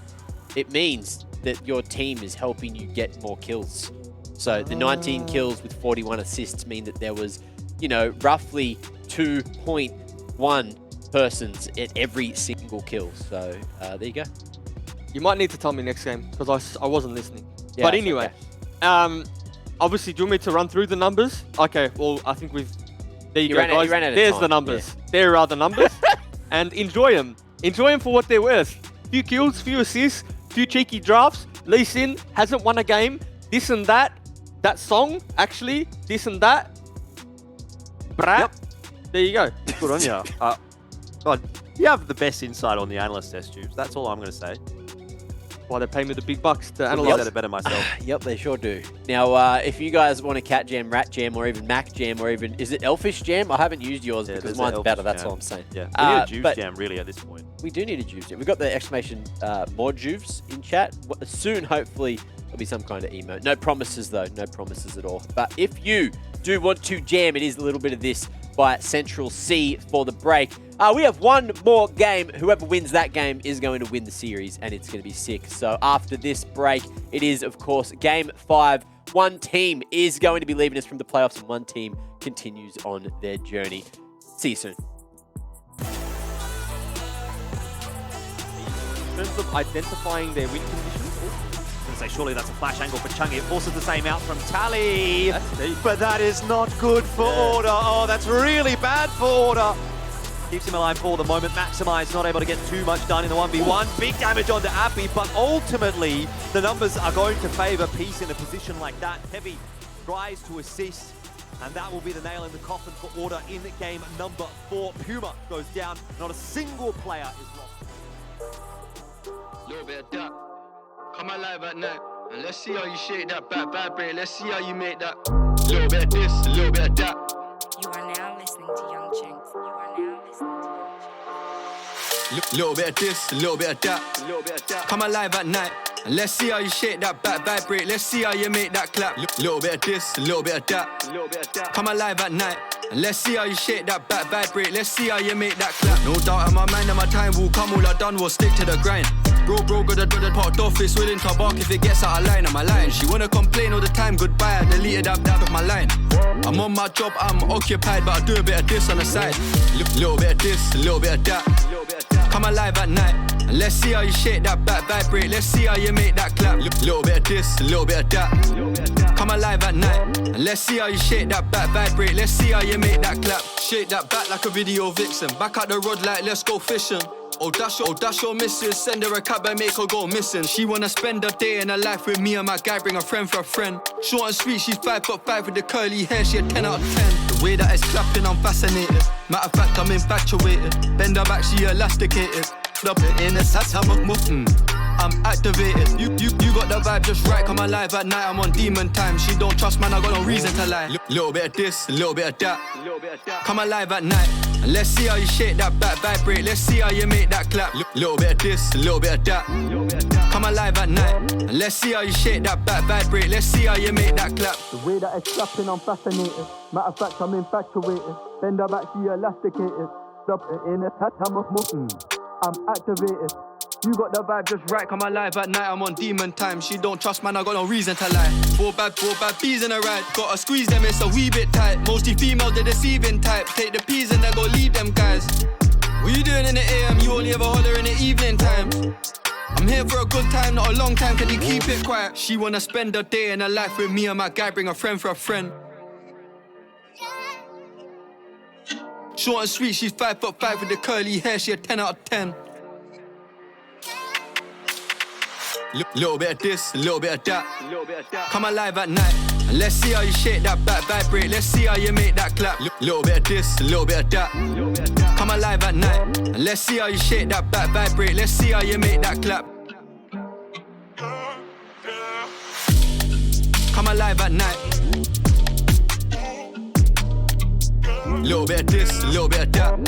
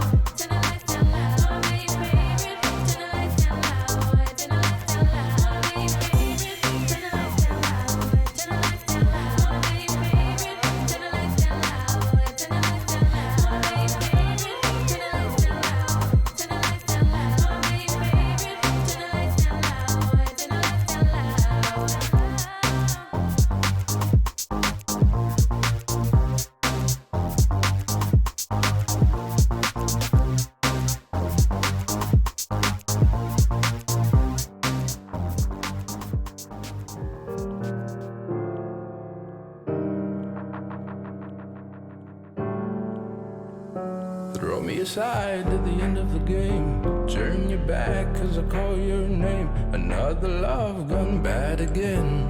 Bad again, bad again. Slam the door as you curse my name. Toss my clothes on the open flame. Another love gone bad again. Bad again, bad again. Well, I'm glad that it's over, cause it can't hurt anymore.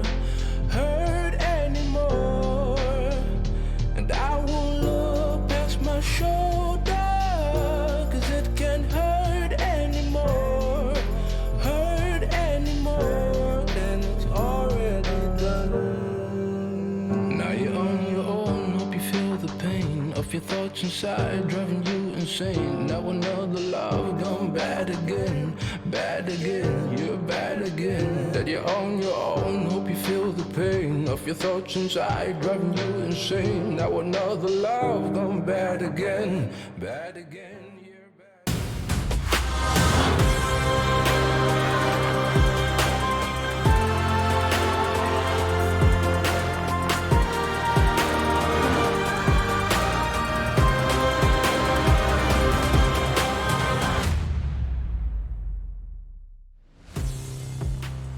Five games, baby. That's what we're at right now. Now, Jubes, do your best English accent, because you were definitely doing it during the break there. Oi, lad, bruv, that's mad, hey! Yeah? No, I did it way better before, didn't I? Yeah, you said something about definitely. cups Yeah, of tea and bickies and... Hello, I know, I do the old, hello, governor, would you like a cup of tea? Hello, governor, Yeah. would you like a scone? There you go. It's not a very posh accent, is it? Hello, governor. The London Bridge. Did it say scone or scone? Poshish. Scone. Scone. I'm from London. What would you do, Jordan, if you had to do an English accent? I think I'd probably go the posh route, but I don't have to do an English accent. No. You're fine. on the single. Yeah, no, back to the single quick. Look, with the beat. all Yeah. I'm going to say is English I'm not accent. the one that I'm not on the single. There is someone on the desk that is on the single, right? Hey, It's not you me. are rude, and you had the single shot. You're a bit of a shy boy. You're a bit of a shy boy, aren't you? Sometimes. You know what we Depends. do with shy boys? I'm gonna call you Rusty, Jordan, just because you won't lean into it. Oh, someone has to do it. Someone has to be that guy on the show, and I'll do it today since Rusty's not here. True. Okay. What about you, Nat? What's your favorite? What's your best English accent? Favorite English accent? Well, I don't know why we're doing English accents. I would obviously go down the same route as Jubes. I think we'd all just go for a little bit of the stereotype of the hello, governor, whatever it is, sort of thing. Look, I'm not really good at accents. I'm not going to say my forte is in accents. You ask me to do any sort of accent, and it's all going to meld into just being gibberish, slurred words. I am very bad at it. I will say, the thing is, you guys are too shy, okay? Listen, I've made my bed. For a few years in esports, I've made my bed and I sleep in it. Sometimes it's a bit cold in there. Sometimes it's a bit too warm. But when you get asked to do something, you've just got to commit. Because if you half commit, then it leaves a lot to be desired. What you have to understand is I throw all that out the window on other broadcasts. There are other broadcasts where... Oh, so you like other broadcasts? You like other broadcasts more than this one? We've got a Game 5. I'm a big old. You gotta get them wanting more, you know. So you give them a little bit of a taste, and then you that's know, true. That's fair. If you want the full accent, then you gotta come back next week for the grand finals. Is that kind of what Order has done this game, right? Yeah. They've won those first two maps, and then they've gone, you know what? Put on English accents. Yeah. We'll just slow things down here, leave you wanting a little bit more. Game 5, maybe they're going to crack it out. Can I say, what a song though? A little bit of this, a little bit of that. I do want to quickly jump in though, because I do have some interesting stats. I know you guys brought it up before. We did talk about it. The Leona has the 100% win rate still continuing. Picked 4 out of 4 games, winning all of them. Lee Sin, complete other side, has the 0% win rate, but being picked 4 out of 4. But the Braum is interesting as well. Has a 0% win rate, but it's only been picked 3 out of the 4 games. They're the main ones. Then you have like your Diana, Ez, and Camille that have won 100%, but they've only been picked 2 out of the 4 games or whatnot. So it's interesting that we see Order, and I'm going to take this one away from you, Jubes and Elfish, is that Order have gone for blue side, so they're going to go for the first pick. That's right. I'm going to take this away. So Order have gone blue side. They're going to go for the first pick here. You know that they're going to want the Leona. The stats just make sense. It's something they were winning with. Please, I hope, even if the Leona does get banned, that they steer away from the Lee Sin. They also potentially put Maximize on more of a tanky top, because it appears, especially in the last game, they're not really playing towards him. Yeah, that's true. So I think that they're the main things I want to see changing out of Order, especially because they have put so much priority on their picking phase this game. I mean, we kind of saw him on the Mundo in game 2, right? So it's not that is out of the realms of possibility. No, for him. exactly. And they won on that. Yeah, exactly. The other thing I want to say is actually the bans haven't changed at all for Order so far this series. We've had Rakan, Diego, and Renekton every single time, and Jubes, we were talking about it during that last game, that maybe the Rise is worth something. I'd like to see a bit of a change up here from Order, right? I think you can give them that saving grace and say, look, they tried it once, it didn't work, the execution was bad in game number 3. They thought, look, we can give this another one and sort of see if we can execute it a little bit better. Try it again in game 4, but that obviously also has not worked again. So do you then gamble on the same thing that's already lost you 2 games, or do you do what Peace has done and change things up? Throw a different ban in there, throw a couple of different picks in there, see if you can sort of change the wheel a little bit. Well, guess what?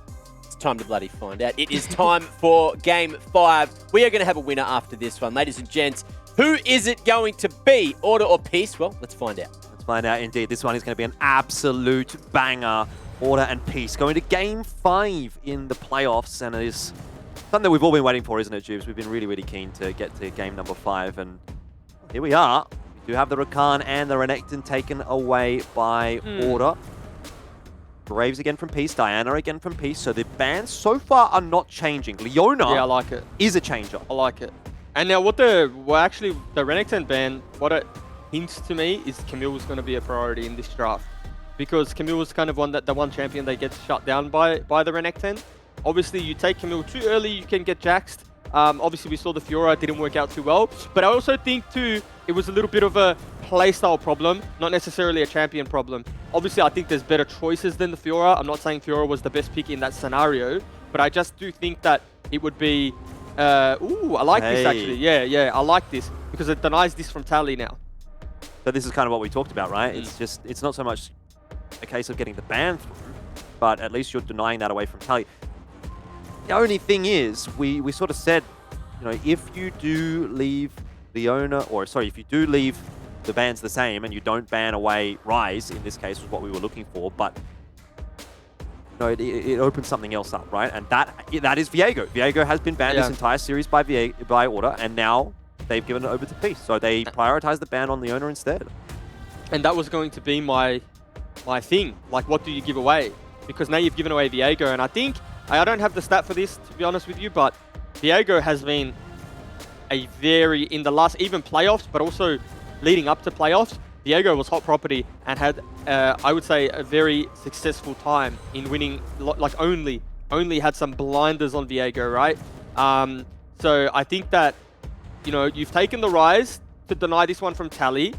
So the first question is, how good is Changi on this, right? How practiced is he? Because this is the pivot. This is just a complete pivot. I don't think Order's come in prepared to play this Rise, but they have to because Tally's just been too good on it this whole series. But now they've answered with the Jace, which Max, first game, was fantastic on. And again, it can do quite well into the Camille, but it is a very, very, very volatile top side. So Order need to really just, I guess, put more of an emphasis on parting topside because the majority of it's been away from the top lane. Yeah, just on the topic of those stats for Viego, it's about 58% win rate in season and 66 in playoffs. So right? Gone up, definitely. And I do also want to sort of touch on this Kindred, right? Because this feels like a pick from Kevy where he's gone, you know what, nah, stuff this.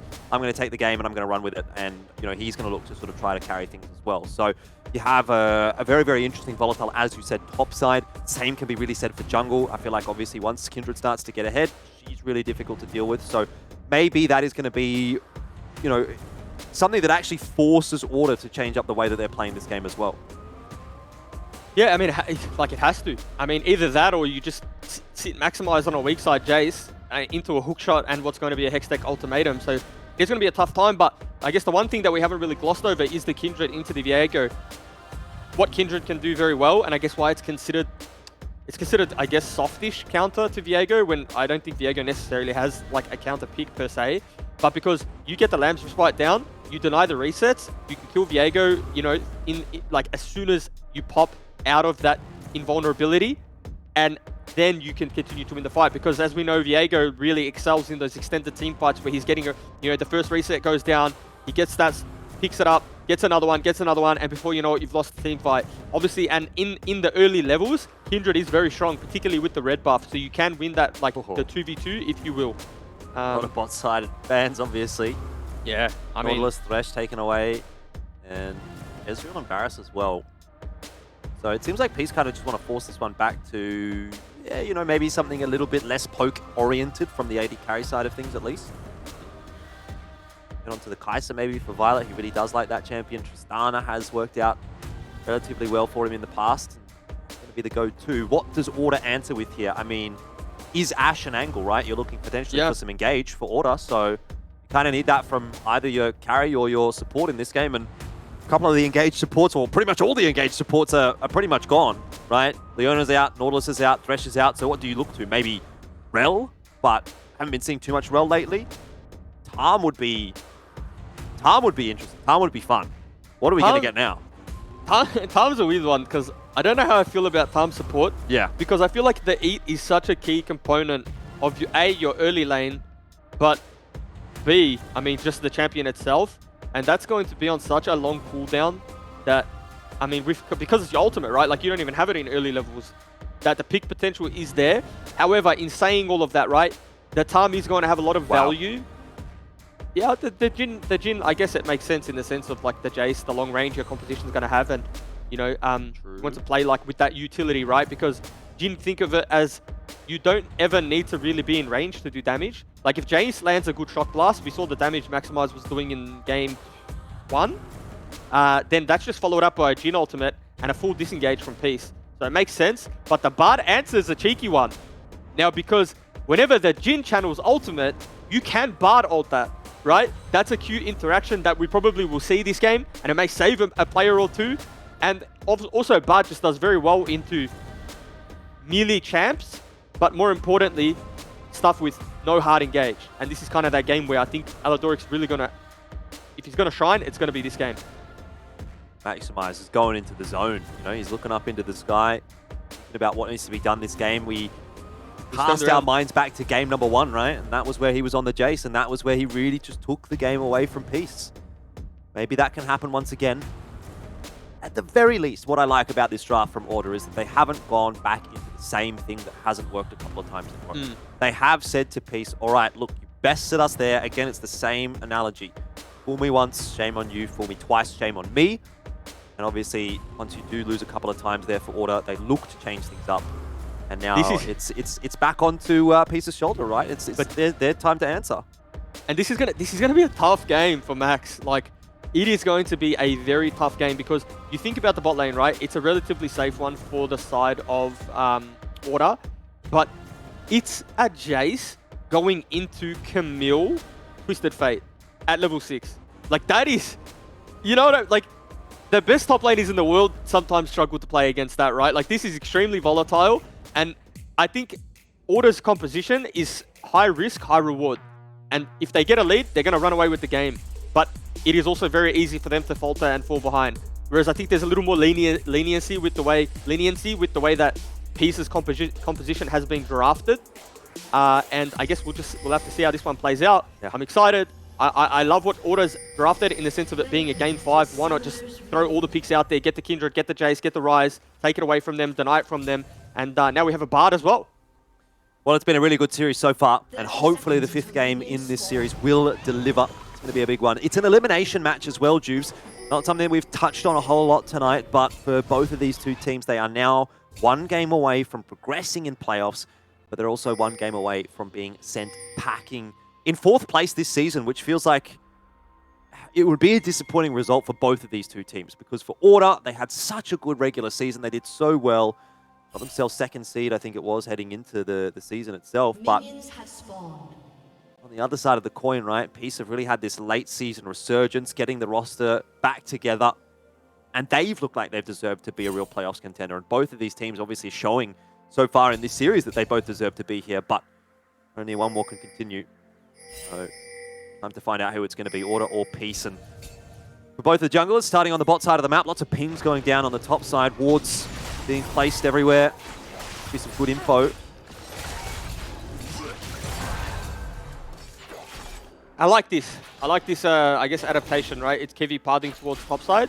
So we do know both junglers will inevitably meet up there, but Kindred isn't your full clear, traditional, like, full clear jungler, right? We'll see Babip probably opt in for that, whereas Kevy will more or less opt in for the major camps and the major buffs, and then potentially look for an invade. You know, he may even look for a fight onto Babip. Now, those are Kindred-specific wards. If you can see in Dot River, the Dot Bush there, as well as the Dragon Pit, because Kindred sometimes goes from red buff or blue buff to hop the wall and steal the red and deny camps topside. So obviously Peace are very practiced against this champion. There's actually a really high elo player in Ose who is a very good Kindred player, and I feel like majority of the high elo communities had a lot of Kindred practice. Yeah, well, it's paying off when it matters, and so that's what you want to be seeing. To be fair, at the moment, Pyramid Beats are doing what they kind of need to do on Jin and Tam. Getting a little bit of that bully coming through in the bot side of the map. A bit of damage being put down onto Violet and Aladoric. Nothing too major just yet, but you do want to see that from your Jin early on in the piece. He's got long range compared to a lot of the AD carries and packs a bit of a punch as well. Just spots him. I wonder if they saw that. Did they pick up on that? Because the sweeper denies the ward, but he hasn't picked up on it. Oh, the flash forward from Chungy. It's going to be first blood here for Order. Finally, a bit of proactivity. It feels like it's been a long time since Order was the ones to pull the trigger and at least make it successful. And this time, a big win goes over to Order. Kill onto Kevy. And you know how dangerous he can be when he starts to get ahead. That's huge because I wonder if he's going to bite off more than he can chew here. It is a 2-on-1. Chungy back in base is TPing to tower. Yeah, wow, that's huge. But he's bullied him away from the Rift Scuttler. So kills are more important. Marks are more important than kills on Kindred, right? Obviously, the items are nice, but in terms of the passive and how your passive works and the value you get from having your marks, you can't put a price on that. And the fact that he's able to pick up a kill as well as pivot into a mark is very big for the context of this game. Now, I hope he doesn't cross mid here and get picked off, because that would be a disaster for Order. Well, Tally's waiting for it, Babip as well. But he's smart enough to recognize the danger that is lurking and go straight over to his Raptors instead. But a lot of the problems that Kindred run into in competitive play is that they don't get marks and they don't get kills. And so he started very well, 4 minutes in, having both. Well, 1 kill does not a win make, but the start that you'd want if you're Kevy in particular and if you're Order as well. Can he be the star of the show? We've seen individuals stepping up on both sides so far in this series. Kevy had a good couple of games in the first 2, but he felt like more of a facilitator really than anything else. This could be his time to shine with a big, big Kindred game. I think last time we saw him play Kindred, it was monumental. If I remember correctly. Yeah, and I mean, you know, probably one thing we haven't even touched on, and, you know, maybe not that important, but I guess it's a cute little narrative, is that Kevy used to be on Peace. Yeah, that's true. You know, he played a few games for them. Yeah. So, I mean, for him to take this, I guess, this role in Game 5 and have such a good start, it's got to be a very big confidence boost for him. For sure. And I mean, you can tell, like, this game obviously means a lot to everyone, but I feel like maybe there's just that little sweetener for him. Yeah, is there that element of maybe revenge, right? He was sitting on the bench for so long, and all of a sudden he comes into this Order roster. I mean, we've spoken about it so many times this split, but the difference that he has made and the difference that Order really as a team have made this season is night and day compared to split 1. There's the flash forward from Tally, and Chungy, he used his flash earlier on in the piece, so he won't get too much done. Bit of aggression out in the bot lane from Beats, but nothing really comes from it. So it is an exchange of picks inevitably. Tally this time, of course, with the Twisted Fate. And unfortunately, this is kind of, you know, double-edged sword, right? You use the flash in lane to secure the first blood, you're susceptible to being punished, and then, you know, to top this off, they got to counterpick with the Bard, right? And into the Tahm Kench, it's not really a punishable lane. Like, Violet is never going to get punished for the Bard roam, and you're never going to lose this lane, right, as the Bard. There's just no kill threat. Where the Tahm kind of shines, if you will, is going to be in those mid-game. So you're just kind of hoping for a stable lane where the Bard doesn't really win the game before you come out of the lane. So Chungy, I guess, just needs to be a little bit safer in that instance. But it's a very good roam and a very good pickup on that kill. Up in the top lane, a little bit of a better time for Maximize this time around. You know, not as much presence up there from his opponent, and maybe a little bit more from his teammates as well, as we do see the Realm Warp coming up from Chungy. Appy knows there's nowhere really to go but back under the tower. It's always an escape route for the Camille, flashing over that wall, but now he doesn't really have much left in the tank. What's the cooldown like for the hook shot? Can he manage to get away here? Does he get it? He's going to get the shield. Currently sort of hanging around. TP out. Beats might be able to cancel, but he doesn't know. He doesn't know. He had no idea there was no vision, and Appy gets out scot-free. Look, I say scot-free, but it's cost him a flash. It's cost him a teleport, and the wave is pushing under his tower, so he still loses a lot. He doesn't die. I want to be that guy, but I think dying may be better than may be better for him. Yeah. Not even kidding. Because I think he lost a pretty decent wave. If he dies fast and TP's back. Yeah, as opposed to TPing out and having that happen, right? So I think obviously you'd have to run the numbers to the exact. Really min-max it, yeah, sure. Yeah, but like, you know, there's food for thought, I guess. But I mean, he does a good job to survive, of course. Of course, but I mean, little things, I suppose. And in a game like this, the little things, the 1%, can end up being big things. So big advantage up in that top lane. I think what we'll have to wait and see is how much of a difference does it make. Pink ward down for Chungy and Kevy, and Tally is in a spot of bother. That's the second one going the way of Kevy. Got the mark on Babip instead, but still. Poor Tally, huh? He's going there to ward, and they've got the timing on him. But that's a good pick. That's how it is, right? Yeah, good pick from Kevy and Chungy. I think there was a little bit of nerves coming up from Chungy too, because he actually flashed on the spot, if you noticed. Yeah. Oh, it's a big game. It's a really big game. Oh, and this is it. Speaking of, Maximize, I mean, he's got flash available, but Hextech Ultimatum is not going to let him go anywhere. He pretty much has to give up his life. He could have tried to get as much damage down and maybe Kevy and Chungy come back in for the trades, but it really was quite an unrealistic prospect at that point anyway. And it's those false senses of security that sometimes get you killed, because I think Max thinks there that he's actually doing the right thing and might hold the fort here. Well, Kevy under a bit of pressure. He's going to have the TP coming down on top of him, but... Ooh, that's big. That might save him with the teleport coming through from Maximize, and it was something that I wanted to bring up a little bit earlier on in the piece, right? The fact that Maximize still has teleport available means that death, it doesn't end up costing him super large amounts. Yeah, yeah. Because he can teleport back to lane, and it ends up actually saving Kevy as well. So, 2 birds with 1 stone.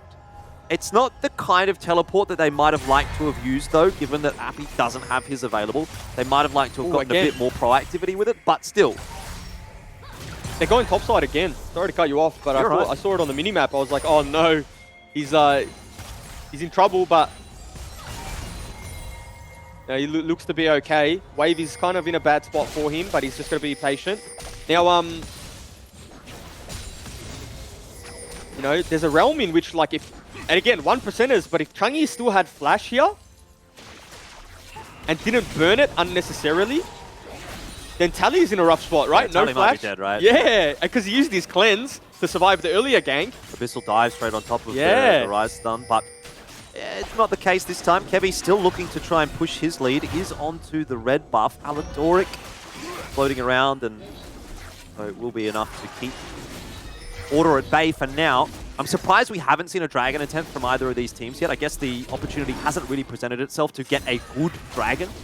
We talked about that a little bit earlier on in this series, that we've been seeing good dragons through from both of these teams, not any of this sort of 50-50 funny business.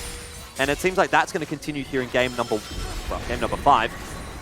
Oh, unfortunate for Aladoric, that one goes a bit wayward. And so Rift Herald up in the top lane, donated over to Maximize, but Bard is there. Of course. The Bard interacting with the Rift Herald, of course, Aladoric. I mean, how funny is this game, right? It's a literal 1v1 bot side, 80 carries. Yep. And it's just jungle support top side. And this is a prime example of how volatile these 2 top matchups are, right? The Jace, the Camille. You can't afford your Jace to fall behind. You can also not afford for your Camille to fall behind. But again, this is the comp that they've drafted. Twisted Fate. Oh, he ported mid. Never mind. Well, but anyway. I was going to say, Maximize does have flash, so he might have been able to look for an outplay here, but there was just no one to help. Yeah, I mean, it's unfortunate again for Max, because, you know, he got off to such a good start. And it's one of those things, right? Again, this is, yes, why we harp on Jace being very tough to play. But again, this is what you get when you counter-pick support. You counter-pick support, you pick for a matchup, then you decide, do I go full scaling? Do I just draft the Seraphine, get a free lane into the Tahm Kench? Do I draft the Yuumi even, or whatever your cup of tea is? But they opted in for the Bard because it scales, right? You scale with, I guess, how valuable you use that, how much value you get out of your ultimate, right? But in the same sense, you just have a free time to roam, and he's 2 levels up because he's able to cheat Summoner's Rift, right? He's got the mobility, he's got the walls that he can go through, and he gets the chimes. So in terms of value, in terms of the pick, I mean, 100% KP, he's having a blinder so far. Aladoric known for his roam potential. Certainly putting that to good use on the champion that really is known for roaming. So it seems to go hand in hand. Dragon was completed by Peace as well. It's an Ocean Dragon over to them. Not a very early Drake, so if we do start talking about Soul, it's probably going to be a bit later on in the picture than we ordinarily would. Yeah. Still down in the bot lane, we're seeing that farm head backwards and forwards between Puma and Violet.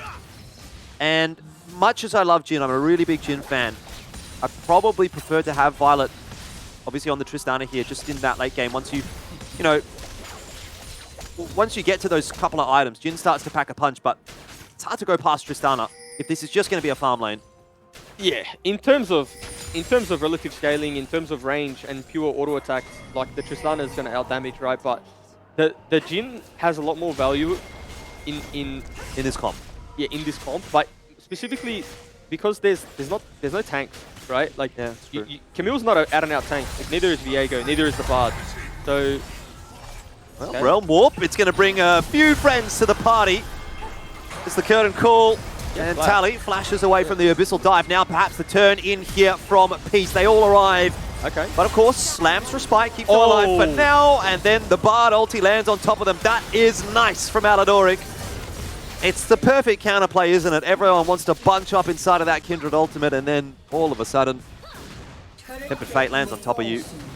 Rob's your uncle. That's and a very Violet's getting free plays down in bot.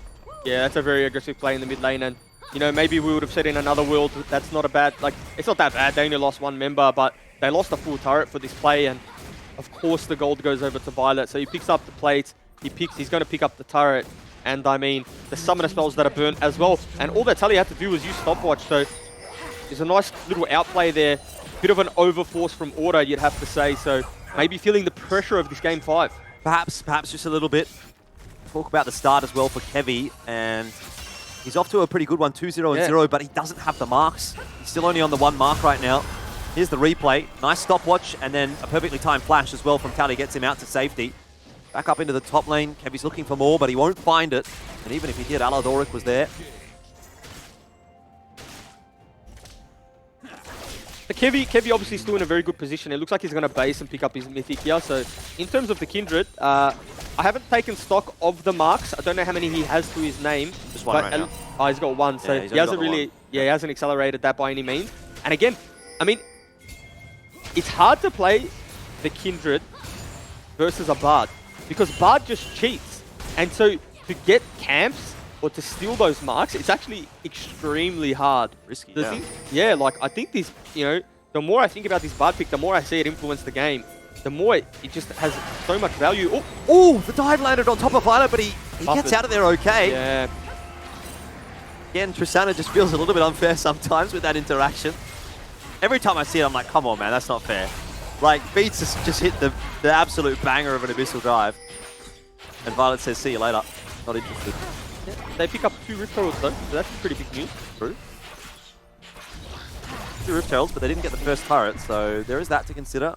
Plates also not a factor anymore, so the effectiveness of the Rift Herald maybe not as great as it could have been. But for me to get excited about this Kindred pick now, well, you talked about it a bunch of times.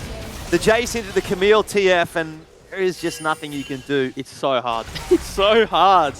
Because he wasn't put in a position to carry early. Like, in saying that, he was focused by Aladoric so heavily. Like, we saw the 80 carries are level 10, for context, because they've been in isolation. They're solo lane EXP. Yeah. And now, Max is 0-3-0. Camille is ahead through the work done by Peace. And he's going to be farming waves under his turret for majority of the game. And that's just a free port from Twisted Fate every day of the week. Once again, Puma and Violet find themselves hanging about in the top lane. Now, Gale Force is available for Puma. I'm not sure that the solo kill potential really is there from full HP, especially when Violet has heal. But he can try to make a bit of a play here. That extra shield coming through for Violet, though, from his runes. It makes it very unlikely that he's going to try and do anything. So, moving on to Kevy.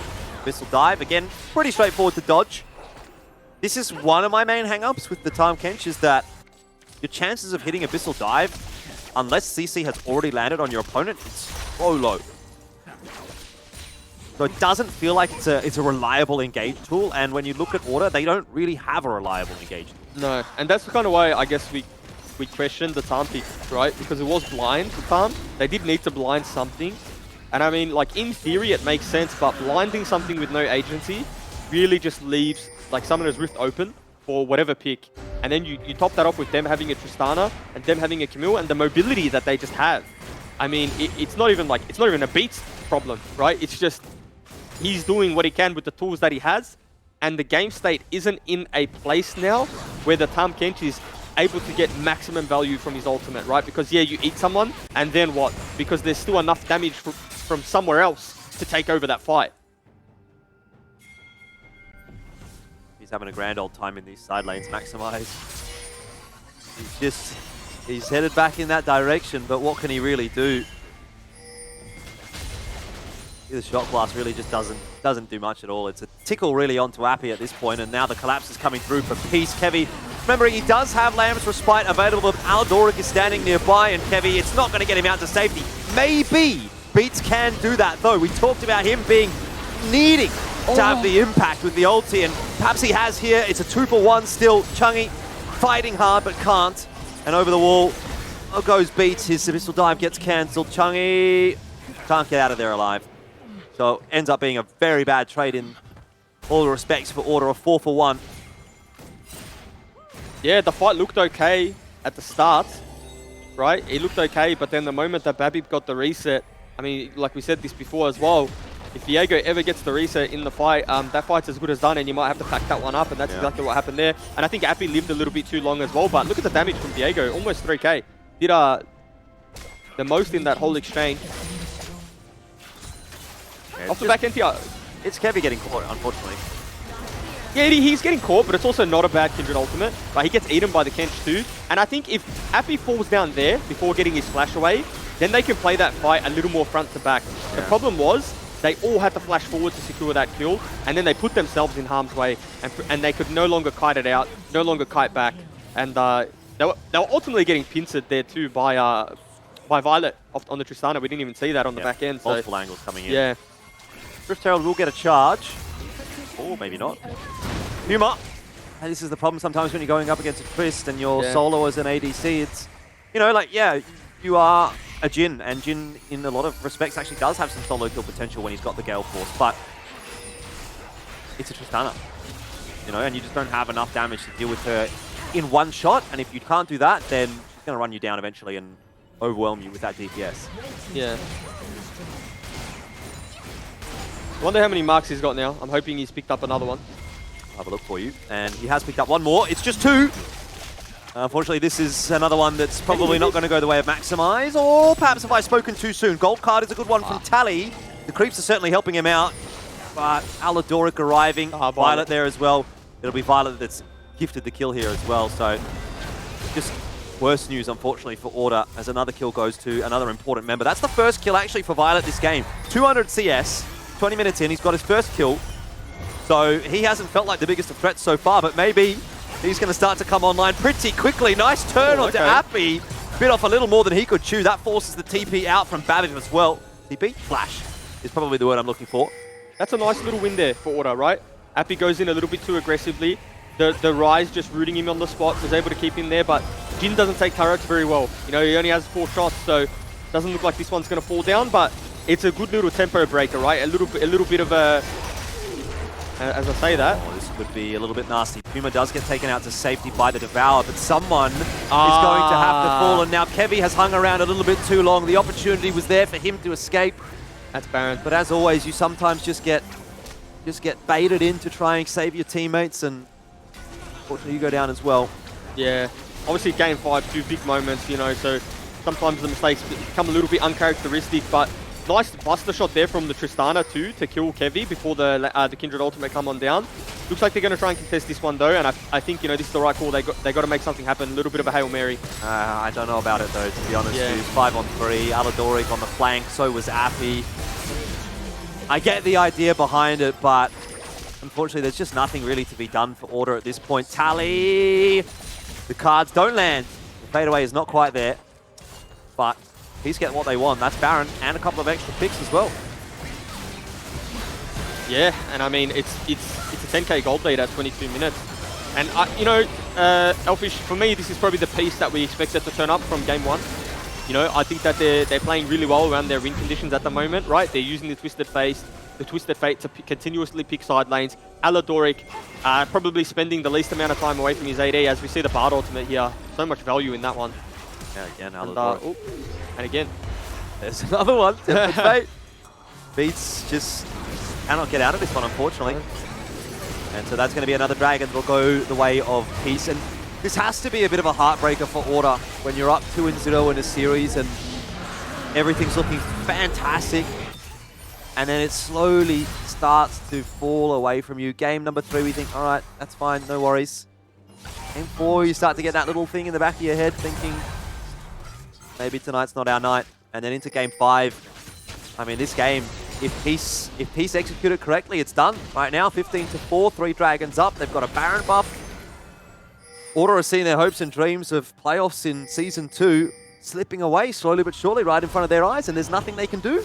Yeah, and I mean, you have to say, right, like, you have to call a spade a spade. This is Peace's game to lose now, right? They're the ones with all the agency. They have the side lane control. You know, if Camille wants to win this one in the 1v1 in the side, can do that. They're stronger in the jungle matchup. Just across the board, they have item advantages that, you know, that are quite substantial. So, you know, Tristana obviously going to scale as well, and the range on hitting this turret. I mean, even just trading back with Kevy, it doesn't take any damage, and the pop itself nearly kills Kevy.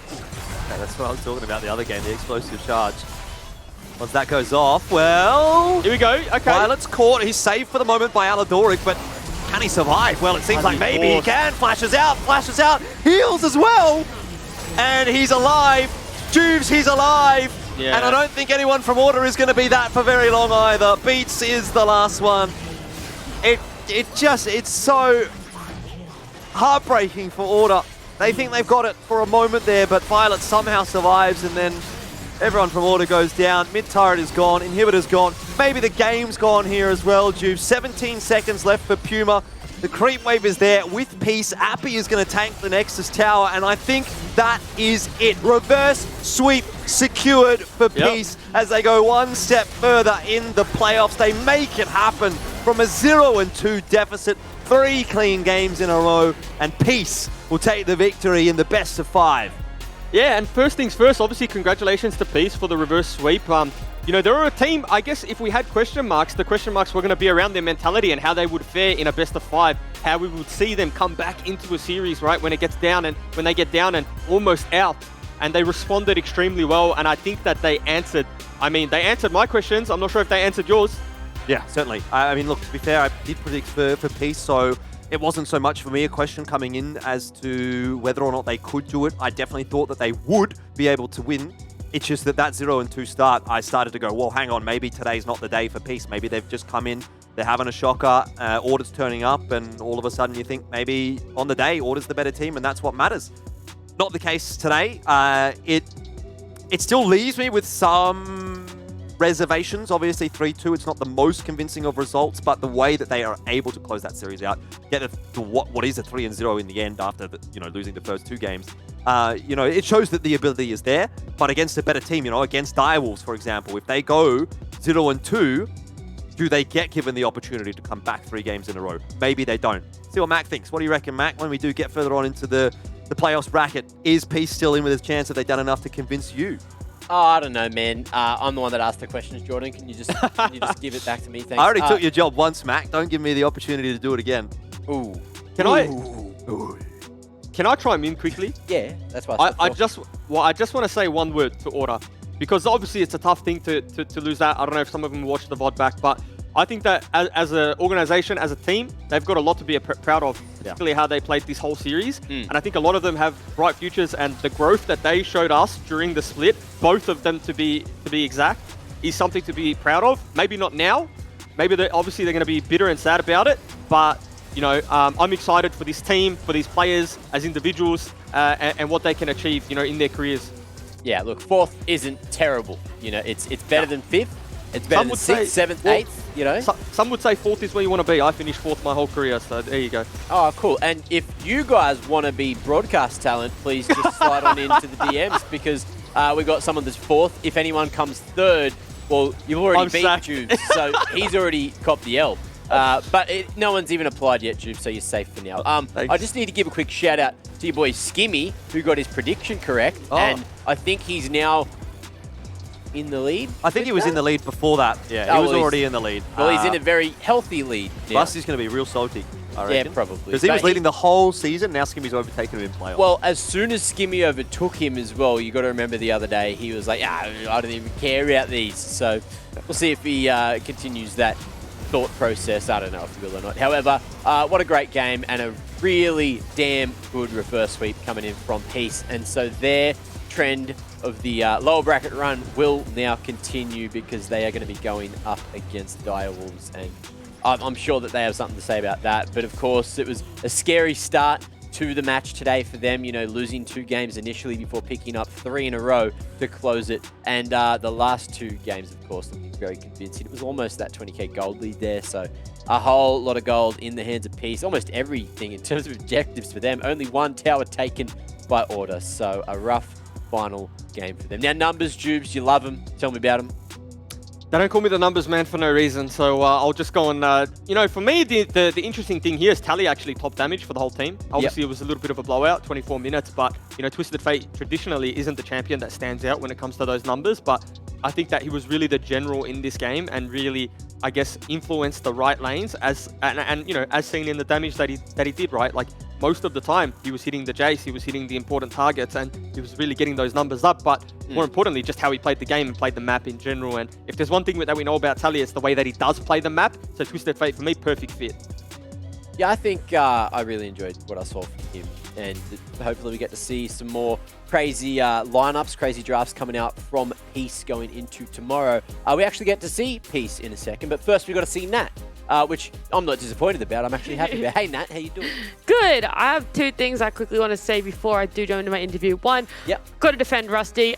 Since week 1, week 2, he has said he doesn't care if he wins or loses in terms of the prediction. That has been his viewpoint for pretty much the whole split. So I will defend him on that one. But secondly, I also want to, I don't know, say to Order that a lot of people, I guess, might be saying that, you know, you guys really sort of struggled in the last few games, but for a lot of them, this was their first time going to 5 games in a best of 5. This is the best they could have done, and they did outstanding. Like, they genuinely did do amazing. The performance they put on to not only win the first 2 games, but to make it go all the way to 5 games in a series where a lot of people were favoring Peace, they did amazing. And you have to walk away and realize just how well they did as a team.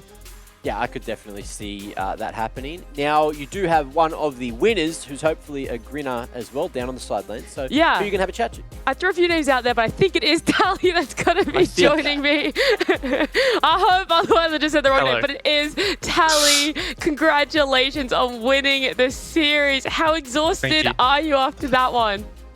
I'm cooked. Like, I don't know, going to 5 games was not the plan today, but yeah, we did. And even a reverse sweep, so yeah, I'm cooked. Yeah, I could imagine, but that reverse sweep, I have to ask, it is the main question I need to know the answer to is, how did you come back from game number 2 to win game number 3? What mentality change happened for you guys down there at Peace? Honestly, in the team environment, we kind of hit the point where I think in game 1 and 2 we were playing a bit scared and like we didn't want to like mess up. But I think when we hit the point where there's nothing to lose anymore, like everything's not like you just have to like go in with everything you got, and we just treat every game like best of one, best of one, best of one. So I think that when we found our stride and we hit our confidence again, like it was like smooth sailing in the games. Yeah, it definitely seemed that way. I made that comment when we first saw the game 3. You guys were playing a lot more confidently. Do you think that was down to the draft as well? Or like, how much impact do you think the drafting had over this series? I definitely think the drafting was a big like thing this series. Like we did like kind of figure out like the order PGG meta in game 3. And especially in like game 5, we really thought like, oh no, they've finally gone blue, they figured us out. And then they just picked Rise, and I was like, okay, we've won. Like I was so happy. So you think that downfall in game 5 and maybe, you know, an advantage for you guys was them picking that Rise? Was there anything else? Yeah, there was so many scenarios that like we had come up with. It was like, okay, if they go like X champion, like we don't really have an answer. Like they can go this together, and then they just picked like, it was something we had completely not thought of at all. And they just like gave us our best champions. Like we got Camille, Viego, and TF, and I was just like, okay, the game's over. Like we just have to like play well. We've already won. Yeah, speaking of playing well, what was the game plan? More so in the last 3 games, but also just coming into this overall series for you guys, because obviously going to 5 wasn't ideal. So what was the ultimate goal? Well, I mean, like our game plan coming to this series was just like to free up Aldoric so he's able to impact like mid, and then I'm able to impact top. Like I think it's just a really easy way to play League. If you have a stronger support, like a stronger bot lane, then it means your mid lane wins. If your mid lane wins, then it means your top lane wins. Then if your top lane wins, you win the game. We've got the whole puzzle down. You guys do, and look, it ended up slotting in all together for you guys at the end there. But I'll say congratulations again on the win. Actually, I do have one more question. I have a forgetful mind sometimes. We're going to see you guys tomorrow, right? How, I guess, exhausted are you, and do you think it's going to impact you guys to come straight into another best of 5s tomorrow? I mean, I'm like right after this game, I'm just going to queue up and play solo queue probably, because I think that there's a lot of things I need to work on. So I think after a big sleep, I'll be completely fine. I'll be refreshed. Everyone else will. I think we'll be completely fine coming to game tomorrow.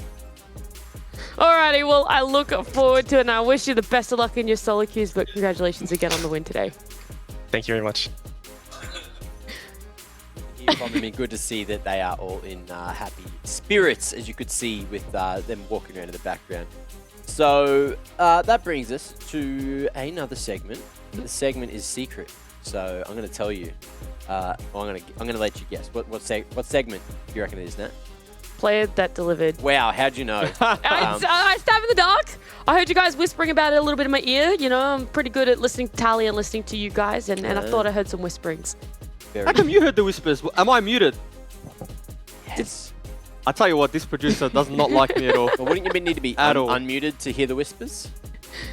Nah, he's what? I don't know. I don't listen. Yeah, don't even listen to true. him. He dude. doesn't He's listen. not. He's just talking gibberish. I think the word you're looking for is deafened. Deafened. Yeah. I've been deafened True. by a greater power. Well, I actually lied. Nat, look, you're actually wrong. It wasn't Play that Delivered that was up next. It's Play of the Day. Now, there was a lot of plays. There's a lot of plays. Yes, we're doing Play of the Day first today. Okay. What play do you think was the Play of the Day? There's 5 games. Hopefully you remember the majority of them. Got to be the wombo combo at the end of game 2. That's what. Right? That's where my mind went. Yeah. It has to be a wombo combo. Yeah. Could be. Has to be a wombo combo in one of the 5 games we saw. Or I hope. Chungy stealing Baron. The only thing about that was they didn't win the game. And I was gonna say, for content's sake, just because a pure content perspective. Yep. The Baron still was less like, I can't do. What do I do, man? He stole Baron. Fantastic. He stole Baron. What about? I don't know. What about when Chungy stole the Nexus in game 1? Oh yeah. Well, that's what it is. That's what it is. So let's have a look back. Let me analyze. That was so long ago, though, Mac. I mean, I can't remember that far back. Years ago, mate. Jubes is analysing. Notes. I'm just analysing. I'm Uploading. trying my best. Uploading. First GA pop. Second GA pop. Yeah, remember the 2 GA pops? That was important. Yep, GA is pop. I called that live, by the way. Just no pressure. Yep.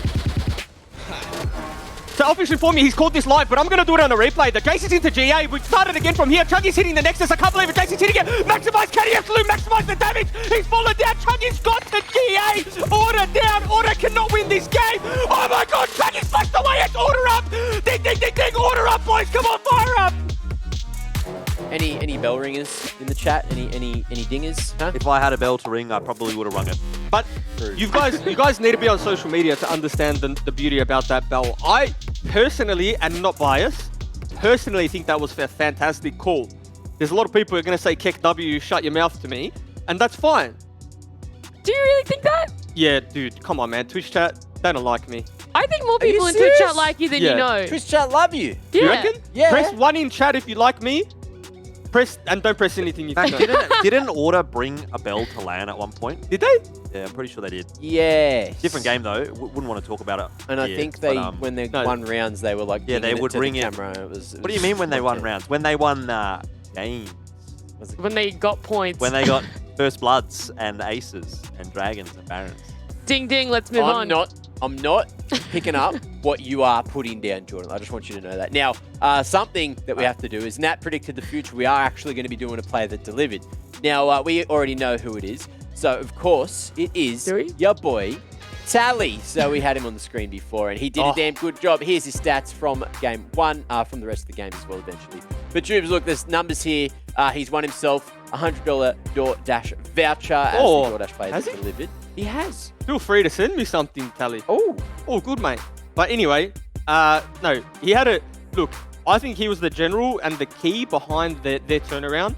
And in the games where they were close, in the games where it was tough and tight, he was kind of the one guy that was just sitting there, 10 CS per minute, no deaths, and really just farming up a storm. And it was just like the guy that the team could lean on in this series for me. And to be honest with you, I wasn't really expecting it, right? Coming into the mid lane, didn't necessarily think he had that in his locker, right? It's a big change for playoffs, but he managed to, steer the ship, if you will. What are you looking at, Mac? Mac, you all right, mate? Yeah, I thought we were still Trust on the me, you're screen. looking very jacked. You're looking very jacked, dude. I'm like over here, trying to read some stuff. Like I'm so behind. Yeah, no. I'm waiting for the ones in chat because I think it's just up to the part where Jubes says no one likes him, and I was just making sure we got some ones.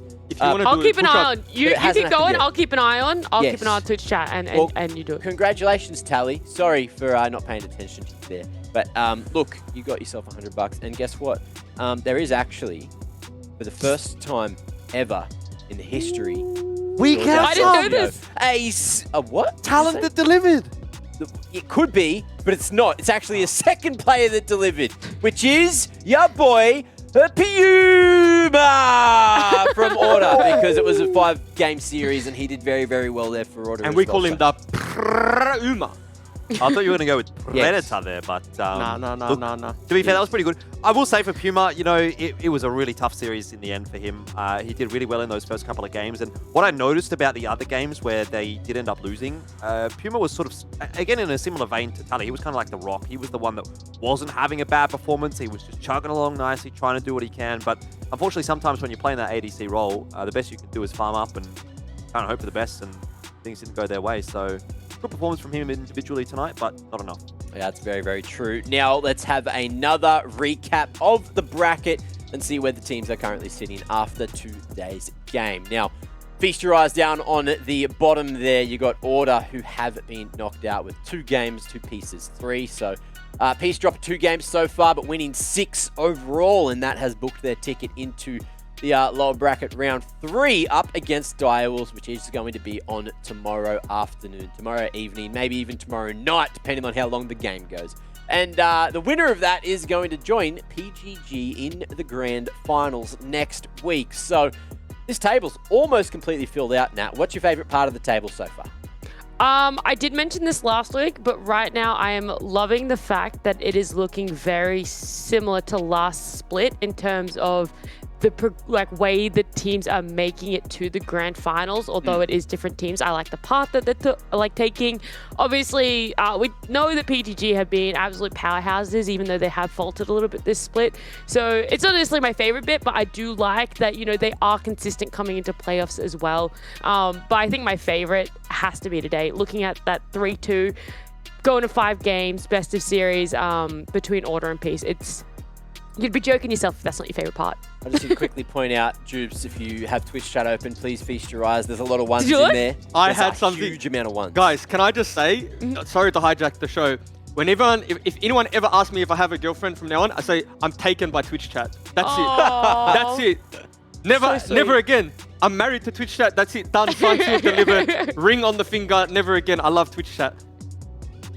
My heart. Carry on with the show. He's absolutely glowing. Who knew that this would turn into a rom-com at the end as well? I just wanted to soak in that for a second. That was beautiful. Isn't there like this drama? It's called like Farmer Wants a Wife or something. We could probably... Twitch chat wants a wife? Well, I was thinking Caster wants a wife. Yeah, I was going to say, yeah, Caster wants a wife. That could be some content. Caster wants a Twitch chatter. Isn't there something like that at the moment with like gamers and girls on some kind of other channel? Anyway, I can't remember what that's called, but I swear I've seen someone watching it. Is it Beauty and the Geek? That's the one. Anyway, that's it. I think we're done. Just nerds. So I want to talk Vaccines about don't tomorrow, but I think it's probably a good idea to just go to tomorrow and talk about it then. Yeah. You reckon? I think that's a good idea. So let's say goodbye. Everyone wave. Goodbye. Thank you all for joining us on the DoorDash LCO for another beautiful day of playoff games. See you later, Order. Unfortunately, they're gone. Peace continuing the lower bracket still run. waving. And keep waving. We love you all dearly. You guys love Jubes and not the rest of us. That's fine. But look, hopefully tomorrow you can make it up to us by being here and making sure that you watch some more DoorDash LCO. Look after yourself. See you tomorrow.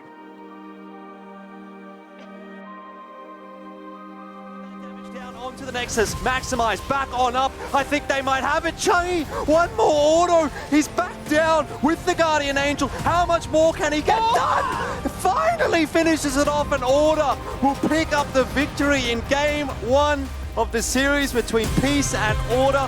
Why does it always have to be so, Jubes? My voice, and it's only game 1.